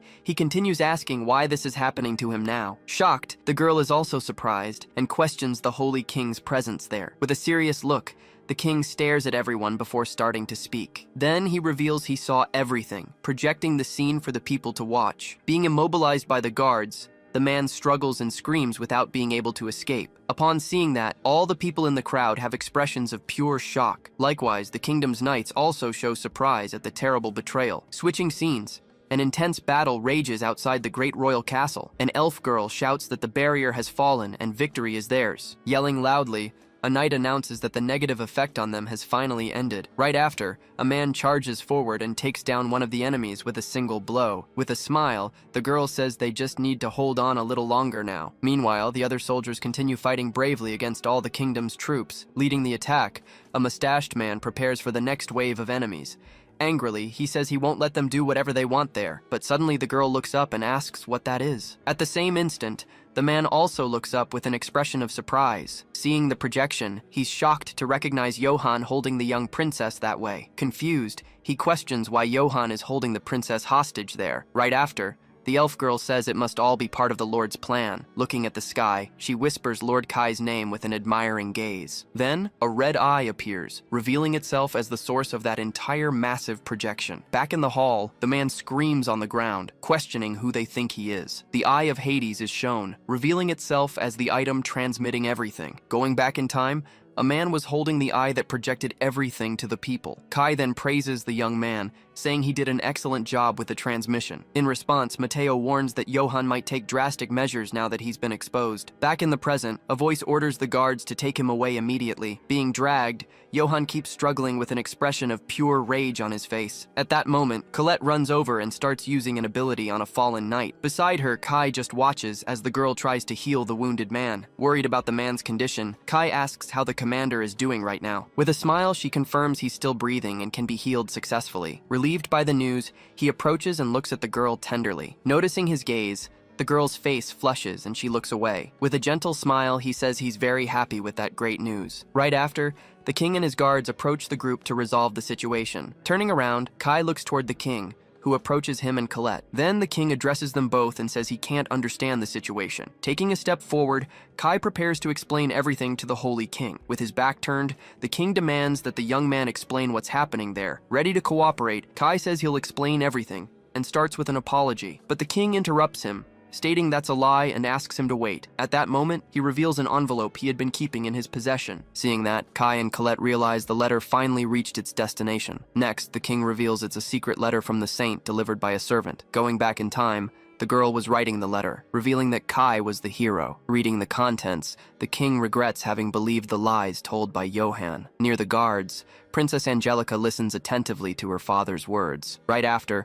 the king slowly approaches the couple, addressing the demon lord. But suddenly one of the kingdom's knights comes running with urgent news. Out of breath, the guard reports that the demon lord's army has stopped the attack. Hearing the news, the king finally seems to understand what actually happened there. Then he explains his feelings, saying Kai saved his daughter but killed his soldiers. With a serious look, Kai responds that they also can't forgive the losses suffered, but the knight tries to say something, wanting to inform the king about a new fact. Whispering in his ear, he reveals there were no casualties except the kingdom's knights. Right after, Kai explains that his only objective was to neutralize the forces and save Colette. He adds that they couldn't save the soldiers who used a certain type of power. Hearing this, the king is shocked at the possibility of such a feat being real. Kai then warns that this isn't a noble story, just that his army is strong. Confused by the statement, the king asks if there's some other objective behind this. Extending his hand, the young man says what he wants most is peace. Angrily, the king shouts that he's selfish, since they were the ones attacked, but he denies it, saying he wants the ceasefire, and questions if Kai is okay with it. Without hesitating a second, the young man confirms everything's fine with that decision. Next, he makes a request, asking where the traitor Johann was taken. Switching to the city, guards shout that the traitor escaped and order them to follow. Breathing with difficulty, Johann hides in an alley to throw off all his pursuers, but right after, he ends up surrounded by the knights, who warn him he can't escape. Facing the men, he says he wanted to prepare, but now has no other choice. Holding the bracelet, he declares he'll go to the world of the second journey right now. At the same instant, the knights raise their swords, preparing to advance against the traitor.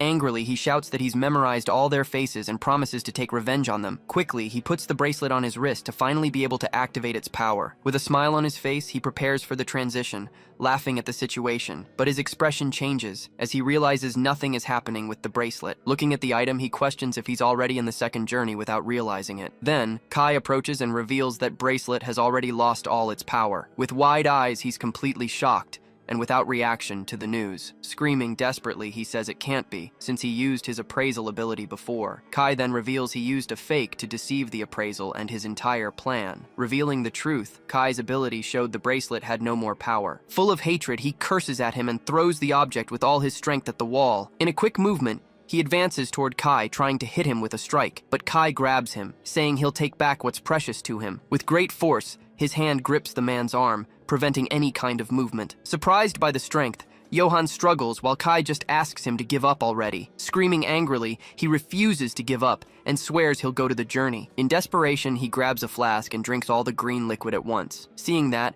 Kai's face fills with anger and surprise at the action. Beside the guards, Colette realizes that might be a level booster. Then, Kai questions if he's willing to die just for a bit of power, but his body starts to change, and he questions the number the other mentioned. With a smile on his face, he reveals that's a much stronger version. He then shouts that it puts him at level 900 and has no side effects. With an insane look, he says that now no one in the world can stop him anymore. Wrapped in energy, Johann's body grows and becomes much stronger. Seeing the transformation, Colette and the guards are completely terrified by the scene. Remembering the past, he recalls his promise that he would kill the demon lord. Meanwhile, Kai just stares at the enemy with a serious expression, showing no fear. With a smile, Johann says he'll take the saint on the second journey. Watching the enemy, Kai and his men prepare for the inevitable confrontation to come. Remembering earlier, Kai realizes that Colette is still under Johann's spell. He then understands that he needs to find a way to break that containment spell. Shortly after, Johann says he's underestimating him because a sage can also fight. Then, he concentrates a great energy in the palm of his hand, showing his power. Smiling, he closes his hand and prepares a powerful strike against his great rival. Right after, he advances and hits the ground with a blow that destroys everything. Totally impressed, the girl is amazed by the power he'd been hiding all along. Amid the wreckage, Kai remains standing without suffering a single scratch from the attack received. Looking back, he questions what the target of the blow he just launched was. With an angry expression, Johan stares at him fixedly before launching into the attack. Advancing quickly, he lands a powerful blow directly on his great rival's chest. The impact of the blow pushes Kai's body backward with great violence. Pulling back his arm, he shouts that he finally made him wait for that great moment. Right after, Kai is thrown with speed, hitting a distant tower of the great castle. Desperate at the scene, the girl screams Kai's name out loud. Running at high speed, Johan says he'll make an example of him for all the others. Then, he leaps across the rooftops, chasing his enemy who was thrown far away. With a smile on his face, he continues running toward his great opponent. As he approaches, he lands another blow,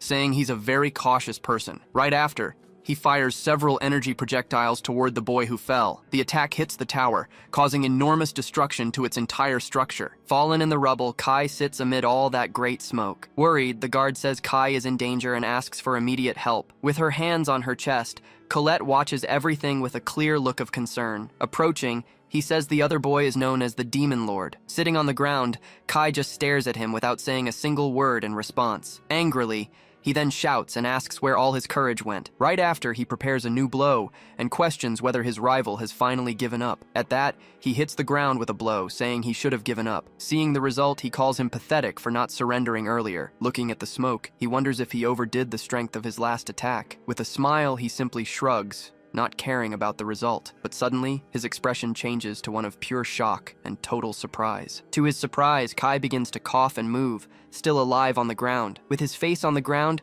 he finally turns and says he's surrendering. Finding it all very strange, he can't believe that surrender is really true. Then, he hears his rival make one last request, leaving him quite surprised by it. At that, he asks the man to break Colette's restriction before leaving. Hearing the request, Johan begins to laugh uncontrollably at that unexpected situation. Laughing, he refuses to grant the request, saying he'll never do that. Hearing the response, the boy's expression changes to one of surprise. He then reveals that the spell only breaks if he dies, challenging his rival. With a mocking smile, he says that will only happen if the other can do it. Surprisingly, Kai responds that the solution to the problem is quite simple to solve. In the same instant, he gets up from the ground, dusting off his clothes and cleaning himself. Seeing that, Johan's expression changes completely to one of pure shock and fear. Adjusting his collar, the boy stares at his opponent with a serious and threatening look. He then asks what happened, not understanding how the blow had no effect. With a cold look, Kai warns that now he doesn't need to hold back in the fight anymore. Taking a step back,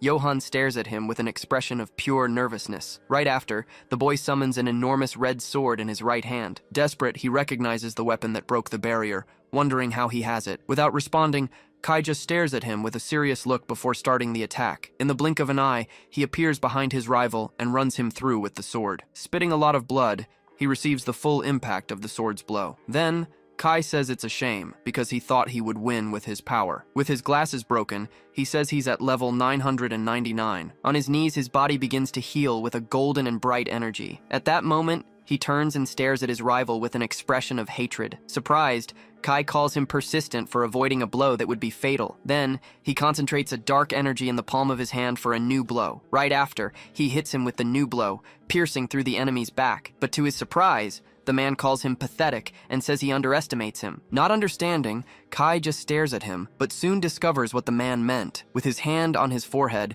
he begins to use a type of ability on the man. Frightened, he asks what the boy is doing, but he reveals his plan. Immediately, a red energy surrounds him, trapping his body completely on the ground. With red eyes, he screams in pain, feeling the power of that ability. Bleeding heavily, his eyes pop out, and he screams before being defeated. Screaming in pain, the man continues suffering from the effects of the terrible ability used. With his arm catching fire, Kai says that now he can enjoy his new life. Fallen on the ground, the fire spreads, and he screams that everything is burning. Without eyes, he begs for help, asking the boy to help him. Then, Kai says he'll save him if he answers all his questions. Right after, he questions the purpose of the booster, since a hero would be enough. Fallen on the ground, he responds that he doesn't know, as he was just being used. Amid the pain, he screams the Pope's name, leaving the boys surprised. With his arms crossed, Kai realizes that he doesn't seem to be lying about the Pope. While the man asks for help, he wonders what the purpose of all that is. When he begins to deny help, the man pleads again to be saved. He then reveals that the flame will continue burning until the man is defeated, but he promises that he will keep his promise and end all the suffering. Next, he gives a strong kick to the wall behind the fallen man. With the impact, the floor breaks, and he falls from the tower in free fall. Standing in the destroyed tower, Kai watches the enemy's body falling in free fall. Right after,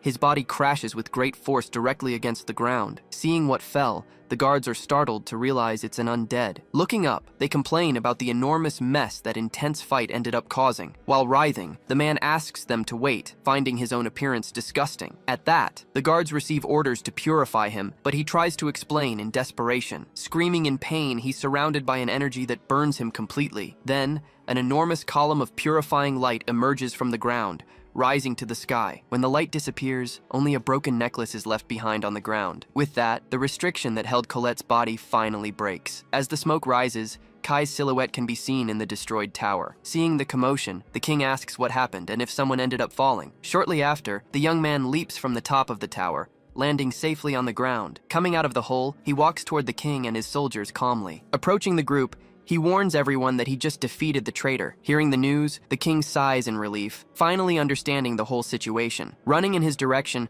Colette hugs him, saying she's glad he's okay. With a smile, she says she's so happy he's safe and sound. With wide eyes, Kai is surprised by the girl's reaction at that moment. Then, she heals him and asks if he's injured after that intense battle. Touching his neck, he realizes the sacred chains are also gone. With a flushed face, the girl realizes she can finally keep her promise. With his eyes closed, he remembers the promise he made to the girl. Smiling, he answers that he's fine, making her even more relieved. Looking at him, she calls him and asks if they can stay together forever. With a smile, he responds that, of course, they can stay together forever. Holding her hand, he says he'll never let her go far away again. Happy and with a flushed face, she smiles at him with a loving gaze. Meanwhile, the king and his guards just watch the young couple's scene. Coughing a little, the king gets their attention, breaking the whole mood. Embarrassed by the situation, they turn to the king with flushed faces. Approaching, the king calls him to announce the truce to his people. Next, he asks the young man to be present during the big announcement. With a smile on his face, he accepts the invitation,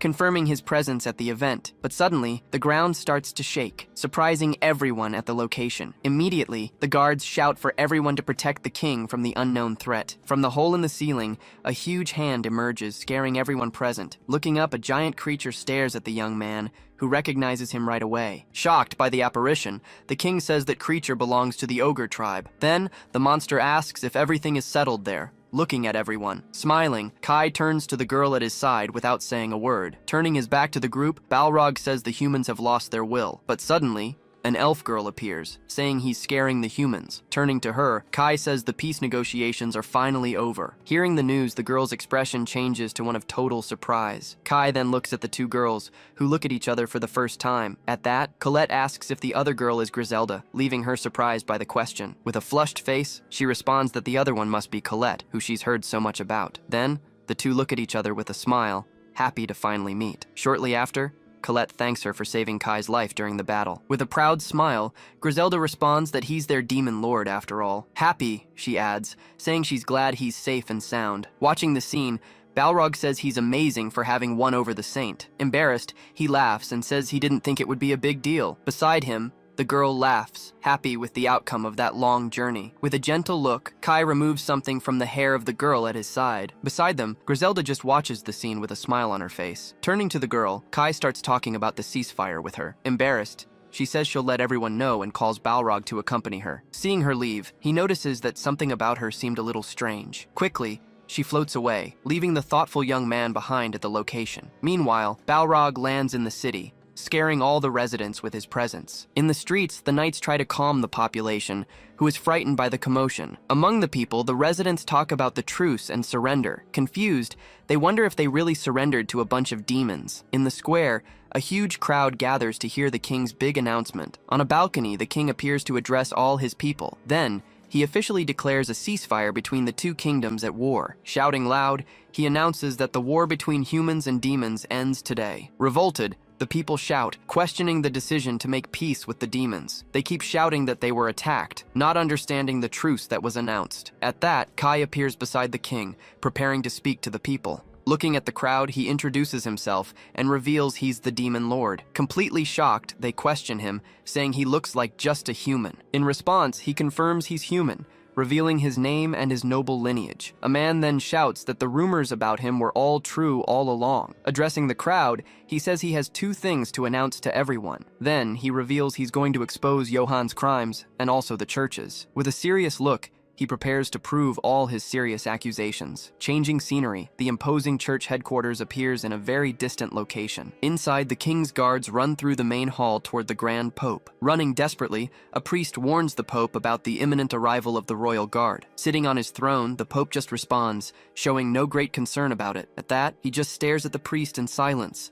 waiting for the man to finish the report. Sweating a little, the priest turns and asks what the Pope's orders are. At that, the Pope orders the royal guards to enter the grand main hall. Desperate, the priest warns that the king's guards are all completely armed, but with a serene look, he responds that justice is on their side. Entering the hall, a guard accuses the church of manufacturing and selling illegal drugs. Hearing the accusation, the Pope remains silent, showing no reaction whatsoever. Meanwhile, the other royal guards just stare at him, waiting for an answer. With a serious look, the Pope stares back at the men, ready to respond to the accusations. At that moment, a priest shouts, saying they can't invade the place like that, but the guard responds that if he comes quietly, they can make things easier. Seated on his throne, the Pope asks where Johann is, ignoring the accusations. Hearing the question, the guard falls silent, not knowing what to answer. The Pope then asks if Saint Johann is dead, wanting to confirm the fact. The guard confirms the death and accuses Johann of using the knights in his experiments. He adds that they couldn't ignore such a great atrocity, but the Pope corrects him,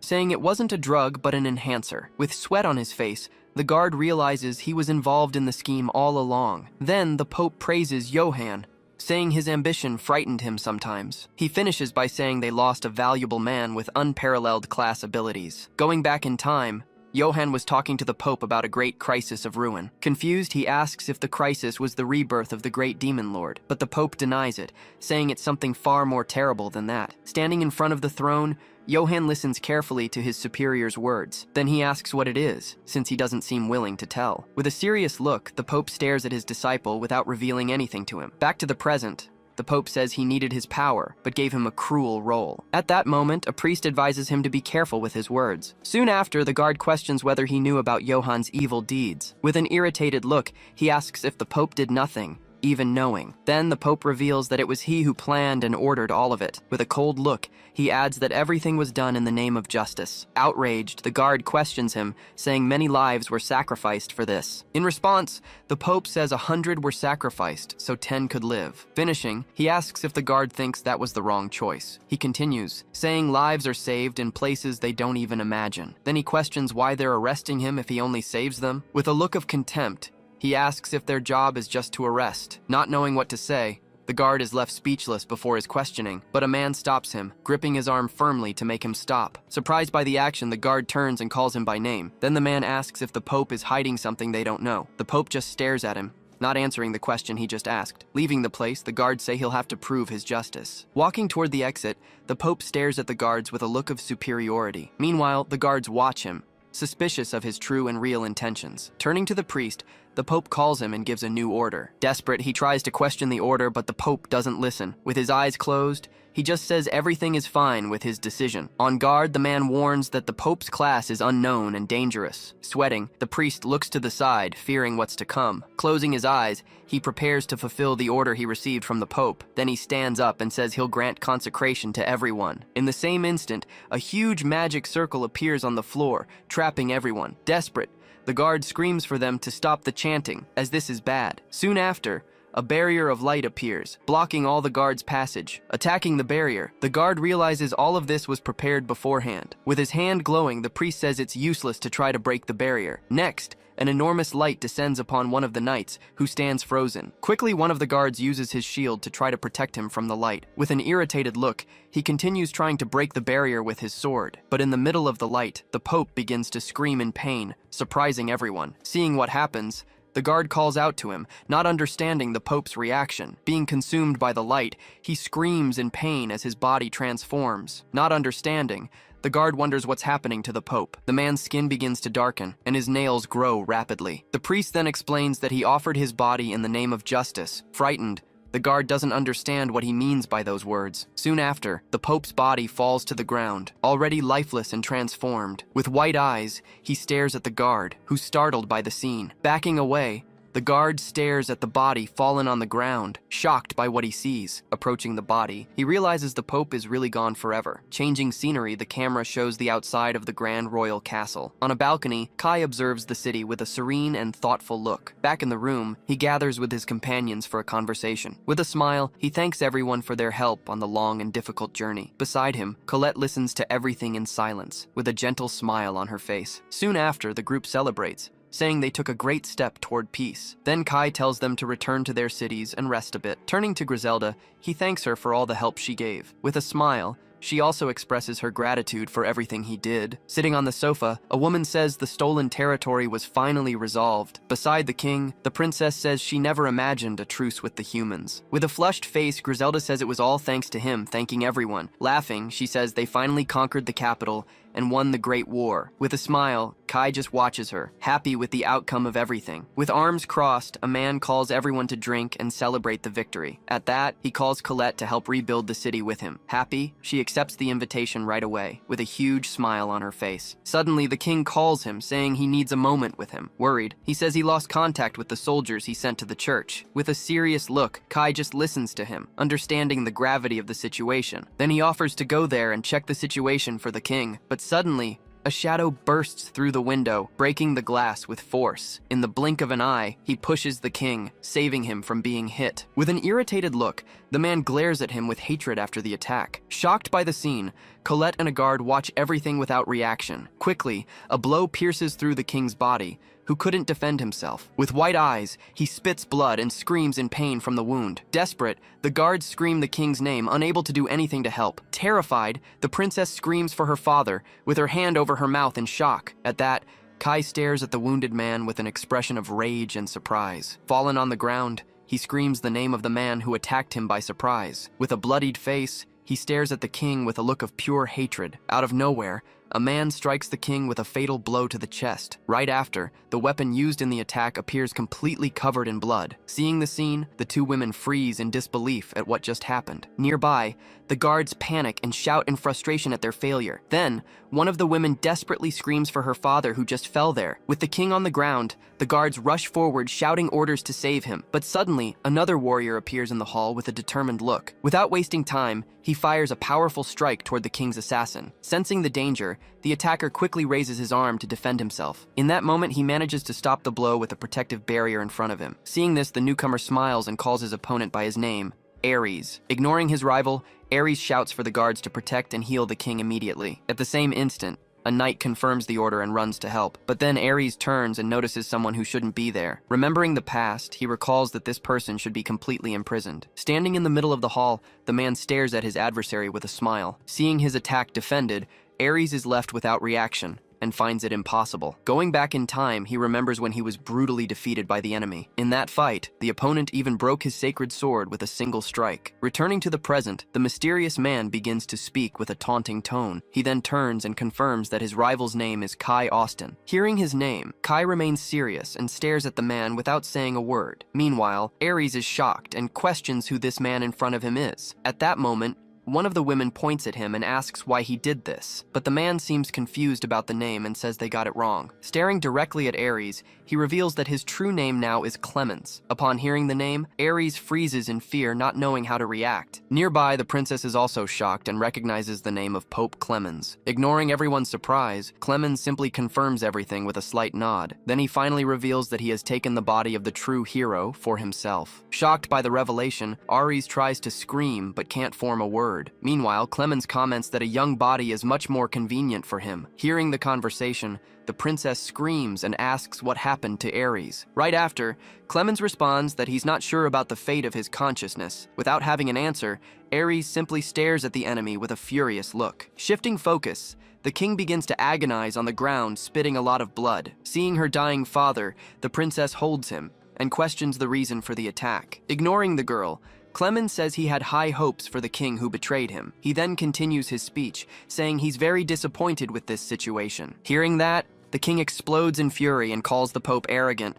But Clemens simply says it seems the king still hasn't understood anything. Gesturing to the castle, he says he'll explain who really takes care of the people. Then he reveals that the church is the only one seeking peace and justice. In anger, the king shouts that this isn't justice at all. Right after, the king finally passes out because of the severe wound he received. Screaming desperately, the princess sees a woman trying to heal the fallen king on the ground. As she begins the healing, the woman notices something strange and becomes afraid. At that, Ares shouts nervously and warns that the healing magic isn't working. Despite the effort, the king's wound won't close at all. Right after, he understands that this is a spell to block recovery. Seeing that the king resists, Clemens decides he's going to end everything now. Then, the guards form a barrier in front of the royal family to protect them. Preparing to attack, he grips his weapon tighter and concentrates. With a confident smile, the false hero prepares to attack everyone. Right after, he concentrates an absurd amount of energy into his enormous blade. Seeing so much power, one of the knights is terrified, not knowing what to do. At that moment, Clemens fires multiple energy strikes toward the group of guards, but the true hero continues staring at the enemy with a very determined look. Shouting loudly, the guards say they need to become the king's shield. Then, out of nowhere, Ares advances quickly and tries to land a strike on the imposter. Seeing the advance, a woman shouts Kai's name with great hope. Meanwhile, one of the guards is impressed by the incredible speed of the attack. Advancing rapidly, Kai's eyes fix completely on his great adversary. But as he gets close, he notices the enemy's calm reaction and becomes tense. At that, Clemens taunts him, saying he made a mistake getting closer. Right after, he fires an energy strike directly at Kai's chest. Throwing the hero backward, the attack hits him with impressive force. Seeing the scene, a guard shouts that the hero was thrown far away. Despite the strong impact, Kai manages to land on his feet, staying firm. With an evil smile, Clemens has an expression of madness on his face. Looking at the hero, he says he finally understood what was happening. Nearby, the princess is completely without reaction, seeing that Kai survived. Then, the guards comment in shock that he withstood the blow and is still alive. With his body recovered, Kai stares at the enemy with a very defiant look. Staring back, Clemens says this power doesn't belong to a human. Suddenly, the false hero's body begins to heal automatically. At that, he reveals he has the self-healing ability of the true hero. Analyzing the situation, Kai realizes his level is 900 and it will be difficult. Even so, he stares at the enemy with a serious and very determined look. Ignoring the tension, Clemens says he finds his anger pathetic and meaningless. In anger, Kai responds that he finds everyone there pathetic, including Clemens himself. Hearing the response, Clemens smiles and says,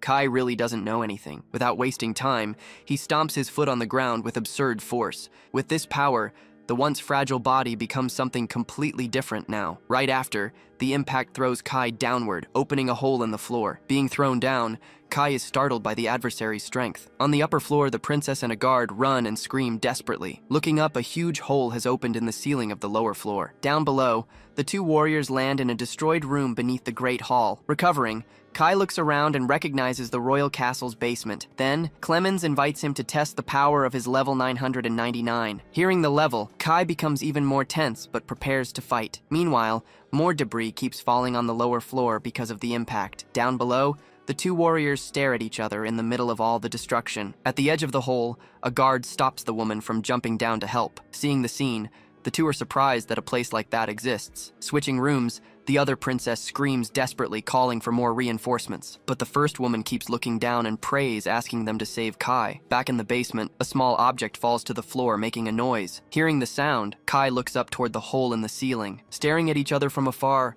the two fighters prepare for the next round. Upon hearing the level, Kai realizes there was a better version of the item. Standing confidently, Clemens awaits his opponent's first move in the basement. Looking calmly, he stares at his rival without showing any concern or fear. Then, he grabs his weapon, preparing to start the big fight soon. Kai then observes the sword and realizes it doesn't look like a sacred weapon. Confident in victory, Clemens challenges Kai and asks him to show his power. Upon noticing the situation, Kai is shocked because his rival's sword disappeared. With great anger, he shouts, asking what the great villain's objectives are. Without responding, Clemens says he wants him to attack with full force. Confused by the request, Kai just asks the reason for doing such a thing. Then, Clemens says he needs a good reason to be able to fight. Then he reveals he'll use Colette to go to the second playthrough. With a smile, he says his main objective is the Saint of Time. Right after, an energy strike advances toward the hero with speed. Trying to defend himself, Kai raises his hand to stop the enemy's attack, but the strike is blocked and Clemens doesn't seem to understand what happened. Suddenly, Kai's body changes and releases a great dark energy. Seeing the transformation, Clemens is surprised and excited by the great power. Then Kai warns he'll show his true power to the villain now. Rushing forward,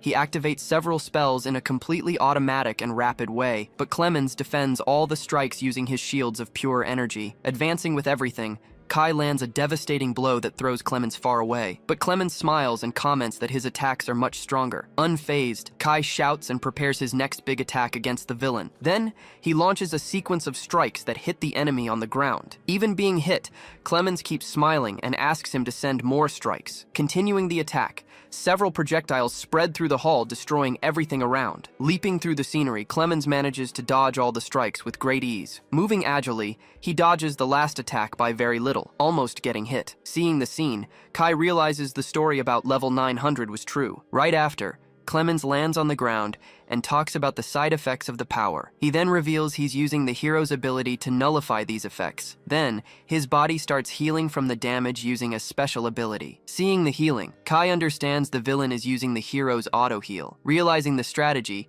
he notes he can't aim at his body's self-destruction, but Clemens questions Kai and asks if he's underestimating him with his magic. Shouting irritated, Clemens says that's not what he really wants to see now. With a furious look, he shouts he wants to see the power of the second playthrough. Hearing the demand, Kai finally understands what the great villain's plan is. He then thinks about his secret class that lets him use dark magic. With his hand on his chest, he reflects on the unique magic he avoided. Holding an item, he decides he has no other choice but to fight. But Clemens threatens him and says he's going to shake things up a bit more. Worried about the threat, Kai asks what he's planning to do now. Then, the villain prepares and starts summoning a new and powerful weapon. Right after, he summons his sword of sacrifice called Brianak to fight. Seeing the weapon, Kai is shocked and wonders what that is. Then, Clemens holds the giant sword that emits a very strong and bright energy. With a smile, he warns the real show starts right now. At the same instant, a huge explosion of light illuminates the entire great hall. Up above, the people at the edge of the hole watch everything without being able to help. Seeing the light,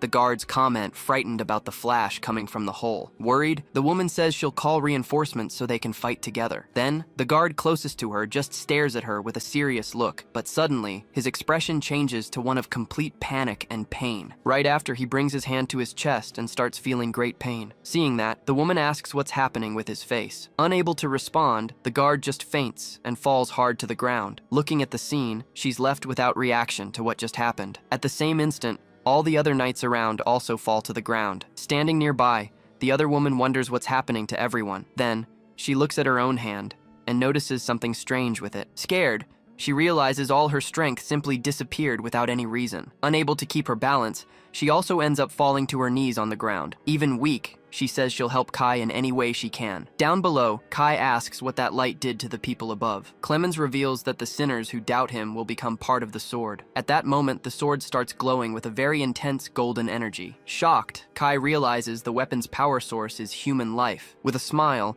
Clemens confirms that's his unique class ability. Wielding the sword, he says, "This is a divine power to defeat evil." Feeling the energy, Kai is thrown back by the force of the sacred weapon. He then realizes the energy is stronger than that of Ares' sword. Irritated, Clemens asks if his comment was just some kind of sarcasm. Without responding, Kai prepares a dark energy in his hand to be able to counterattack. He then says Clemens should learn a thing or two about the location. At the back of the hall, a demon statue that everyone forgot appears there. Then Kai completes saying everyone forgot about that secret room they're in. With its red eyes, the demonic statue stares at the two warriors from afar. Looking around, Kai wonders in surprise if this is a secret room. Before him, a giant demonic statue appears with Clemens standing right in front of it. Taunting the hero, Clemens says he lived his life without understanding anything. Hearing the insult, Kai stares at the enemy with a serious and very tense look. He then thinks he had never heard about that statue in the castle's basement. Standing there, the two rivals face the base of the enormous shadowy statue. Right after, Clemens reveals that this is the statue of an evil god. Not understanding anything, Kai asks if he was talking about the feared Demon King, but Clemens denies it and explains that this is the real threat that always existed. Returning to the past, Kai remembers the true threat he encountered on his journey. Back in the present, Clemens complains about the darkness and decides to light up the place a bit. With just one hand, he begins to create a very strong and intense golden light. Then, the light illuminates the hall and reveals the statue that was in the darkness. Looking at his rival, he simply asks if Kai managed to see what it was. Seeing the image, Kai is shocked and starts to break out in a cold sweat from fear. Looking at the creature, Kai realizes its resurrection will cause unimaginable slaughter. Nearby, an ancient mural shows the evil god taking advantage of human sacrifices. Then, Clemens explains that the evil god is always watching everything from afar. According to him, the creature awaits a strong vessel so it can finally revive soon. Revealing the plan, he says the Demon King is just a pawn in this. At that, Kai gets irritated and asks why no one ever talked about this before. To the side, another mural shows the creature devouring several humans to grow stronger. Clemens then reveals that this is a secret kept only by the Holy Church. Shifting to the past, the Great Church headquarters appears on a cloudy day. Inside, a priest taught that the church was born for weak humans. Following the doctrine, people had to accept all trials from their god. With a book in hand, they said that even death was sacred. Returning to the present, Kai is speechless hearing all the terrible truth. Meanwhile, Clemens turns to Kai with a serious and determined look. He then states that his justice is completely different from the one preached by the church. Terrified by the revelation, Kai starts to break out in a cold sweat, not knowing what to do. Without hesitation, Clemens attacks the human statues with a strike from his sword. At the same instant, the humanoid figures just stand still before the great attack. He then warns that he will oppose this entity with all his strength. With his sword in hand, he shouts that he will defeat the evil god. Hearing the plan, Kai is even more shocked and paralyzed by the situation. Then, Clemens explains that this is the reason why he seeks so much power. Not believing it, Kai asks if Clemens is really serious about his plan. Ignoring the question, Clemens just stares at him with a serious and determined look. Right after, he advances toward Kai with his sword shining intensely. Desperate, Kai shouts that it's impossible to fight against a god that way, but Clemens ignores the shouts and concentrates to fire his next attack. Then he fires a powerful energy beam toward his opponent. With the attack, he shouts for Kai not to disappoint him during that great battle. Next, he calls him second playthrough guy with a furious look. Receiving the attack, Kai is terrified and tries to dodge with a quick movement. At the same instant, he falls to the ground and blocks the strike with his weapon. With great force, he tries to resist the impact of the great enemy's sword. Being thrown backward, Kai manages to stop the attack, sliding across the basement floor. He then summons a new sword, which reacts with his great energy. At that, Clemens advances with a shield to protect himself from any counterattack from him, but Kai begins to feel enormous pressure and can't move anymore. He shouts that the sword is too heavy and that he can't take it anymore. The energy pressure throws him to his knees on the ground, almost defeating him. Looking to the side, he realizes the great danger he ended up getting into. Leaping through the air, Clemens advances and says a direct hit will be the end. With a serious look, he continues the attack without giving his rival a chance. Then Kai understands they're at the same level, in a terrible combination of powers. He thinks the enemy's class is unknown and opens his status window. With his eye glowing, he prepares to use all his power now. Analyzing his status, he thinks about the disadvantage his shadow attribute gave him, but suddenly, he hears a familiar voice calling his name from afar. Changing scenes, Sasha warns that the humans started to feel a lot of pain. Right after, several people appear on the ground agonizing without being able to get up anymore. Desperate with the situation, she asks what they should do to help everyone. Back in the basement, Clemens repeats that sinners will become part of his sword. At the same instant, his weapon begins to release a much stronger energy. Understanding the danger, Kai shouts to evacuate all humans from the city immediately. Looking for a clue, he uses his ability to assess the enemy's weapon. The analysis then reveals that the sword absorbs the life of everyone in the capital. Upon discovering the truth, Kai is paralyzed with fear, not knowing how to react. Remembering the city, he thinks of the tens of thousands of people who live there. With no time to think, he tries to block a powerful strike coming toward him. With difficulty, he realizes the villain has the power of thousands of people. Meanwhile, Clemens calls him pathetic and demands that he use his power. Tired of the situation, Clemens finally decides to give in and accept the great challenge. Suddenly, he summons two swords and launches them toward the ceiling. Seeing the attack, Kai is surprised and doesn't understand what he's planning. Right after, the strike explodes on the floor above, hitting the woman there. With the impact, she's thrown into the hole, falling toward the basement. While falling, she screams Colette's name, desperate with the dangerous situation. Seeing the scene, Clemens says she'll die if she keeps falling from that height. Then, Kai runs and throws himself to try to save her before she hits the ground. With a precise leap, he propels his body to be able to reach the woman. In the last second, he manages to catch her in the air, saving her life from the fall. In his arms, she stares at him and manages to say his name before passing out. Taking advantage of the distraction, Clemens advances and lands a direct hit on his back. With a smile, he says he'll give him a fatal wound to motivate him. But Kai notices the opening and decides to use one of his secret abilities. Using his teleport, he escapes the strike and reappears in the air with the woman. Shouting not to attack, Kai sees the enemy launch a strike against him, but suddenly, a shadow lightning descends and interrupts the villain's attack. Being hit directly, Clemens is electrocuted and becomes completely paralyzed with pain. Not understanding anything, Kai wonders in shock what that shadow thunder is. At that, a woman appears and reveals that that power is just an imitation. Looking back, Kai smiles, relieved seeing the person who saved him. On the ground, the new ally keeps Clemens trapped with her powerful shadow lightning. Recognizing the woman, Kai shouts relieved her name, which is Griselda. Landing on the ground, Kai places the woman to safety after saving her from the fall. Then he thanks Griselda,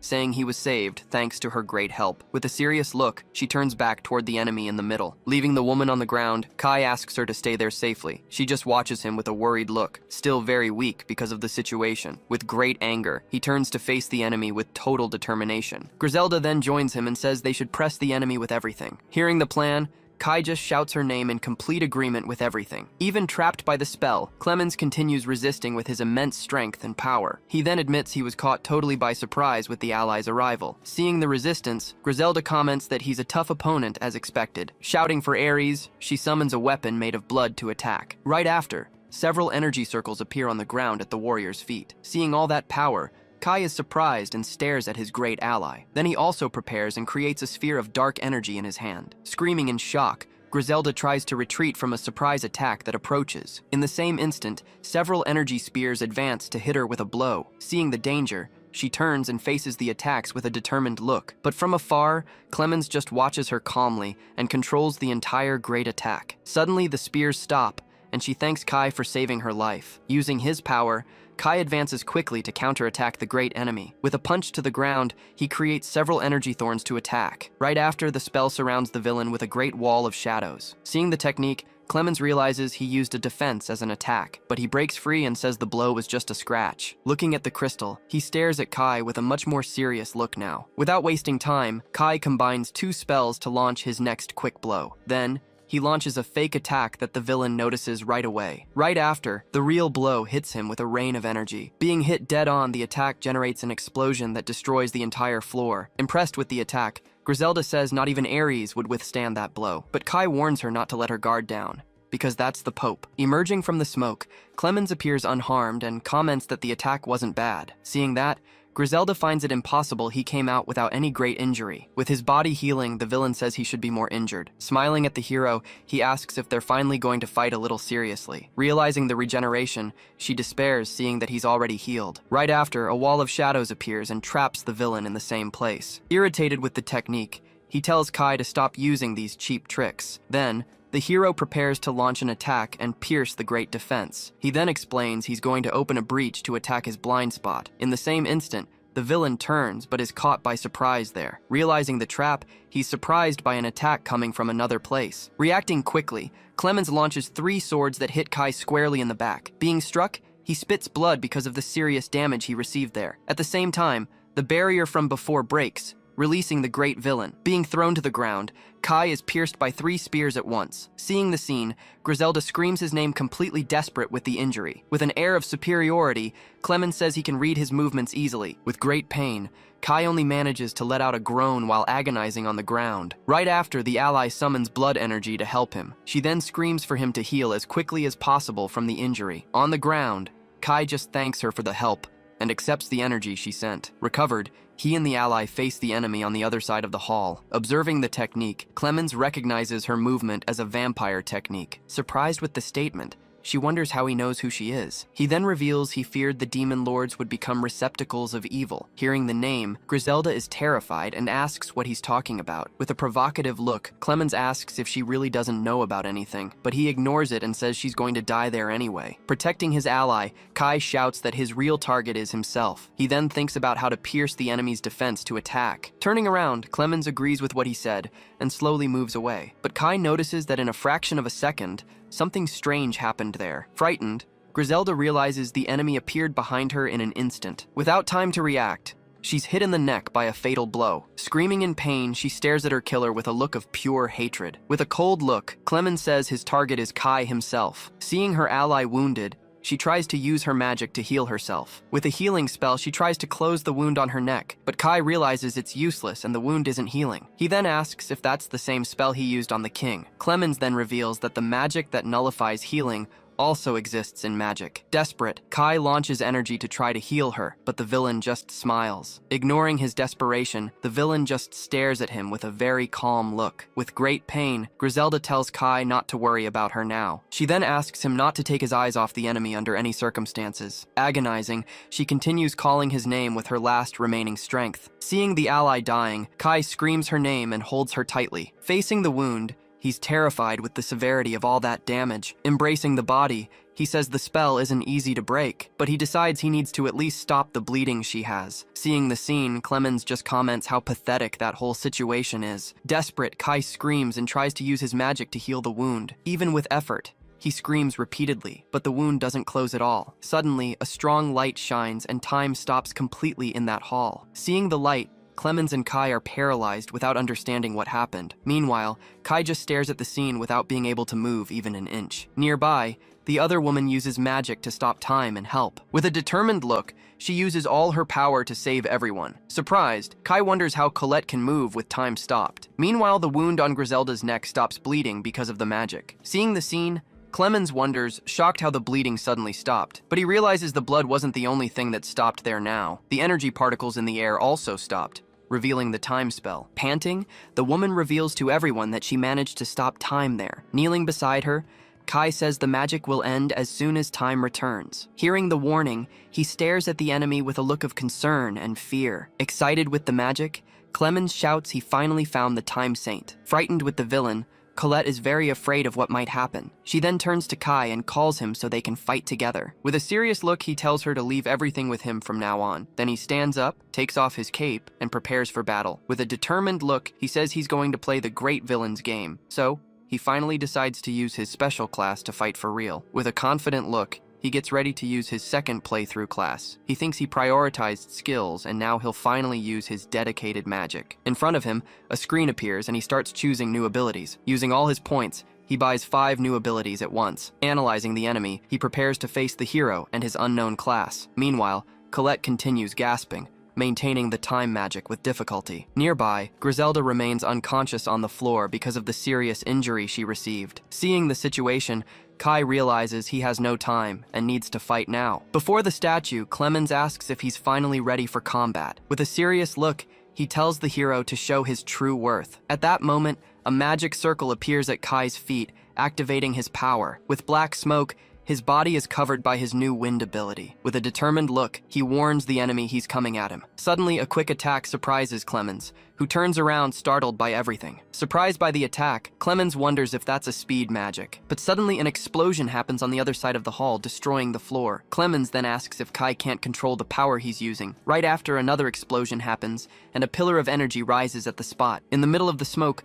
several shadow birds appear flying at high speed. Preparing for the attack, Clemens fires an energy strike against the birds. With a quick movement, he destroys all the enemies with a single blow. The smoke from the birds then spreads, covering the entire hall with darkness. In the middle of the smoke, Clemens tries to see, but can't see anything there. Taking advantage of the distraction, Kai advances and lands a direct hit on the enemy. He then reveals the smokescreen was used to create a clone. Irritated with the strategy, Clemens clicks his tongue and moves away from the attack. Tired of the fight, he says he'll end the child's play. At that, Kai prepares his next ability, concentrating a strange energy in his hand. With a movement, he creates an energy sphere that spins at high speed. Launching the blow, a torrent of energy advances against the enemy with force. Excited by the attack, Clemens advances with a smile on his face to counterattack. He then pulls back from the energy and prepares to defend himself from the blow. Seeing the defense, Kai realizes the blow needs a finishing attack. Being caught by the energy, Clemens is dragged by the current with great force. Unable to breathe, he starts to drown in the middle of all the energy. Preparing his attack,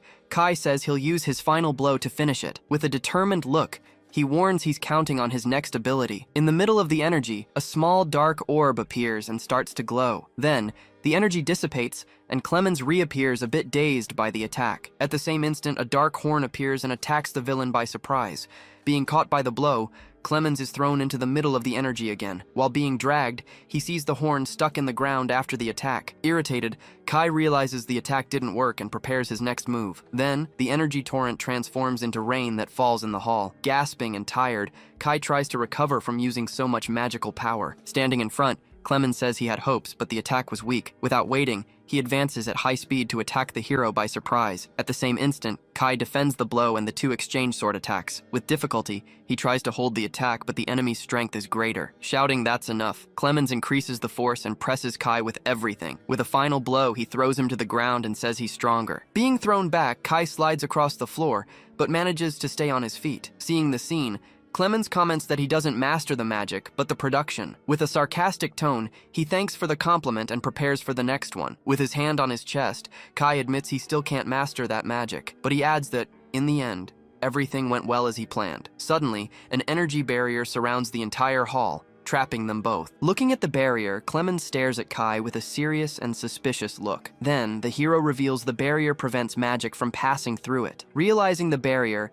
Clemens sees the sword's magic supply has been cut off. With a serious look, Kai warns he can no longer absorb the energy. He then thinks of the danger of letting the energy absorption continue. Worried, he remembers Colette, who was also being affected by the magic. At the same instant, thunder cracks and the barrier begins to form. With a determined look, he watches the barrier close around them. Smiling, Clemens praises the magic and the intelligence of his great opponent. Even without energy, his sword continues glowing with the same intensity as before. He then reveals the absorption was sufficient and he doesn't need more. Seeing the sword, Kai realizes the magical glow is still being maintained. He decides he'll create an opening with his attacks to be able to win. At the same instant, he summons a huge dark energy portal in the hall. Scared by the attack, Clemens stares at the portal with a look of panic. But suddenly, he starts to laugh, surprised by the hero's boldness. Ignoring the laughter, Kai just clicks his tongue and prepares for the blow. Facing the portal, Kai believes a blow of that size can defeat the villain, but he realizes he can't control the power and remembers a warning. Meanwhile, Clemens shouts that the portal is the hope for his victory. Hearing the shout, Kai stares at the enemy with a serious and very suspicious look. Smiling, Clemens admits he was underestimating his great opponent's power. He then says he needs to start fighting seriously from now on. With a movement,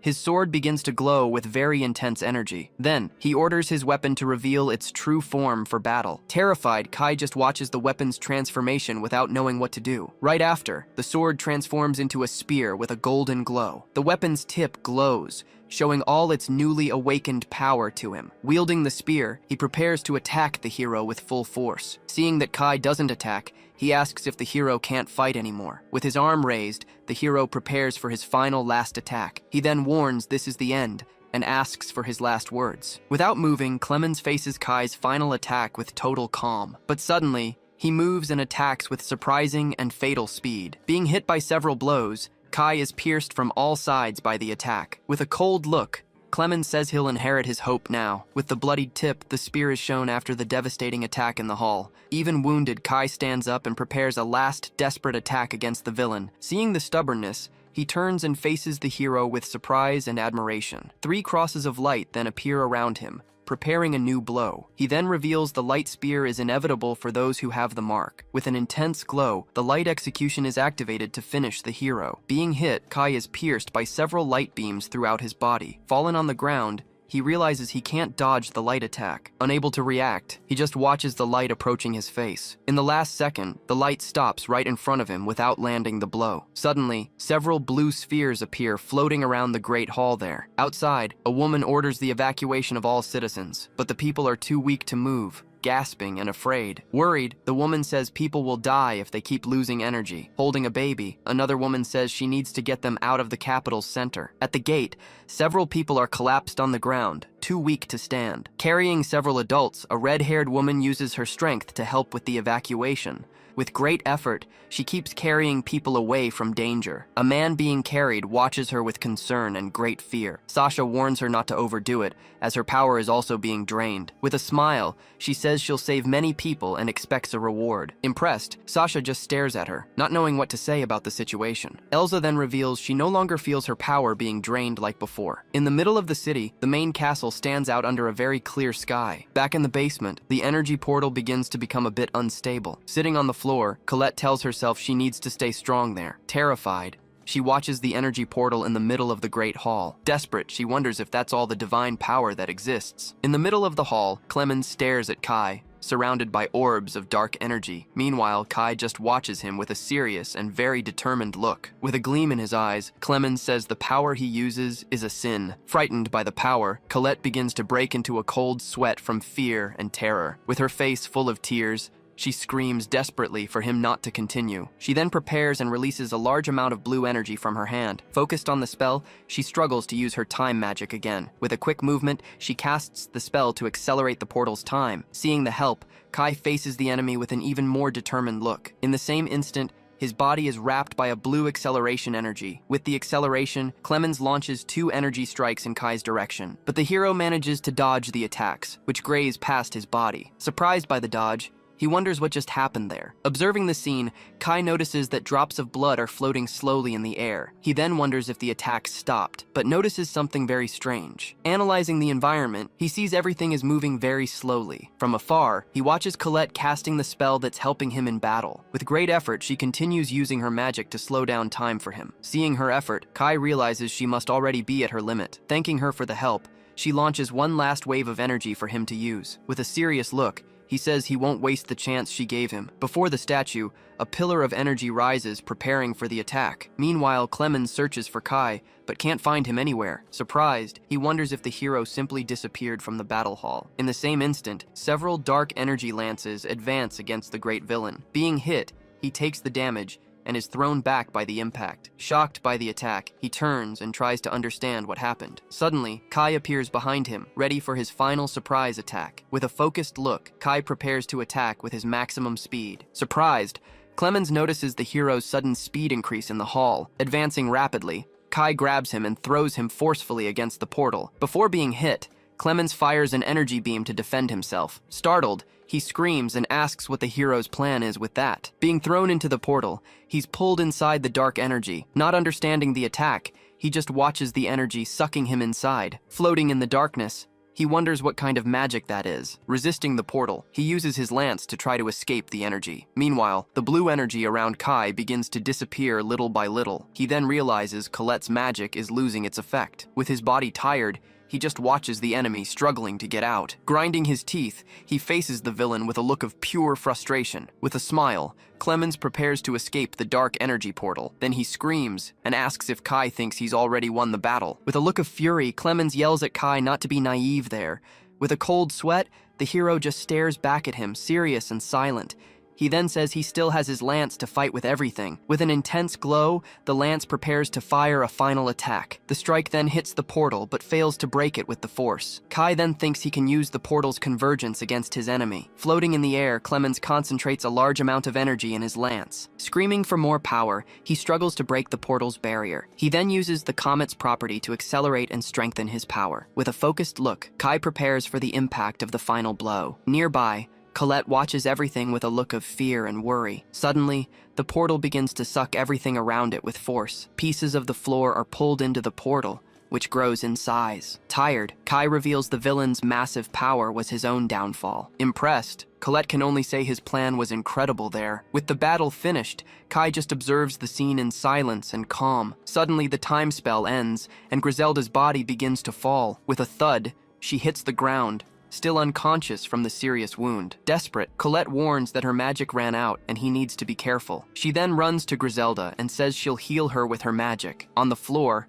a pool of blood forms because of Griselda's wound. Spitting blood, she wakes up and agonizes in pain from the serious wound. With tears in her eyes, Colette says she'll heal her as fast as possible. Gasping, Griselda can only let out a moan of pain while being held. Using her magic, Colette begins to heal the wound with a total recovery. The golden energy wraps around the wound, closing it completely in an instant. While being healed, Griselda's body is covered by a golden energy. With her eyes glowing, she feels the healing power restoring her body. In the same instant, her gaze changes, showing she's fully recovered. Surprised, she gets up and confirms she's completely healed from the wound. With a shy smile, Colette is happy she managed to help everyone. Right after, she faints from exhaustion, and Griselda thanks her for holding on. Unable to stay on her feet, she falls forward, completely without strength. In the last second, Kai catches her in his arms, preventing her from falling. He then thanks her for the help, knowing she was already at her limit. Shocked, Griselda asks what the meaning of that is, and what happened to the Pope. With a serious look, Kai just watches the battle's smoke dissipate. In the middle of the crater,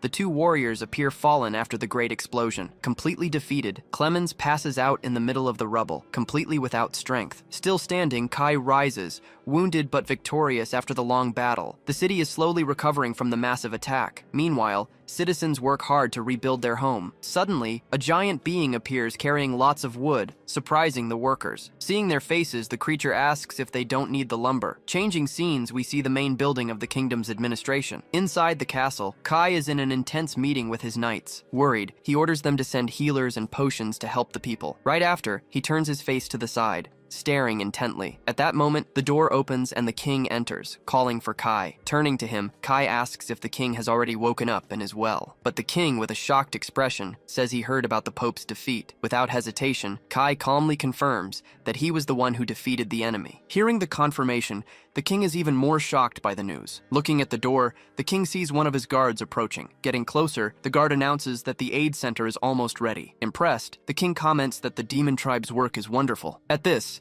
Kai explains that the knights and demons are cooperating on the construction, warning that, as soon as everything calms down, he'll withdraw with everyone. Hearing this, the king gets a serious and very thoughtful expression. Then the king turns to Kai, questioning the reason for that decision. Maintaining his posture, Kai stares back at the king without saying absolutely anything. But the king changes his expression and asks him to stay a little longer. Seen from outside, he says that both he and his people were saved. Remembering everything, the king adds that he stopped the Pope's conspiracy. Getting very close, the king excitedly asks what his favorite food is. Then he turns, saying he also needs to fulfill his role in the kingdom. Completely surprised, Kai stands still, not knowing how to react to so much gratitude. At this, the guard approaches and says that everyone is very grateful. Hearing the guard's words, Kai finally opens a small side smile, then showing the aid center ready, with several citizens being cared for. Organizing the wounded, an elf asks all healers to come closer quickly. Answering the call, they begin to use their abilities on patients in need. Meanwhile, a warrior praises Melty for her great talent with healing magic. With a smile, she says she studied this and is happy to help. But right after,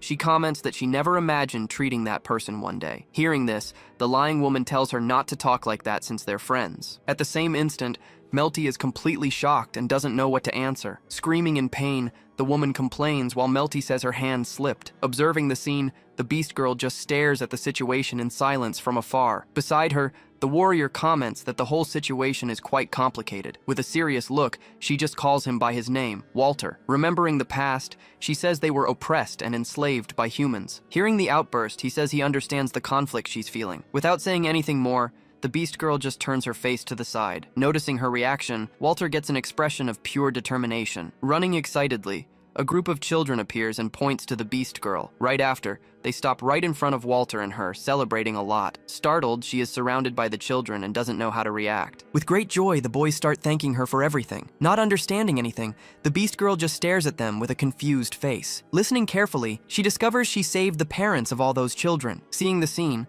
Walter comments that human children are quite direct. Completely embarrassed, the beast girl turns red and can't say anything. Observing from afar, Kai follows the entire interaction between them with attention. Then he opens a smile and calls everyone's attention there. At that moment, the king appears walking through the city along with his guards. Turning to him, Kai greets the king with a very determined look. At this, everyone in the place stops what they're doing to observe the king. Beginning a speech, the king says the kingdom suffered 2 great defeats, but he finishes by saying that, despite everything, they managed to survive bravely. Thanking publicly, the king says everything is thanks to Kai's great attitude. Therefore, he shouts that he will honor his wishes as thanks. Shouting to everyone, the king announces he will accept the demons as neighbors. Hearing the declaration, the demon tribe is completely shocked by the decision. At the same instant, the beast girl gets very nervous and without reaction to the announcement. Meanwhile, the citizens look at each other, also surprised by the news. Raising his fist, the king says everyone needs to unite little by little. Impressed by the speech, Walter says it's incredible that this is happening, remembering that it all started because of that man in black's attitude. At the end of the speech, the king turns to Kai and asks if he understood. Smiling back, Kai responds that he perfectly understood the king's message. Meanwhile, the crowd continues processing the kingdom's new reality in silence. Finishing speaking, the king turns and starts walking through the city, but suddenly the princess appears running in his direction, very worried. Running to him, she desperately asks where her friend Colette is. Hearing the name, the king gets an expression of shock and concern. Calming Calming his daughter, the king asks her to be much calmer. Still nervous, the princess continues with an expression of pure concern on her face. Then the king warns that Kai is taking care of her for security now. Changing scenes, we go to the distant territory of the powerful Marquis Austin. There, we see a huge mansion very well protected on all sides, showing that a new calm and sunny day is finally beginning there. Inside a room, the morning light enters through the window slowly. At this, Colette appears sleeping deeply and peacefully in her bed. Right after, she starts to open her eyes slowly, still half sleepy. At the same instant, she sits up in bed with a startled face. Sitting nearby, Kai wishes good morning while peeling a fruit calmly. Seeing him there, she is completely paralyzed and with a red face. Then Kai just looks back at her with a gentle smile. Realizing everything, her eyes fill with tears suddenly. At this, she jumps on him and hugs him while he warns of the danger. Hugging him tightly, Colette squeezes him while he smiles back. Right after, he holds her by the shoulders, looking directly into her eyes. Keeping the smile on his face, he stares at her very calmly up close. At this, she is completely surprised and without reaction to his attitude. Taking advantage of the moment, he simply asks for them to get married soon. Hearing the request, she gets wide eyes and is totally paralyzed. But then, a small smile starts to form on her face. Hugging him again,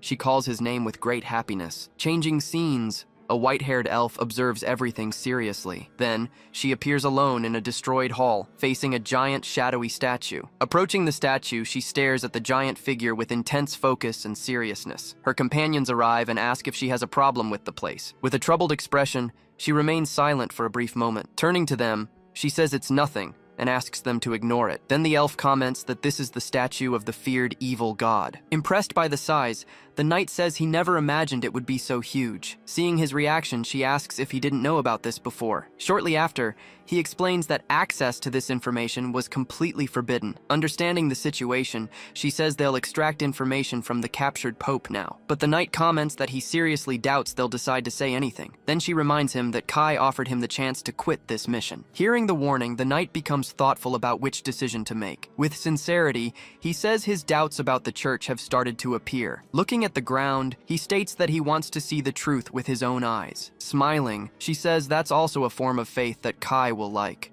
Scene change. Walter appears collapsed on the ground after drinking too much. Melty finds him and screams his name, completely shocked by the scene. Surprised, she comments that it's very rare to see the warrior drink this much. Still on the ground, he mumbles, asking about what wedding she's talking about now. Cutting to the ceremony, many flowers decorate the entire mansion garden. At the altar, Kai awaits the bride's arrival with a very serious expression. Going back in time, he remembers that his life was denied because of his class. He recalls a woman who despised him in a very cruel way. After that, he sees a man who lost everything amid fire and destruction. Abandoned by everyone, he was betrayed even by his own battle allies. Even after defeating the Demon King, he was betrayed at the last and decisive moment. Nearly dying, he even thought he should have accepted his death. But seeing Colette crying, he found the strength to keep living for her. Returning to the present, the church bell finally begins to toll for everyone. Embracing the bride, he finally celebrates being able to marry Colette. Facing each other, Kai and Colette draw closer in a very romantic moment. In the background,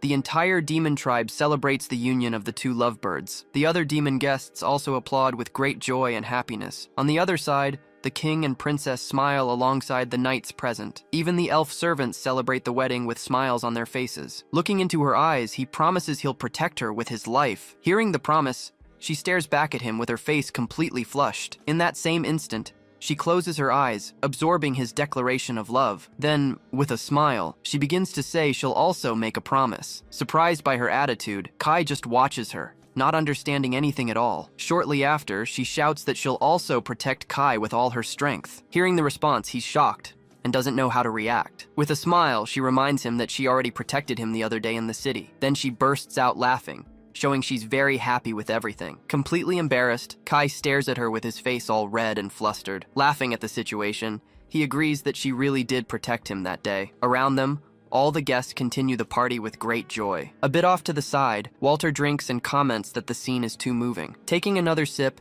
he laments that the world didn't become like this before. We see humans and demons fraternizing peacefully in the same space together. Then he says that maybe a certain person wouldn't have needed to die. In another corner, the king approaches and places his hand on the Marquise's shoulder. Looking at his son-in-law, The king comments that he's an excellent young man. Hearing the comment, the Marquis closes his eyes and seems to reflect deeply. Shortly after, he admits he was wrong about Kai being the right man. Nearby, the couple continues exchanging loving looks and sincere smiles. Seeing his daughter, the Marquis comments that what matters most is her happiness. In that same instant, Colette turns her face toward her father. Calling to him, the bride stares at him with an emotional and happy expression. Then the king, super excited, shouts to fire the celebration cannons. At the king's command, the mages shoot beams of light into the air. All the guests begin to celebrate the wedding with great joy. Then the couple walks together, passing by all their friends present there. Thanking everyone, Kai asks them to enjoy the party as much as possible. Seeing the couple's happiness,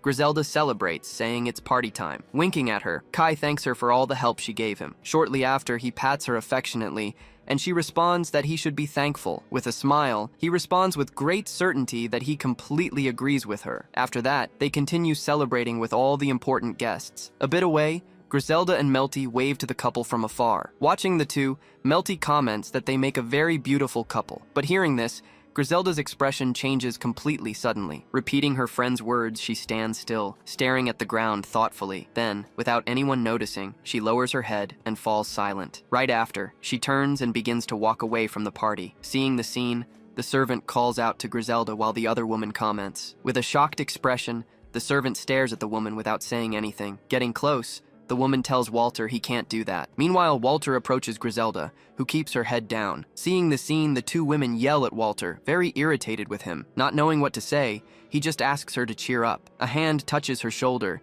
interrupting the moment of sadness. Suddenly, Walter screams in pain with his hand bleeding a little. Right after, he gets a look of pure astonishment, not understanding anything. Seeing what happened, Griselda apologizes, saying it wasn't intentional. Then she turns and runs off, warning she's going to step away. Running after her, the servant shouts, asking where she's going. Watching the scene, Walter comments that she's going through a difficult time. Scene change. Kai holds Colette's hand during the special ceremony. Then he places a bracelet on her wrist, and she asks what it is. With a smile on her face, she admires the gift she just received. Meanwhile, a man in the crowd looks at his hand, noticing an injury. In that same instant, something begins to drip on the ground near the flowers. Shortly after, we see drops of blood falling onto the rose petals. Shifting scenes, we see the demon territory, now a very peaceful place. There, the tribe's inhabitants tend to their crops and live in peace. One of the workers suggests they all take a break so they can rest. With a tired expression, their leader looks to the side, thoughtful. Observing the field, he comments that everything became peaceful since the Lord took office. With a smile, he mentally thanks Lord Kai for all his help. Far from there, the scene changes to inside a very luxurious castle. Sitting on the couch, a man demands payment of 100 million gold. Entering the room, Kai reassures the man named Gale about the promised money. Impressed, Gale praises Kai's courage for invading the capital to retrieve her. With a smile, she thanks him for the cooperation and for being with Kai again. Still on the couch, Gale says he's exactly what he expected from the man who interested her. However, he warns that he won't reduce the price by a single gold coin. At that moment, a bag of gold coins is poured onto the table. Seeing so much money, the powerful Gale has a look of pure astonishment. Suggesting he count the coins, Kai taunts him to be sure. At that, Gale says this is exactly what he'd expect from a Marquess's son. Suddenly, the red-haired woman enters the room screaming about her money. Startled, Gale looks to the side and asks what's happening there. Then she appears crying about her treasure that disappeared, showing the empty chests. With a smile, Kai says this is his private matter and dismisses it. With eyes shining, Gale says the details really don't matter anymore. Satisfied with the payment, Kai stands with arms crossed beside the bride. Remembering the past, Gale asks about the little one who came with him before. Changing scenes, we see a courtyard full of boxes and goods being prepared. There, Griselda is checking all the supplies with a clipboard in hand. But nearby, a group of men watches her with much mockery and contempt. With a serious expression, she stops what she's doing and stares at them. Laughing at her, the men say there's no way a demon can read. Hearing the insult, she simply closes her eyes and takes a deep breath, calming herself. With a mocking smile, the men continue laughing at the whole situation, but suddenly the guards appear, and Griselda orders them to capture them. Then she reveals they were stealing goods during the entire transport. Being dragged away, the The thieves scream desperately, begging to be released immediately. Impressed, they congratulate her and ask how she managed to discover everything. Explaining to everyone, she says the numbers in the books didn't match. At that, one of the demons comments that she's surprisingly very intelligent. Angrily, the servant says his comment is very rude. Then she shouts that there's no surprise because Griselda is very brilliant. Embarrassed, Griselda asks the servant not to exaggerate so much. Right after, the servant announces she's going to the soldiers' training now. Climbing the stairs,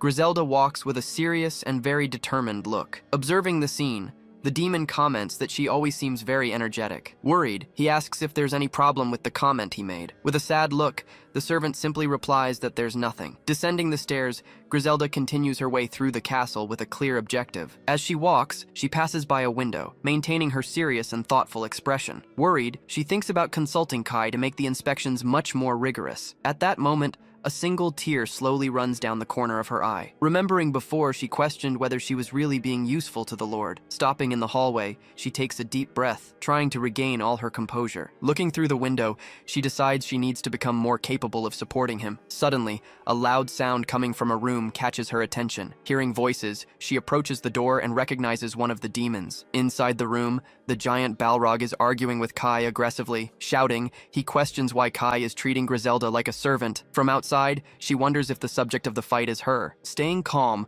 Kai simply stares at the other demon in silence for a moment. But the giant doesn't calm down and continues staring at the Lord with anger. Then Kai finally responds, saying he's understanding the whole situation wrong. Still angry, Balrog continues staring at Kai with a look of disapproval. Hearing the conversation, Griselda stands still behind the door, very attentive. With a smile, Kai affirms with complete certainty that Griselda is excellent. Then he explains that the peace in the demon territory was thanks to her. With a flushed face, Griselda hears Kai say it was all thanks to her work. Hearing his words, Balrog has a look of surprise. Remembering the past, Kai tells how she accelerated the reconstruction of their territory. Moreover, she maintained public order, ending all the bandit attacks. With pride, he finishes saying she has an indispensable existence for everyone. Completely emotional, Griselda's face turns red and her eyes shine. After the conversation, Kai turns and begins walking through the hall calmly, warning that now he's no longer needed in that place like before. Not understanding, Balrog questions him about what he's trying to say. Turning toward them, Kai announces he's thinking about leaving the castle. On the other side of the door, Griselda is in complete shock at the news. Continuing to speak,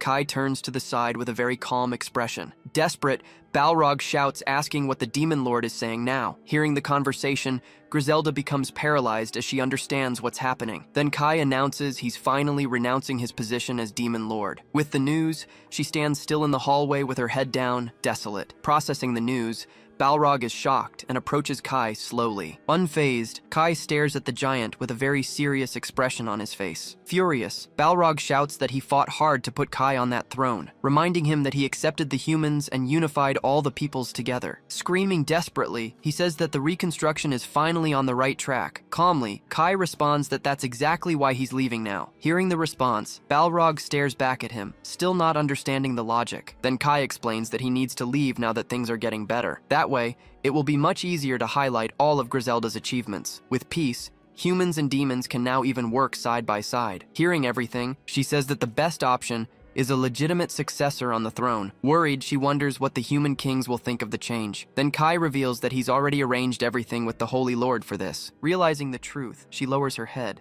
accepting that it's time to leave. But Balrog still tries to argue, kneeling on the ground, completely devastated. Stopping for a moment, Kai notices something strange and falls silent. Looking at the Great Hall, he wonders if the temperature really dropped. Meanwhile, Griselda descends the stairs, moving away from the discussion site. Outside, the wind blows hard, carrying the leaves through the air. Feeling the cold, the servant asks if the temperature really dropped a bit. Suddenly, she remembers the harvest report she received from everyone. Outside, wagons arrive with an enormous amount of fresh food. Impressed, the servant shouts that there's so much food, surprised by the abundance. With a smile, the demoness explains that the harvest was unprecedented. Proudly, she says that everyone's life has improved greatly with the peace. Hearing the report, the servant smiles, happy with the positive news received. At that moment, a guard calls her to the council meeting that's about to begin. Arriving there, the white creature asks about Griselda, who hasn't appeared in days. With a sad look, she responds that Griselda hasn't been feeling very well. Changing scenes,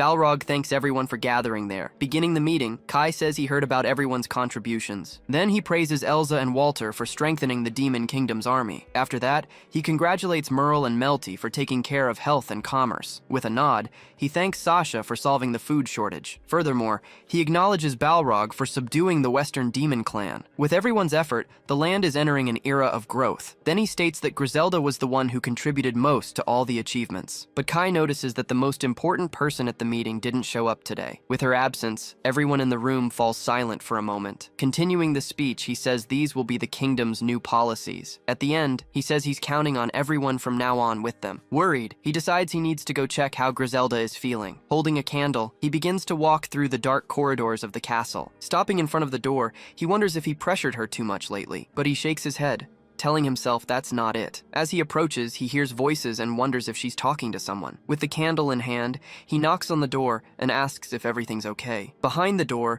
Griselda appears crying and is startled by his arrival. Worried, he says he found out about her health condition and got concerned. On the other side, she responds that it's nothing, and asks him not to worry. Not believing it, he asks if she's sure and if she needs anything, but she shouts, saying she needs to be alone in that exact difficult moment. Respecting the request, he just agrees and moves away from the bedroom door. Returning to the room, he finds Colette sitting, who asks about Griselda. With his head down, he shakes his head, not knowing what to answer. Worried, she says she saw her earlier, and that she seemed quite shaken. Lowering his gaze, he says he doesn't know what could have happened. With a smile, she tells him not to rush and to wait for her. At his desk, Kai agrees with his wife and returns to work on the papers. Then he sits down and begins to write, still thoughtful about the matter. Sitting at his desk, he begins to cough and feel very unwell. Suddenly, he stops and notices the presence of someone approaching him. With a strange smile, Griselda appears in the room with a very sinister look. Surprised, he asks if she's already feeling much better now, but she interrupts him,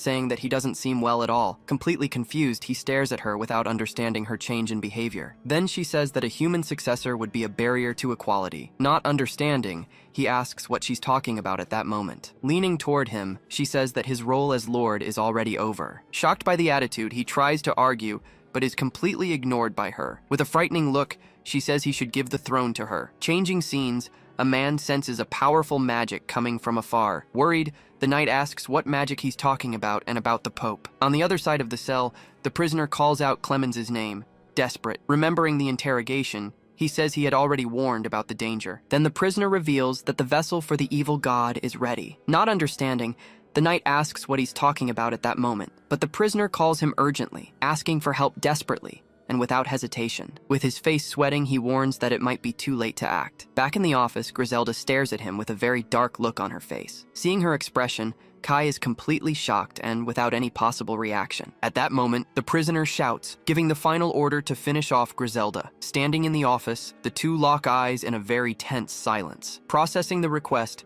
he asks if she really wants the Lord's seat. With a serious face, she stares back without looking away. Worried, he asks the reason for such a sudden and unexpected attitude. With her face sweating, she replies that it's not sudden at all for her. Hearing the answer, he realizes that something very strange is happening. Then she says she's thought it over and that she must take the throne. With a defiant look, she reminds him that he said so himself before. Shocked by the scene, the servant just watches everything with great fear. Surprised, he realizes she overheard the conversation he had with Balrog. With a dark look, she stares at him, confirming the suspicion in silence. Looking away, he gets nervous, not knowing what to say to her. Then he says he didn't expect her to volunteer for the position, but she continues to stare at him with a serious and very determined look. Worried, he turns to the window, thinking about what he should do, but he warns that there's still a problem to be solved between them. Then she turns to leave, saying she needs to handle the backlog of work. Stopping at the door, she turns her face, waiting for what he has to say. With a sword in hand, he says the demon lord must wield it. Remembering the past, he recalls a demon with a very frightening look. In his memory, her sword was completely destroyed in an intense battle. Because of this, he concludes she still hasn't mastered the technique completely. Then he says she has the ability and that he'll help her with the task. With her head down, she approaches him with a very strange expression. Suddenly, she lunges toward him with her hand extended, ready to attack. Completely shocked, he freezes and has no reaction to her attack. Extending her hand, she begins to summon a very sinister and different power. At that, the mark on her hand begins to spread and transform. Soon after, a red eye opens in the center of the mark on her hand. Frightened, he shouts without understanding what's happening happening with her power. With her hand extended, she releases an immense power throughout the hall. Straining hard, she concentrates to control the energy released from her hand. On her knees, she continues to release the power, which spreads in all directions. To protect himself, Kai creates a shadow barrier to contain the attack. At the same instant, the servant is also caught in the middle of the power explosion. Impressed, Kai comments that her magical power is really incredible to see. After a while, he notices the power explosion has finally diminished. At that, a strange sword with eyes appears embedded right in the middle of the floor. Kneeling on the ground, she holds the sword with great difficulty and effort. With a determined look, she stares at him, showing she's achieved her goal. Shocked, he wonders what that strange and powerful sword is. Running to her,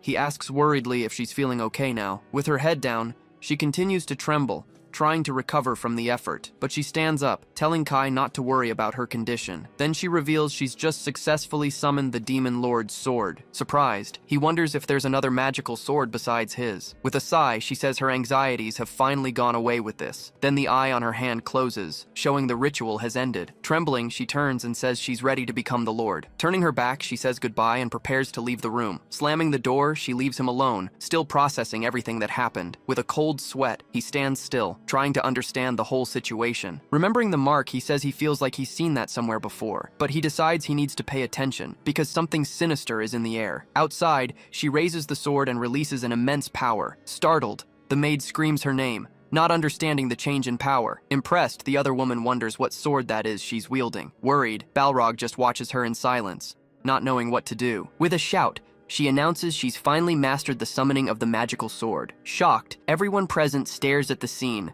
understanding that the time has come. With his eyes closed, Kai accepts the final decision that was made by her. With a determined look, she announces she'll assume the position of Lord. Before everyone, she stands beside him, ready for the new position. Looking at the crowd, he asks if anyone has any objection to the decision. At that, everyone present falls silent, processing the change in leadership. Then he warns he'll make a formal announcement and asks them to begin preparations. Extending his hands, he prepares to cancel his familiar contract. With a glow, the mark on his hand begins to slowly disappear in the smoke. Watching the process, Griselda follows the contract cancellation with attention. Worried, the Beast Girl asks if he's sure about what he's doing. With a smile, he says it's natural, since he's no longer the Lord. Excited, Elsa asks if she's also free from the contract with him, but he replies she's not, because she'd go around causing trouble. Irritated, she shouts that she's fine the way she is with him. With a serious look, Walter says he swore his loyalty to Kai. Then he states that, with or without a contract, this isn't irrelevant. With a smile, Kai thanks the loyalty and support of his friend. Then Elsa says he's a strange guy for his attitude. With his eyes closed,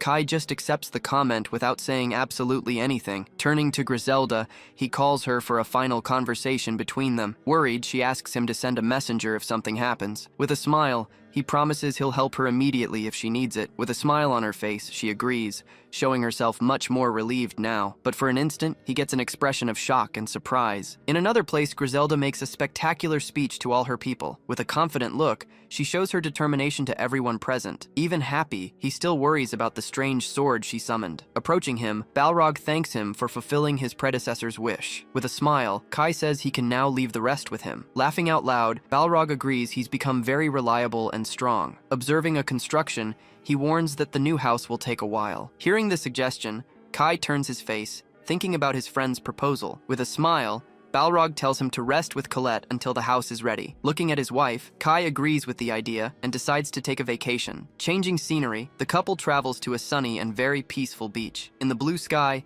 several seagulls fly freely, enjoying the good weather of the region. Soon after, they arrive at a coastal town with a very different architecture. Seeing the city, Colette is amazed and says the place is beautiful. With her eyes shining, she continues to explore every corner of the new destination. Running to the sea, she enjoys the moment while Kai follows her closely. But suddenly, the scene changes to a boy who desperately screams for his father. The scene shifts, and the story takes us to the great empire of Baldia. There, the couple explores the city and tries the local fruits together. Walking through the market, he tells her there's a legend about the statue. With a smile, he says that couples who touch it stay together forever. High up on the hill, the giant statue watches over the entire city. Super excited, she says they absolutely need to go there. Climbing the hill, the couple walks toward the city's great monument. Up close, they observe the statue with serene and peaceful smiles. Impressed by its size, They comment that the statue is truly enormous. With a smile, he jokes that it's extravagant to visit a statue with a saint. But suddenly, he starts coughing hard, feeling sick again. Worried, she turns and asks if he's feeling okay. Talking with her, he says he's already been to a doctor. Remembering the appointment, he tells her the cause is unknown and they need to wait. With a smile,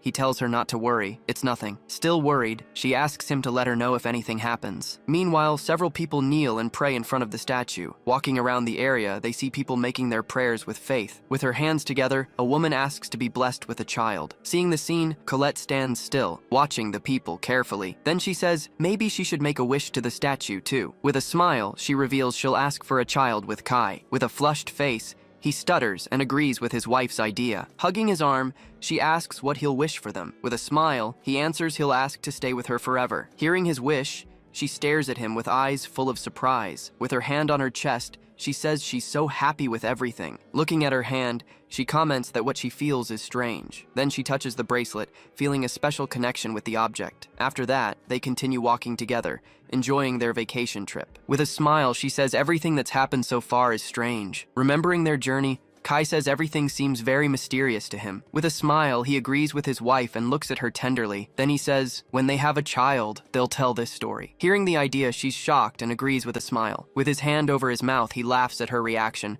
finding it all amusing. Meanwhile, other visitors approach the statue to make their wishes. Looking up, the couple prepares to touch the statue too. With their hands on the wall, they concentrate to make their wishes. Right then, he wishes to live forever with Colette, and for their child too. Suddenly, the crowd is startled when they see something strange in the sky. One of the men shouts, warning that something is falling toward them. Looking up, the couple is confused, not understanding what's happening. At that instant, they see a little girl falling from the top of the statue. Falling at high speed, the mysterious girl approaches the ground rapidly. Shocked, he yells when he realizes a child is falling from the sky. With her hand over her mouth, Colette screams for him to be careful of the fall. With a determined look, he prepares to act and save the little girl. In a quick movement, he runs and manages to catch the girl before impact. With the force of the fall, he slides across the ground, protecting her in his arms. Sitting on the ground, he holds her, still processing what just happened. Right after, he turns his face with an expression of pure confusion and surprise. In his arms, the girl squints her eyes,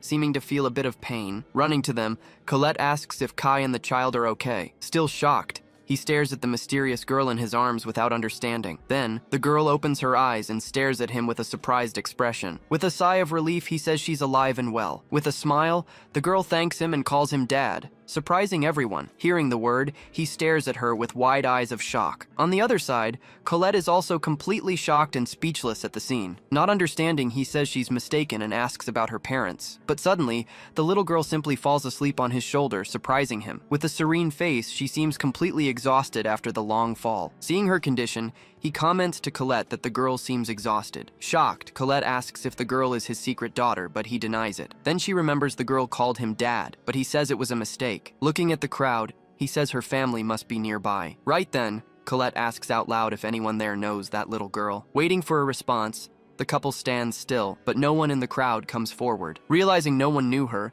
they move away from the area with the girl. Not knowing what to do, they decide to wait for her to wake up so they can ask some questions. Sitting on a bench, he comments that she's cute and looks like Colette. Caressing her, Colette asks if he really thinks that's true. Then, Colette responds that actually, she thought the girl looked like Kai. Hearing that, the two stare at each other with an expression of pure shock. Sleeping in Colette's lap, the little girl rests peacefully and calmly. But suddenly, Kai starts coughing again, feeling very sick all of a sudden. With wide eyes, he realizes something serious is happening to him. Then, he starts coughing blood, frightening Colette with the horrible scene. Desperate, she asks what's wrong as he doubles over in pain. Coughing more, he sees the blood in his hand, confirming the gravity of the situation. With a weak voice, he apologizes to Colette, unable to say anything more. Right after, he falls to the ground, passing out right in front of her and the girl. Screaming his name, she stares at him, completely panicking at the collapse. Looking up, she screams, asking him to hold on tight and not give up. At that moment, the little girl opens her eyes, waking from her deep sleep. Fallen on the ground,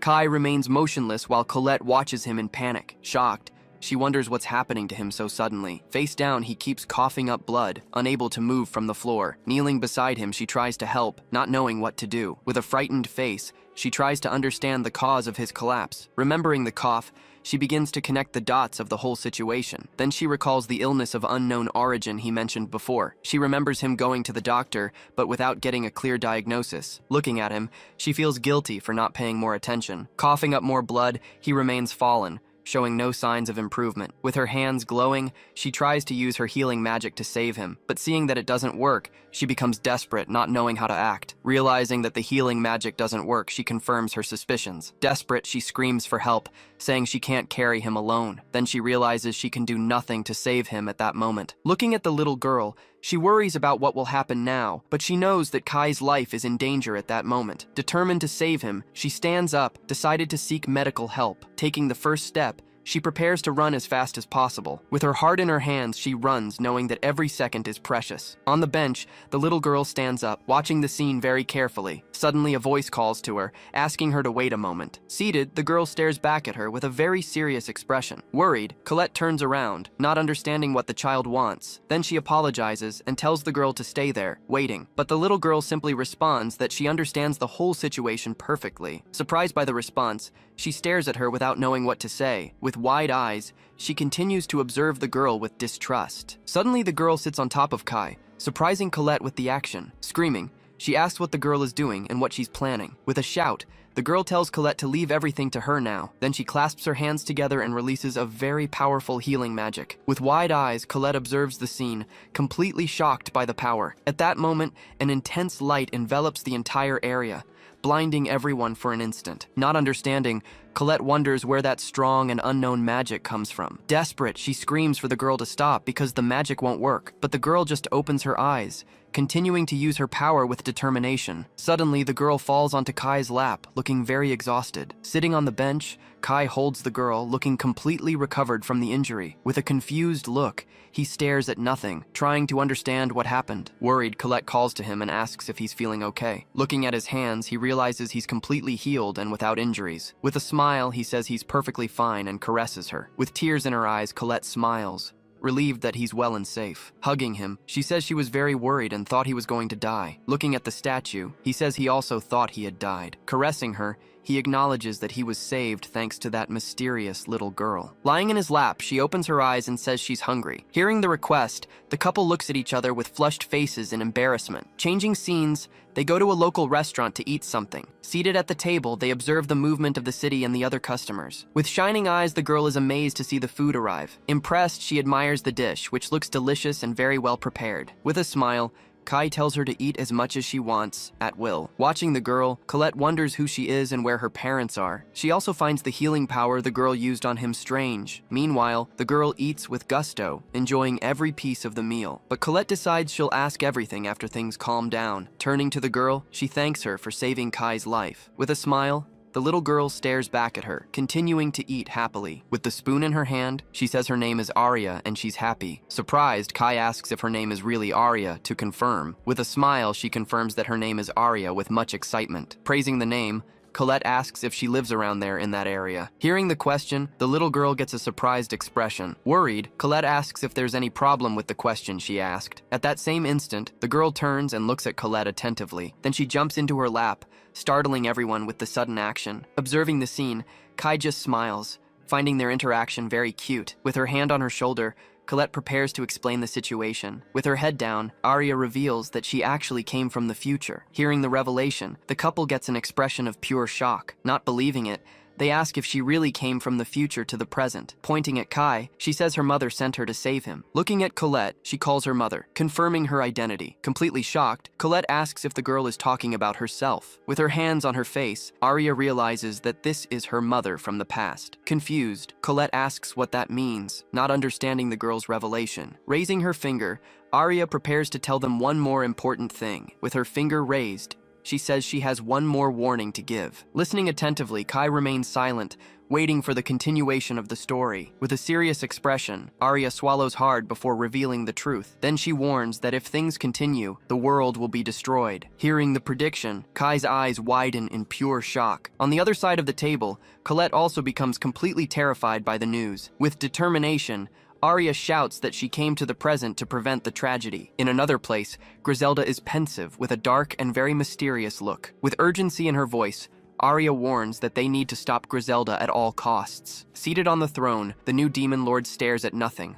lost in her thoughts. In a grand royal hall, an empty throne awaits someone very important. Meanwhile, a group of people gathers outside a building. Remembering an excess of miners, she orders them to be redirected to the construction site. Soon after, a man reports that there's resistance against the development of the agricultural lands. Determining the next step, she asks them to gather the specialists so she can speak with them herself later. Impressed with the result, an elf and her companion comment on how far she's come. But Elsa responds that all of it was thanks to everyone's hard work. At that moment, a drinking woman asks if she isn't pushing herself too hard. Then the blonde elf approaches, asking Elsa to please rest a little. With a worried look, the elf suggests that maybe it would be better for her to take a break. Squinting from exhaustion, she says that keeping busy helps distract her. Then she finally agrees, saying she'll rest, and climbs the stairs. Changing scenes, she enters a room with very detailed and elaborate walls. Inside, she stops in front of the window and wonders if she's doing a good job. Then she remembers the figure of a man, mentioning the name Lord Kai. Going back to the memory, she remembers a hand with some strange marks on it. Suddenly, a reddish eye appears and opens right in the middle of the hand. At the same instant, a mysterious voice in her head calls out Griselda's name. Then that voice asks why she isn't using the sword it gave her. Returning to the present, Elsa reacts by denying and says she won't use that sword. Continuing her denial,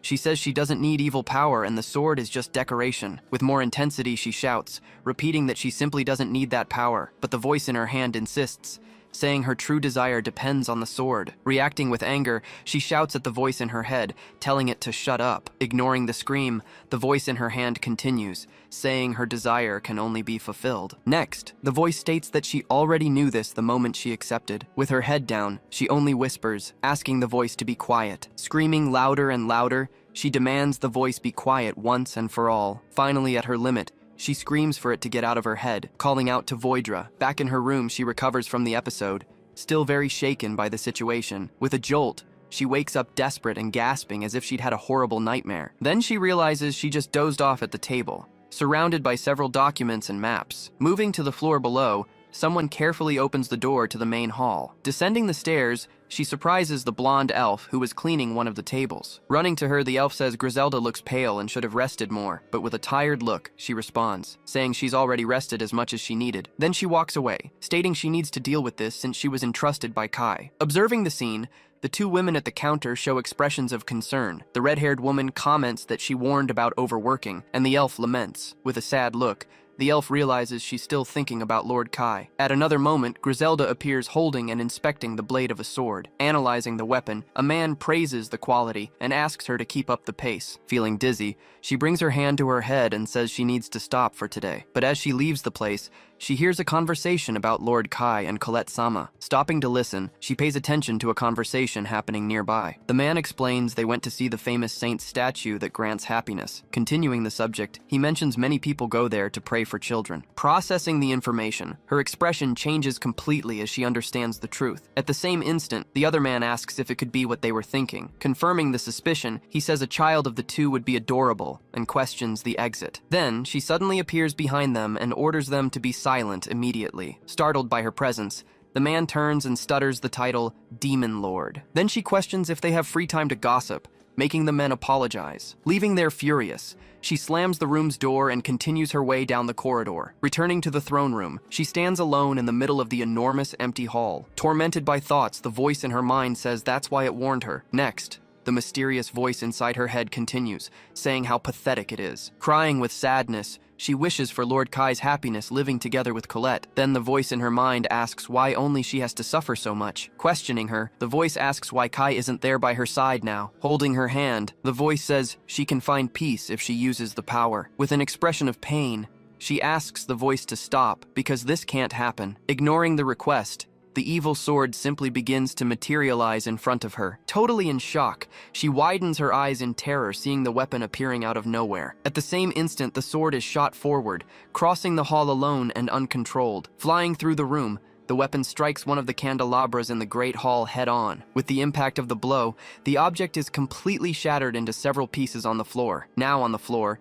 she observes the enormous sword floating alone right in the middle of the room. Desperate, she screams that she didn't even summon the sword and asks why that happened. At that moment, a man forcefully opens the door, asking permission and inquiring about the noise. Turning surprised, she questions the man, Gallard, about why he's there. Then he explains he was investigating the evil god and felt an identical power. Seeing the sword, he says his suspicions were correct from the beginning. With a serious look, he states the sword is probably connected to the evil god. Shouting furiously, he says he won't allow that sword to hurt anyone there. Next, he advances, running toward the weapon that continues floating in the same place. Frightened, she thinks this is bad, and wonders what he's planning. With a look of fury, he responds that he's obviously going to destroy the sword to pieces. Hearing this, she panics and reacts desperately, telling him no. Thinking of the consequences, she fears Kai will be disappointed if she loses the power. Repeating her denial, she becomes completely terrified at the possibility of being deposed. Not understanding, he insists that something so evil can't continue to exist. Suddenly, she feels a chill running through her entire body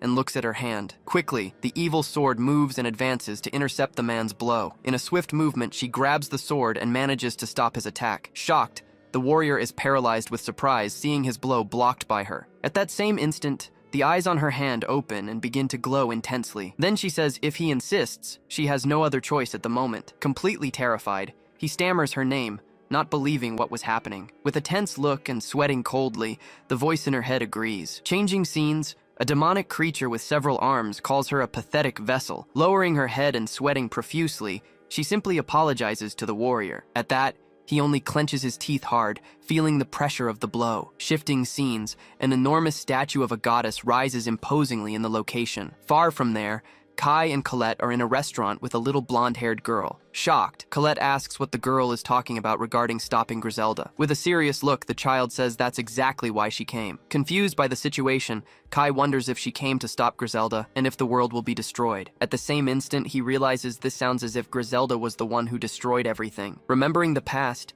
he thought he had prevented this ruin when he saved Sasha before. Screaming in despair, he states they should be following a completely different path now. Back to the present, Griselda questions what might happen next. Then she wonders if some other great disaster is about to happen in the kingdom. Returning to the restaurant, Kai asks what Arya meant by coming from the future. Startled by the question, the little girl brings her hand to her mouth with wide eyes. Crying, she explains she was running away with her mother while the demon lord was chasing them. Hearing the story, Kai and Colette are completely shocked by the terrible revelation. With many tears, the little girl finishes saying that her mother ended up getting hurt. Going back to the future, the little girl cries, embraced with her mother amid the rubble, but she says that even wounded, her mother managed to tell everything before it happened. Then she reveals that Griselda became strange, and that her father died without being able to stop her. Being defenseless, she watched as the city was completely destroyed and burned. In this scene, her mother laments that everyone around them was killed in the tragedy. Crying hard, the mother apologizes to the little girl for everything that was happening. Then she asks her daughter to survive, save Kai, and be careful because she's also in danger. With her last strength, the mother begs her to save Kai and stop him. Breaking down in tears, the girl tells them that after that she was sent to the past. Back to the present, the scene shows the plaza where everyone was gathered talking. Impressed,